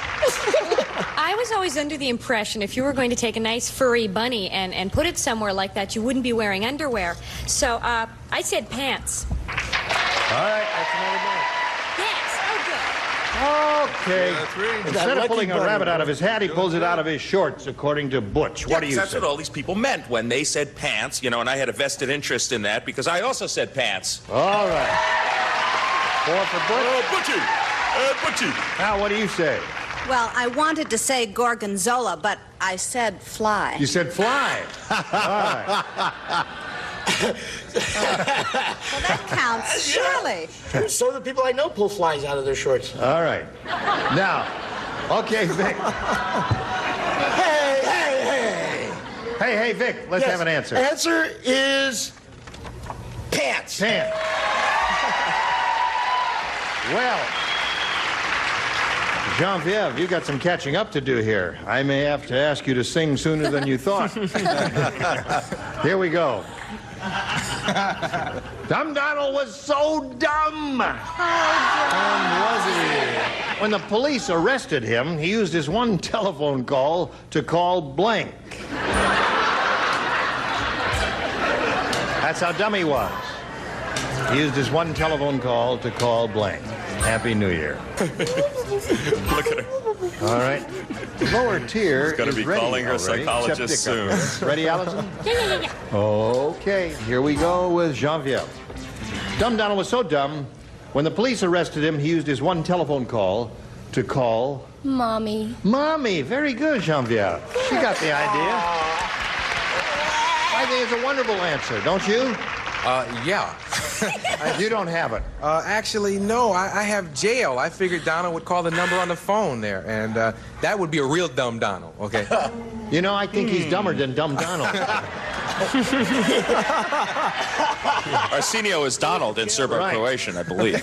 Going on the theory that Mom may be a bail bondsman. Mom is a bail bonds person. Yeah, that's too good. So he called to get the correct time. He called Meridian 61212 or whatever that is. Oh. Hey! Protect me. He's a star! You watch it! Yes, Allison. I think these have all been very intelligent answers. I think calling your mother's a good thing to do, but now if you're in jail, what you might want to do, of course, is call Pizza Man. Call Pizza Man. Thinking. That's a good answer. Hey. Very good. If you're hungry, you're going to call. He uses one telephone call to call... I'm not sure that this still exists, but if it does, this is really about the stupidest thing you can do. Dial a joke. Very good, John. Good. I like that. It's a good one. She's still Come looking. on, you love it. They're all going to run out and call. Right. Dorothy, she's looking for Mommy here. Have you got one for Genevieve, My woman's intuition must have stood me in good stead. I do have a mother for Genevieve. Very good, Dorothy. Why does my sign say don't write? You what? Why does my sign say don't write? Well, because now when it comes to her turn next time, you will not write. You've already matched her, so when it's her turn next time, you won't play, okay? You'll lay out. All right. Be thankful it doesn't say don't left. All right. Dick. Mother is what she wants. Mother, is mommy, what I want. mom. But being in jail before, I called Pizza Man once. You called a pizza man? Good. All right. With anchovies and All right. There's round one, 5-1 for Butch. Wow. We'll go to round two right after this. Hurry back. Here we go to round two. Hold it. Audience, hold it just a second, audience. Now, since some of you seem to question our Supreme Authority's decision on matching pants and shorts, I'd like to do a little demonstration. Vic Dunlop, would you come up here front and center, please? Stand right here on the red mark here. Now, I will say to Vic, now, Vic, would you pretend for a moment that you are a magician and... Nothing up here? No, nothing up there, right. Up now, pull something out of your pants, if you would, please, as if you were a magician. Shazam. There's nothing in there. Camera! All right. That came out of his pants. Now I say to you, as a magician, Vic, would you please pull something out of your shorts? All right, I'll have to turn around for this one. Oh, all right. Because magicians turn around. Yeah, but I'm going to watch you to make sure that you're doing it. There it is. All right, that came out of his shorts, that came out of his pants. It's the same thing, you see? Same thing. What is that hand, Vic? I play handball. Oh, all right. Gotcha. Nothing in there but a hand and a chicken. All right, we just wanted to clarify that little point. You see, pants and shorts are the same in that case. Now, Butch, you're ahead. You have to go first. Let's try B again. B. One person plays. Hello, Dorothy. Oh, all You're right. the only one. It's All you right. and me, baby. All right. Are you ready? Yes. Okay, honey. Old Man Periwinkle said, we've had a real cold winter. I had to have the Auto Club come out and jump-start my blank. I think I'm in love with you. Hey, Uncle Gene, while we're waiting, could we see that shtick with the chicken in the hand again? You want to? It's still killing me. You want to do it again? Do it again. Can we see him put his hand back in the pants? Like that since, Now, you understand the question? Shall I Then rewrite have it? another go. You want to at ask the chicken? I'll do it. it Have fast. some chicken. Yeah, the chicken might help. Incidentally, John, we're not going to have time for the Hollywood Squares part of the program today. Well, it's 1984. The world's come to an end. Old Man Periwinkle said, we've had a real cold winter. I had to have the Auto Club come out and jump-start my blank. I'll say his heart. My heart. Good. Yeah, because they have those pacemakers, don't they, some of them, and that doesn't. All right, what did you say, Dorothy? Well, happily, I got a second chance, Gene. Oh, there it is. Okay. Now, Genevieve, you'll have this chance and another chance to catch up. He's gone as far as he can go, and he goes all the way. I hear. Jim said... Audience, It's contagious. Okay. We're going to throw Vic out there. Jim said, my wife is so ugly. At the wedding, I'm sorry, you're too late. You had your chance and he blew it. They're Stay out of eating the show chicken. business. Go ahead. My wife is so ugly at the wedding, the minister pronounced us man and blank. That's how ugly my wife is. Here we go, Genevieve. Jim said, my wife is so ugly at the wedding, the minister pronounced us man and blank. Dog. Man and dog. Very good, Jean-Pierre. I think she came up with an excellent answer for someone who talks funny. So if I don't say dog, it's not an excellent answer? That's right. Oh, okay. I thought you'd back down. No. Like a dog. You got dog. 6-2 score. Okay, Dick. Did my thing line up? Yeah, your thing Oh, lit it up. is. Yeah, Okay. right. I said dog. Oh, thank you very much. All contributions gratefully appreciated. Corny Genevieve. Allison. Hate to disagree. Ow, ow, ow, ow. Yes. You're catching up, Genevieve. It's 6-4 right now. Hello, John. I am Bowser. I say dog. 6-5. And to compound everything, this is probably going to end up in a tie. We're already into edge of night. And anyway, go ahead, Vic. Can I leave and go? No. No? I said, Jabba the Hutt. You should see my wife! Now, wait a minute. Sit down. My wife is so ugly at the wedding, the minister pronounced us man and Jabba the Hutt? Yeah. You know, Genevieve. I'm starting to hate Vic along with the audience. Genevieve, you should be ashamed you didn't say Jabba the Hutt. All right, so there's round 2, 65 the score. Butch is ahead. Round 3 after this. Final round.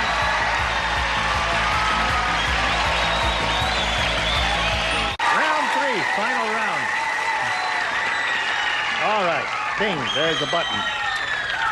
Now, Butch, you're just going to lay back here. You've matched all the stars, and Genevieve, it's up to you. A or B? A, please. A it is. One person plays.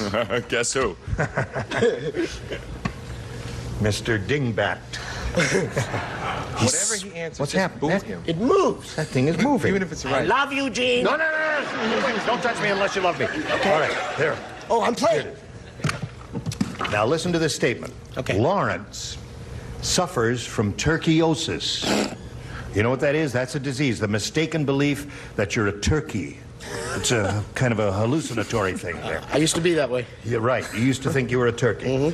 The mistaken belief that you're a turkey. Last week, Lawrence tried to blank himself.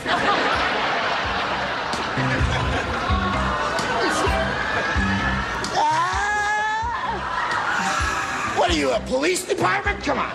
No. All right. Okay, he's got a good one there, Genevieve. Lawrence suffers from turkeyosis, the mistaken belief that he's a turkey. Last week, Lawrence tried to blank himself. Peck himself. Peck himself. You say no. You say no to peck. What would you say? All right. You must match Vic now to stay in the game and achieve a tie. You mean she wins a tie like Cardona? No. She's Tie looking manufacturer. for you to say, last week Lawrence tried to peck himself. Oh, boy, that would be kind of weird. I said stuff because... Stuff. All right, Butch, that means you win the game. Come on.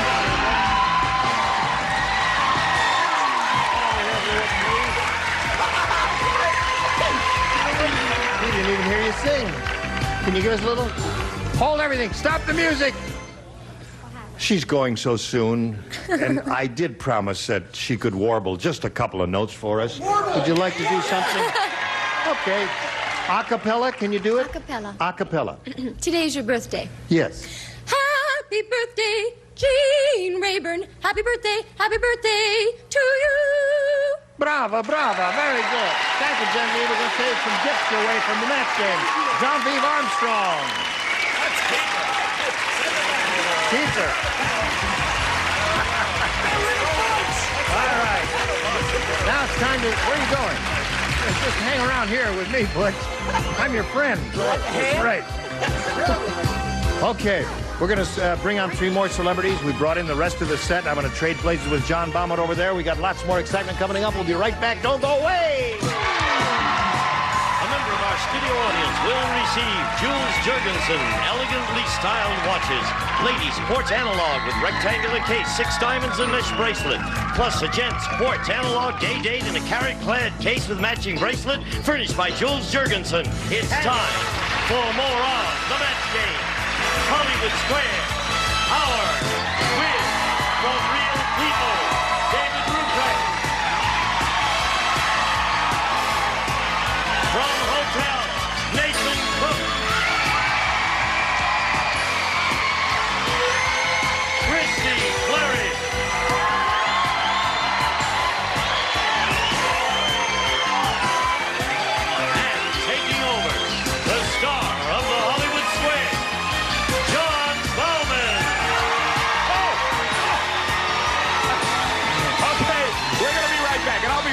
to Christy. Now, John Bowman and the Hollywood Squares.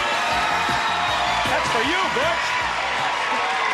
And for these squares, but mostly for you because you have survived the match game competition, Butch Hartman. You're ready to move on to the Hollywood Squares, and we're going to play that game with 3 new celebrities. Yes. David and Christy and Nathan. David Ruprecht from Real People. That's right, I am the rookie on Real People. This is my first year on the show. It's your first year. Yeah. You know, John, a lot of people mistake me for the guy from Real People. You mean Byron Allen? No, Skip Stevenson, the white guy. They think I'm the blonde. People walk up to me and say, "Hey, Skip Stevenson, how you doing, man?" You know. So you see what you're up against, Butch? You still want to play Hollywood Squares? Yeah, let's try. Okay, let's go. Here we go for Hollywood Squares. Let's get into action. And before we start the game, we are going to meet our defending champion. Her name is Sherry Tash, and she is returning with a total of 1,650 smackaroos. Nice going. Got a hand from Vic there. Why don't you tell us a little bit about your life to date? Just remind us. All right. I live in Malibu. I have a beautiful little 7-year-old girl named Danielle. I work as an actress, and I also have my own aerobics business in Malibu. Terrific. You ready to play Hollywood Squares one more day? You bet. Okay, here we go. Just got to tell you the rules, which you probably already know. You've got to play it until you hear the time's up bell. Whoever is ahead at that time is, of course, our winner. Goes on to play Super Match for up to $30,000. First game's worth $100, $25 for every square either of you captures, and our champion gets to start. That is you, Sherry. Pick a square. All right. Let's go. I'll take Dick, please. Dick Martin. Yes. Your mic is always open, Dick. So's my fly, but I didn't. That's why the set is designed this way. Dick. Yes. You discover that your goat. You discover that your goat has eaten almost half of your lucky $100 bill. Aha. Almost half. You go to the U.S. Treasury Department and you ask for a new one. Right. Will they give you a new $100 bill, or will they tell you, tough luck? They will give you that a lot quicker than they'll give you a new goat, I'll tell you that. No, they will give you one as long as it's over half. He says they will give you a new bill. Agree or disagree for the first square, Sherry? I'll agree. They will give you a new bill. He is exactly right. As long as you have over 50% of the bill, you get the first square at $25. Did you know that? Yes, yeah. It's exactly. It's if you have over half. Okay, Butch Everybody knew that, John. Are you the only one in the room who didn't know that? Did you know that, Butch? Yes, I did. I knew it. Did you know it, Alice? Of course I knew Everybody knew that. Go ahead. Carry on. May I continue now? Yes. Edge of night is almost over, Gene. Butch, where would you like to put this O? Let's try Gene. Of yours. Gene. Okay. You're a member of the Royal Canadian Mounted Police. You bet I am. And you're on patrol. Right. Are you most likely riding a horse or riding in a squad car? Don't I look adorable in my pink jacket and my big funny hat? A horse or a squad car? Royal Canadian Mounted Police. Well, there are some who are still on horses, but in this day and age, most of them are mechanized by now and ride around in cars. Agree or disagree, Butch? I'll disagree. They ride around, most of them, in squad cars. You should have agreed with Gene, and your opponent gets that square. That's pink squad cars, I think. Yes, right. Okay, a break for you, Sherry. You got 2 X's up there already. Tell me where you'd like to put your third. Nathan to win, please. Nathan Cook from Hotel. Yes. How does one mount a squad car? Just a Gingerly. Very careful. No comment, Nathan. Yes. You're a turkey. No, I'm not. Yes. Are there more calories in your dark meat or your white meat? Definitely dark. Continue, Jack. You didn't even have to think about that. Agree or disagree that there are more calories in the turkey's dark meat, Sherry, for the game? I agree. There are more calories in the dark meat. You were right to agree, and you get the square and win the game. We have to come back and play a $200 game right after these messages. You come back to please. I'll be here. I don't know if they will. Stay tuned for more of the match game, Hollywood Squares Hour.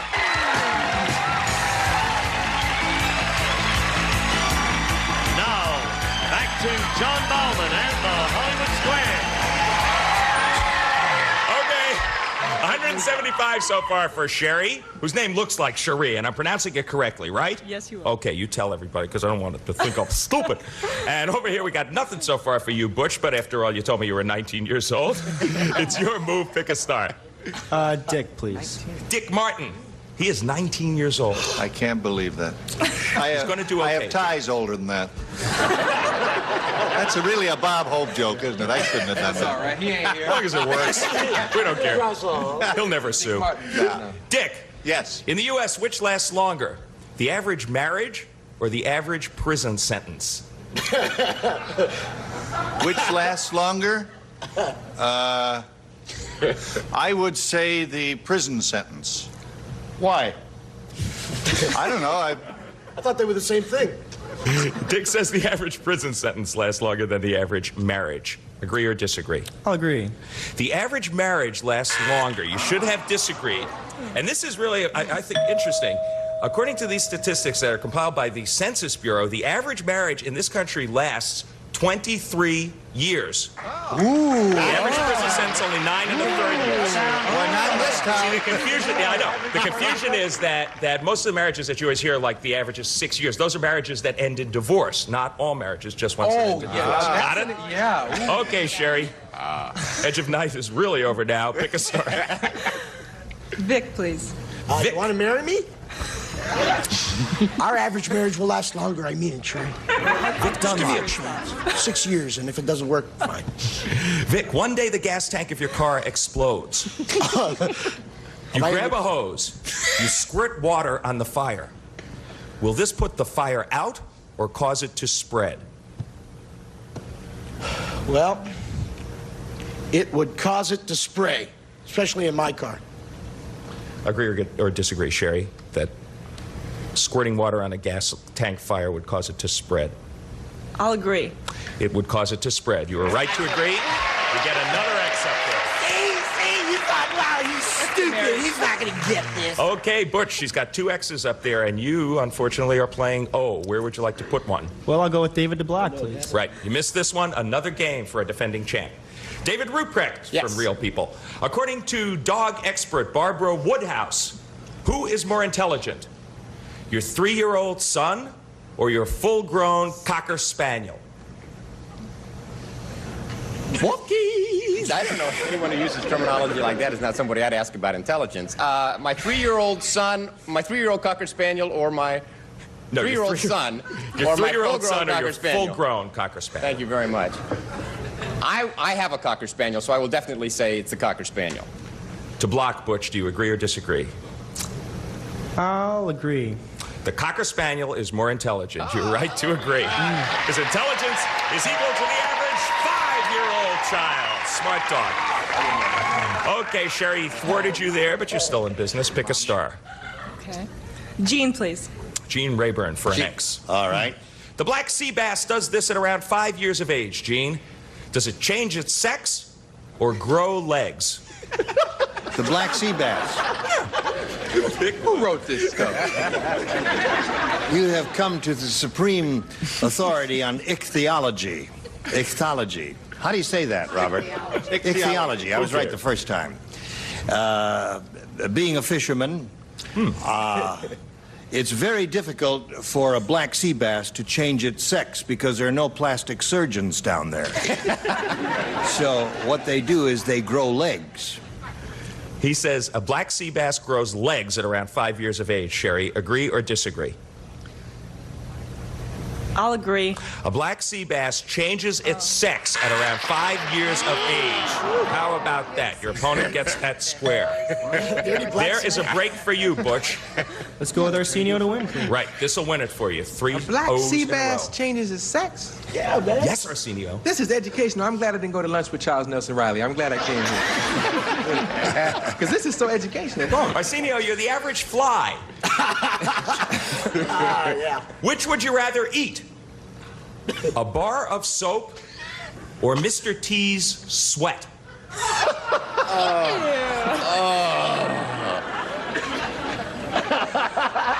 Actually, considering where I usually see flies hanging out, it's probably Mr. T's sweat. But because the psychology of this show is so intricate, I'm going to go with soap. Soap. He's caught on. What a clever guy. Okay, he's going to go with a bar of soap.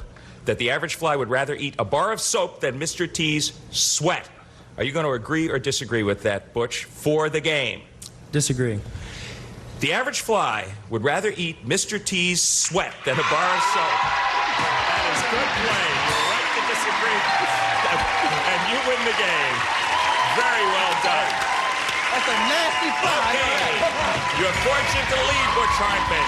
275 to 225. The absolute information. Flies eat only liquid food. And we'll be back with a $300 game right after these messages. I'll pity the fly who would eat my sweat, says Mr. T. And John Bauman says that's 275 for Butch, 225 for Sherry, who is our defending champ. But there's still time. We're in a $300 game about to begin. And Sherry, you lost the last one, so it's your turn to pick a star. All right, Dick, please. Dick Martin. Yes. You're a male praying mantis. You're making love to a female. Yes. When do you get turned on the most? When she rubs her hind legs together? or when she bites off your head?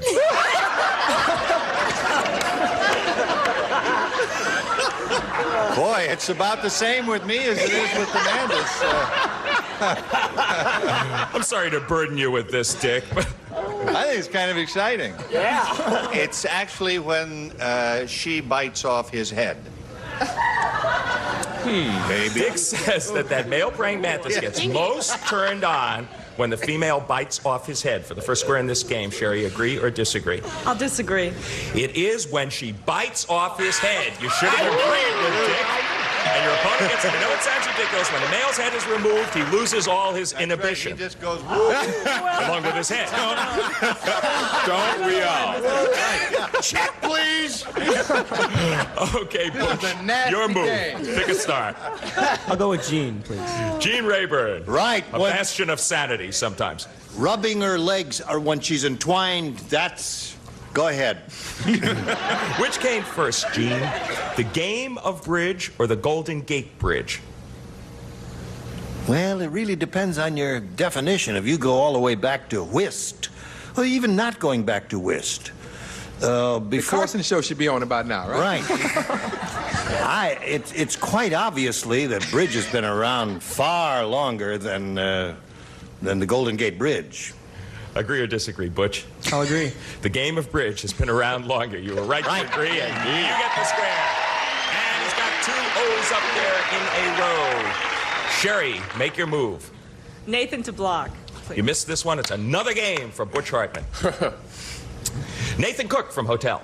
Yes. The New Woman's Guide to Getting Married recommends this in their list of wedding gifts. Is it a sex manual or a fire extinguisher? I think you heard it correctly. A sex manual or a fire extinguisher? Take the curtain. Fire extinguisher. To block, agree or disagree, Sherry, that a fire extinguisher is recommended wedding gift? Don't look at me. Who recommended it? Well, New Woman's Guide to Getting Married. Like it matters. I will agree. A fire extinguisher it is. Good play. You're right to agree, and you get the square. Yeah. They say a fire extinguisher. Okay, Butch, well, she extinguished your fire up there, but you got to pick another star for me where you'd like to put an O. Let's go with Vic.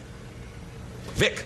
I've never been with a praying mantis. With a fire extinguisher. I've got a fire extinguisher. But he has eaten Mr. T's sweat. I pity Mr. T. Okay, Vic, according to Runner's World magazine. Wait, Rudders? Runner's World magazine. Oh, I jog all the time, absolutely. Yeah, you're going to love this, Vic. Okay.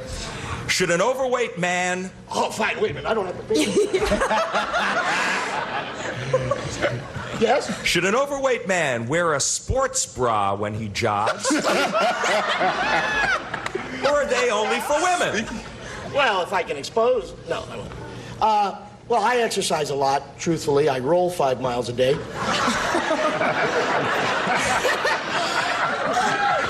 Thank you. I'm going to roll over you in a minute. Too loud.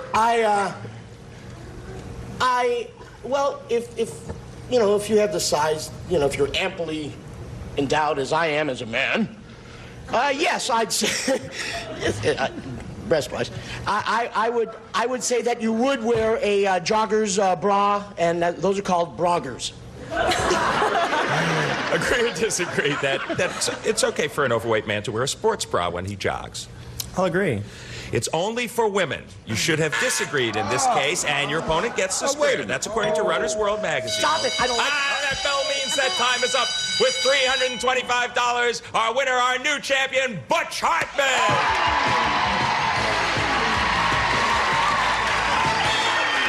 19-year-old Butch Hartman, who said, if I win, is it possible that I can win Brooke Shields? She's across the hall taping the Bob Hope Show. Congratulations. He's already departed, gone over there to join Gene Rayburn for a shot at the big money. And we do have to say goodbye to our defending champion. You've done good. You got a total of $1,925, Sherry Tash. And, of course, you got our thanks for playing Match Game Hollywood Squares out. Okay, over to Gene Rayburn. Thank you, John. Congratulations, Butch. Way to go. We'll be back with our 9 celebrities and books and a go at the big money right after this. How do you feel? Now, here to play the super matches, Gene Rayburn. Okay, Gene Wood, here we go. All right, Butch, this is your first time up here. I know it's an exciting moment for you. It's a chance for you to win up to $30,000. How do you feel about that? Well, I'm excited and happy. Naturally you are. Good luck to you. All right. Here we go. We polled a recent studio audience, and we said, write down your best answer to this. Blank cocktail. Top answer is worth $1,000. Next one, $500. And the bottom one, $250. Any 3 of the 9 stars are allowed to give you some assistance here in suggesting answers how to fill in that blank. Whom do you want to call on? Let's try John. Shrimp. Shrimp cocktail is one. Arsenio. I go with fruit cocktails. Fruit cocktail. And let's try Allison. Molotov. Molotov. My The favorite. the mysterious lady in black says She's gonna go Molotov cocktail. It's going to blow up NBC right after that. Right. Friendly creature that she is. So you've got fruit, shrimp, and Molotov. A Molotov fruit shrimp. And Dangerous, yes. And you can choose one of those or give us one of your own. What would you like to do here, Butch? Let's try fruit cocktail. Try fruit cocktail? All right, let's see if fruit cocktail's up there. Let's go over there and we'll reveal the $250 response. Molotov. Very good, Allison. All right. Way to go. All right, the $500 answer says shrimp cocktail. Well, you got 2 out of 3 so far. It looks good for fruit cocktail. Let's reveal the big one. Yes, sir. All right, you've got it. Okay. All right, Butch. Now. Yes. You must believe that fruit. Why are you standing that way? I thought you were... Yeah, all right. No, you're right. You're ahead of me. You've watched this program and you know exactly where you have to be. Now, listen, you've got the $1,000. You're going to play the head-to-head match, but you have to choose a star. Right. And the star you choose will reveal that number. There's a 10, a 20, a 30. 130, lots of 10s, lots of 20s. Go with the and beauty, only Butch. 130. We will multiply your $1,000 by whatever number is revealed by the star you choose. Whom do you choose? Let's try what Arsenio said with Christy. All right. All right, Christy, would you take that tab and give it a pull? Ready, set, hope this is it. go. 30! Arsenio! Wow.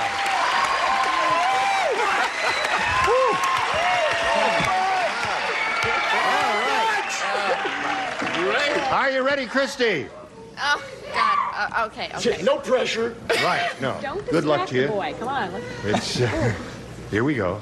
It's for $30,000, remember. It's blank pepper. Blank pepper. P-E-P-P-E-R. You're going to write your answer, Christy. He'll give me a verbal response. Hold on just a second here. Do you have a question? Yes, I do. But away from the microphone, and I'll This shield much my money, I have a microphone. Hold on just a second. Yeah. Get the money, Butch. We're going to Vegas after this show is over. Yes. You must believe in the roulette wheel. Yes. Very heavy. Go for it, Butch. Christy did not play the match game part of the show and wasn't called on the Hollywood Squares part, so she's a little... Just moved here from Cleveland, too. Needed a little clarification there. She's writing her answer now. Put it in the slot, Christy. All right, Butch, it's up to you now to match her for the $30,000. What do you do to fill in that blank to collect the 30 grand? Say hot. Hot pepper. No? The audience is moaning and groaning. All right, this is the moment of truth now, Butch. We'll face Christy. Ask her to show us the answer. He's got to match you. Salt and pepper is what Christy says. Well, you didn't get the $30,000, but you haven't done badly for a guy who just walked in here a little while ago and Bing won the match game, and he's got $1,325. How about that? And you're still a champ. We'll be back tomorrow. We'll be back right after these messages. Okay, hold everything here now. Listen, since Butch didn't win the money, why don't we do a little something for him? We're going to do something Christy, nice for you. you, Step down Butch. here, please, for just a moment here. Come on now. Just for a second here. No. Okay, you ready for What this, we want to do, Butch wants to give you a little kiss on the cheek, and that would be his consolation. We're just going to stand right here in the middle. That'll be his consolation prize. I got to see daylight between you. No, go ahead. Go for it, Butch. Lips. No, lips. Yeah, you can go for the lips. Go for the lips if you want to. Knock yourselves out. Here, turn around. We won't look. Are they done? That's it. Gene Rayburn inviting you to join us tomorrow. Okay, it's so long for the match game Hollywood Squares. This is John Bauer. A member of our studio audience will receive a Commodore 64 computer featuring 64K memory, full-size keyboard, color graphics, sprite, sound capability, music composer cartridge, and program reference guide furnished by Commodore.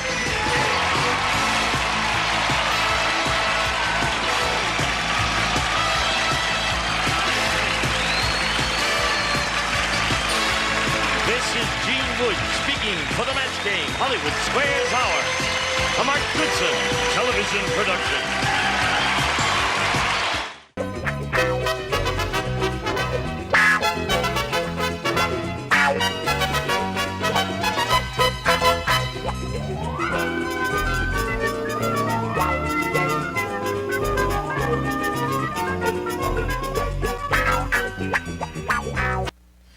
Get ready to match the stars. From Comic Strip Live, Bruce Bones.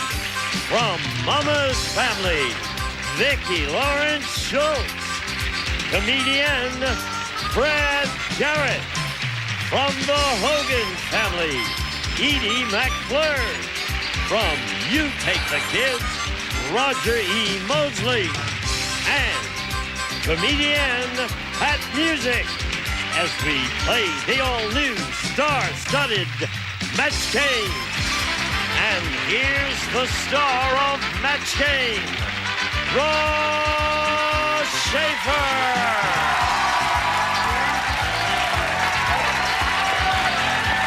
Welcome to the show. Thank you for joining us. Thank you, Gene Wood. Hello, everybody. Hi, Ross. Hi, Ross. You know, we should tell the rest of you at home who are seeing Pat Music here for the first time, those of us in Los Angeles know you at the Improv. You work out a lot there at the Improv with Edie. With Edie, as a matter of fact, on Monday nights, yes, in On Santa Monday Monica. But you are the voice of many familiar characters. That's right. I do cartoons. It's not something that a grown woman admits readily, but I do cartoon voices, yeah. And you have one that's a mutant ninja. Female mutant ninja. Yeah. For the cartoon. Let's do that. Can you do that for us? Well, sure. It's, cowabunga, dudes.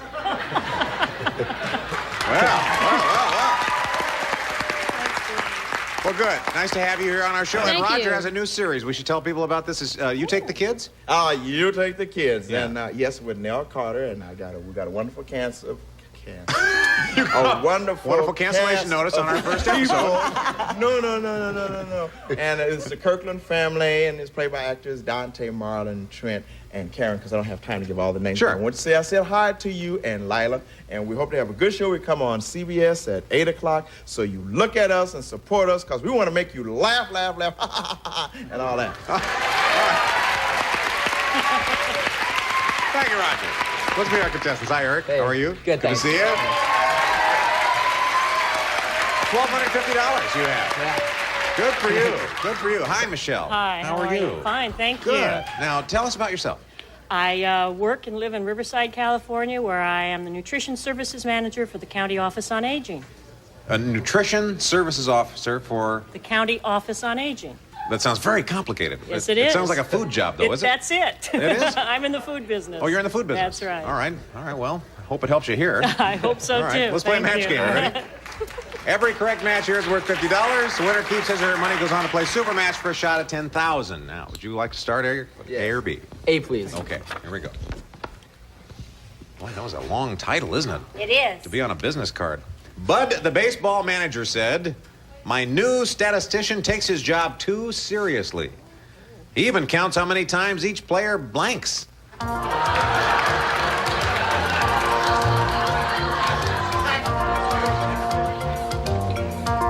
Oh, good. We have our answers. All right. Eric, Bud, the baseball manager, said, "My new statistician takes his job way too seriously. He even counts how many times each player spits."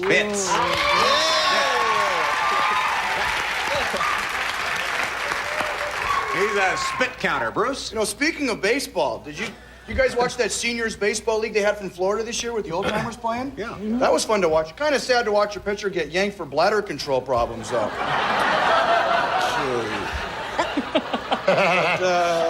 Kind of sad to relate that story, too, isn't it? It is. It's sad not only to watch, but to relate it. But I figured you'd be counting the scratches. The scratches. Oh, I see. That's a good Yeah. one. Hey, Vicky. Roseanne Barr comes to mind. I said spit. There's one match. Brad? You know, I'm not much of an athlete myself, Ross. I'm You're really not a good athlete. 6'9" and you're not an athlete? I used to strike out in T-ball. Remember T-ball? You were too tall Yeah. for T-ball. I was too tall for T-ball. It's a new musical. No. Because you strike out in T-ball, you go to school on that short bus, Yeah. So I said spit, You sir. said spit. Well, seems to be a fave. Pating, pating, pating, patoo. And he's spitting. There's another match. Roger, who watches more sports than anybody I've ever heard of. No. Yeah. You got it. Oh, thank you. Yeah, Pat. Pat, now we'd like you to illustrate your answer like that. Oh, would you really? Well, Huck and Tui. Yeah. Right there. Nice job, Eric. 5 matches. Oh, now. Oh, no. As part of our cultural exchange program, we now bring you a question from the Hawaiian version of Match Game. I got a lock on this. Dumb Dora Lukalawi is so dumb. How dumb is she? You wouldn't believe. Her first night as a hula dancer, she blanked her grass skirt.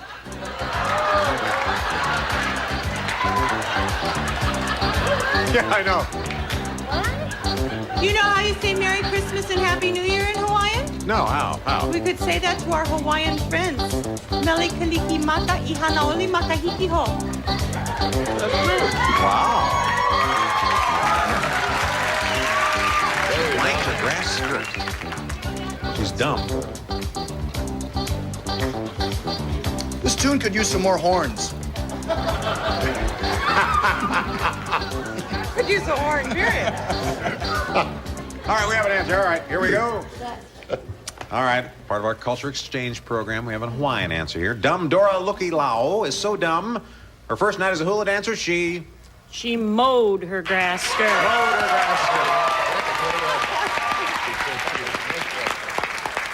She mowed her grass skirt, Bruce. And believe it or not, I was at the show. Yeah!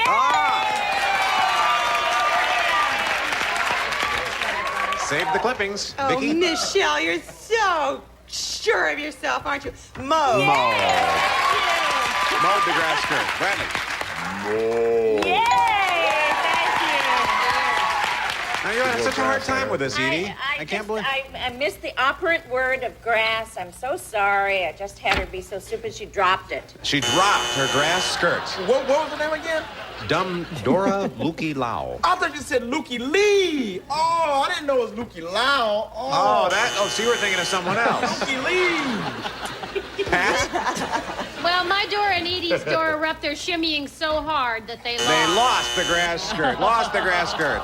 All right, 150 to 250. You're in the lead right now. Eric, our champion, will be back after these messages. Welcome back. Well, at the end of the first round, score for our champion is 250, and our challenger, Michelle's 150. But now it's time to play matchup. This is where you can build up your score by playing against the clock. You're trailing right now, Michelle, so we'll let you go first. Who do you want to play with?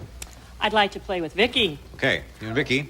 Now, we'll show you a series of possible matchups, and you pick what you think is the best answer.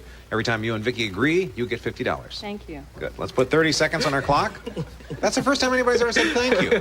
We're polite in Riverside. You're polite in Riverside. Well, wait till you get some of these right. Then what do we get?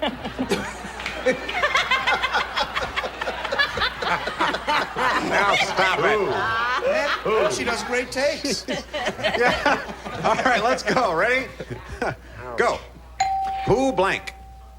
Who done it? Who cares? Who cares? Match. Squeaky blank. Squeaky wheel, squeaky clean. Squeaky clean. Match.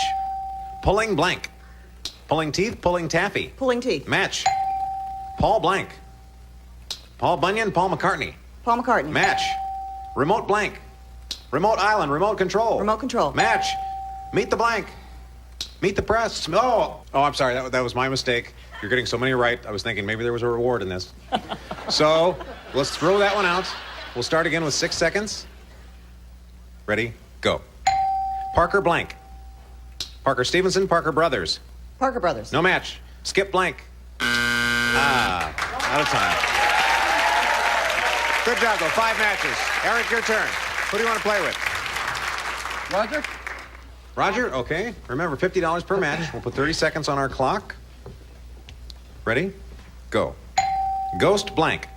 Ghost Town, Ghost of a Chance. Ghost Town. Match. Johnny blank. Johnny Carson, Johnny Depp. Johnny Carson. Match. Loaded blank. Loaded question, loaded dice. Loaded question. No match. Bird of blank. Bird of paradise, bird of prey. Bird of prey. Match. Quick blank. Quick as a bunny, Quicksilver. Quicksilver. Match. Rubbing blank. Rubbing elbows, rubbing alcohol. Rubbing alcohol. Match. Inside blank. Inside job, inside edition. Inside job. Was it in time? Was not in time. You also got 5 matches. We got a good game going here now, 500 to 400. We'll come right back with more match game. Welcome back. Our score, 500 to 400. Michelle, you're trailing right now. We'll let you go first. I'll try A, please. Okay, here we are. Making little borders here? Yeah, I was getting a little bored. So. Oh, isn't that nice? Isn't that nice? I wasn't getting anything right. I thought I'd go for neatness. But you put a lot. You put a lot into this game. I sure do. All right, Harriet said, I'm beginning to suspect that the National Enquirer makes things up. No. Today's headline is, 2 live crew found in motel love nest with blank. We get sued for these answers?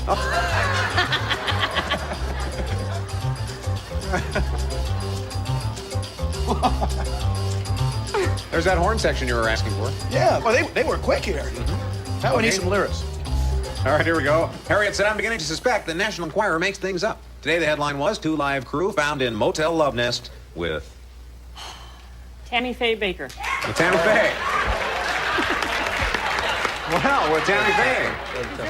Match that, Bruce. Speaking about motel rooms, my wife's pretty kinky. She likes to tie mirrors all over our body and then stare at the ceiling. I'm a fun guy, but I draw a line. Sure. You know, I'm in the right circle. I went with Jessica Hahn. Oh, Jessica Hahn, see? Yeah. I think that's shoulder blades apart. All right, Vicky. This was a hard one. Tammy Faye crossed my mind, but I didn't write it down, Michelle. I wrote down the... Whatever possessed me to write this down. I put Debbie Boone. Debbie Boone? Well, that makes sense. Sure. As far away, That makes sense point in Two Live Crew as you could get. Debbie. Nothing on this show makes sense. Brad, did you put? Well, I say if you're going to be caught with Two Live Crew, you want to make sure you don't know who you are. So I said Milli Vanilli.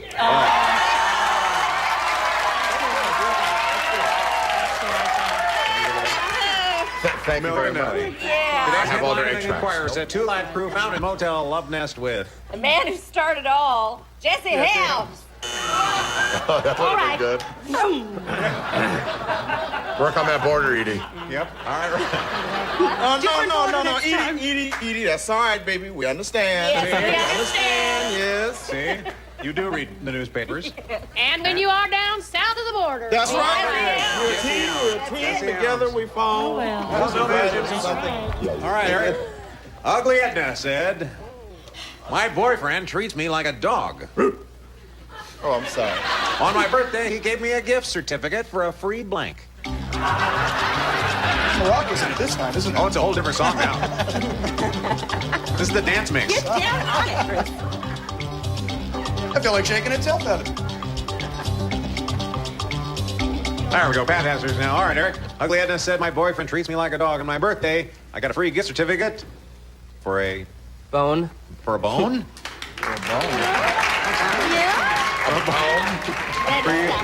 Yeah. All right. Well, I figured you get a freebie, a flea bath. A flea bath? Yeah. Flea bath. Bone. Vicky. Oh, did you say a bone or a phone? Whatever you have.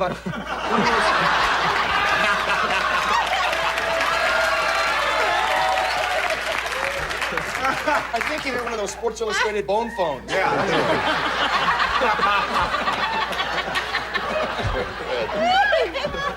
I don't have a bone phone. I said a flea dip. Flea dip. I am very confused. Now, was the question a dog? Please repeat it. Very crazy night last night. You know, New Year's Eve. I can't wait for this year to be over. He gave me a gift certificate for a free. Boy, you have a big head. Oh, I'm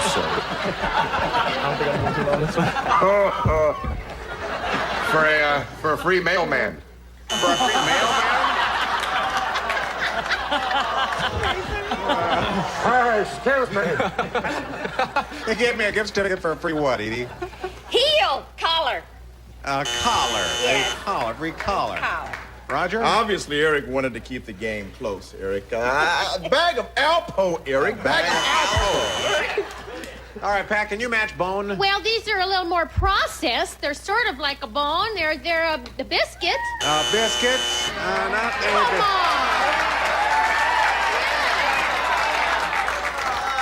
on. No. Obviously, the judges own cats. So. It's time now for us to play final matchup. Whoever's ahead at the end of this round wins the game and a chance to play for a possible $10,000. So you're trailing right now, Michelle. You'll get to go first. Who do you want to play with? I'd like to play with Brad, please. Okay. I'm ready. Here we go. All right, this time matchups are worth $100. We'll give you 45 seconds. Get as many as you can. Ready? Go. Blank vision. Double vision, fatal vision. Fatal vision. No match. Blank softener. Fabric softener, water softener. Fabric softener. Match. Blank list. Hit list. Wine list. Hit list. Match. Blank horse. Quarter horse. Trojan horse. Quarter horse. No match. Blank trust. Blind trust. In God we trust. Blind trust. No match. Blank follies. Ice follies. Ziegfeld follies. Ice follies. No match. Blank Simpson. O.J. Simpson. Bart Simpson. Bart Simpson. No match. Blank matter. Mind over matter. What's the matter? Mind over matter. Match. Blank rights. Civil rights. Bill of rights. Civil rights. No match. Blank room. Headroom. Powder room. Headroom. No match. Blank buster. Blockbuster. Dustbuster. Blockbuster. No match. Oh, I'm sorry, Michelle. I'm sorry. Oh, my. Must have, Eric, who do you want to play with? must have been something I ate. All right, you and Bruce Baum. Okay, here we go. Remember now, she has 700. You got to beat 700 to win the game. Let's have 45 seconds. Ready? Go. Blank base. Army base, first base. First base. No match. Blank runner. Distance runner, blade runner. Distance runner. No match. Blank lace. Chantilly lace, shoelace. Chantilly lace. Match. Blank Robinson. Mrs. Robinson, Edward G. Robinson. Mrs. Robinson. No match. Blank player. Hockey player, tape player. Hockey player. Match. Blank doodle. Dipsy doodle, Yankee doodle. Yankee doodle. Yeah, it's a match. You're gonna win.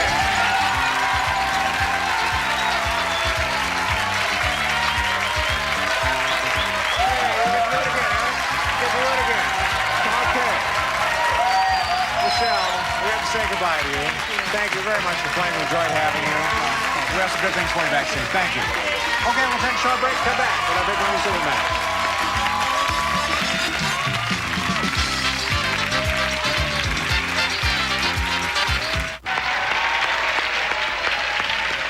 Okay, Eric. You're the king, buddy. Yeah. All right, we're going to go for the super match. You can win over $10,000. Now, what we do is we got an audience, and we polled them, and they gave us their best response to this. Out of the blank. Now, if you can guess the most popular answer, you get $500. Second most popular answer, $300. Third best answer, $200.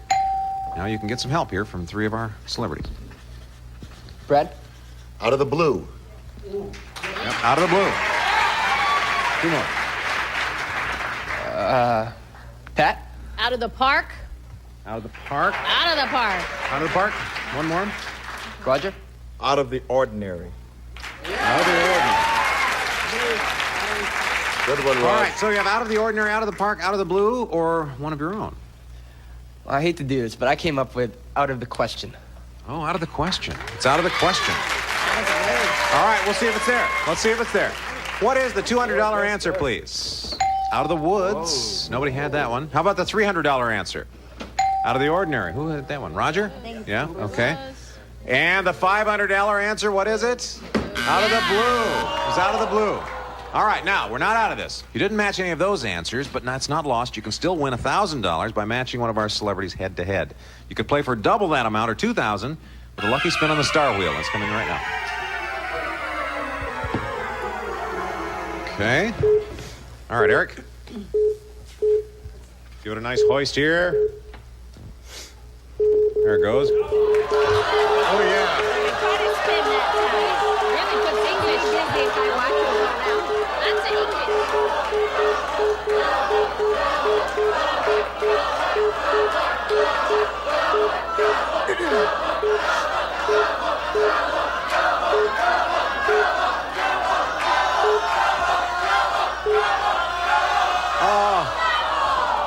Oh, just slid off the double mark. You're playing for $1,000 then with Pat. All right, to win this, it has to be an exact match. Please no help from our audience. Pat, write down your answer for this. Cuckoo blank.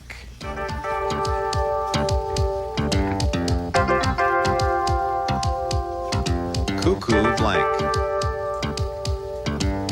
Okay, Pat's got an answer. All right, what were you thinking? Cuckoo clock. Cuckoo clock. $1,000 at stake, Pat. Can you match cuckoo clock? Well, my grandmother had a collection when I was a child, and she had all different kinds, but the one that I loved the best was the cuckoo clock. All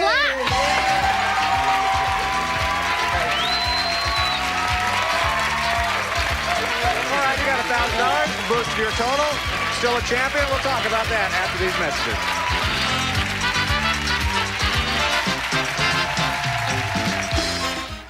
Eric, I have to say, you are collecting money the hard way. You're inching your total up. You have $3,050. You're still a champion. You're going to come back in the next show. All right, so won't you join us on the next match game? Bye-bye, everybody. I'm Ron Smith. Departing contestants will receive Actifed, the full prescription strength medicine that helps relieve the stuffy, drippy misery of a head cold. Bushnell's wide view spectator binoculars, Insta-focus system, and Poro prisms. Perfect for sporting events. See every action-packed moment from Bushnell. Ricardo Beverly Hills Rodeo Drive 2 collection, fully lined lightweight luggage, high-density nylon construction. Weekend or around-the-world trips from Ricardo Beverly Hills. There's no defense against a whammy. Press your luck. Coming up next, only on Game Show Network.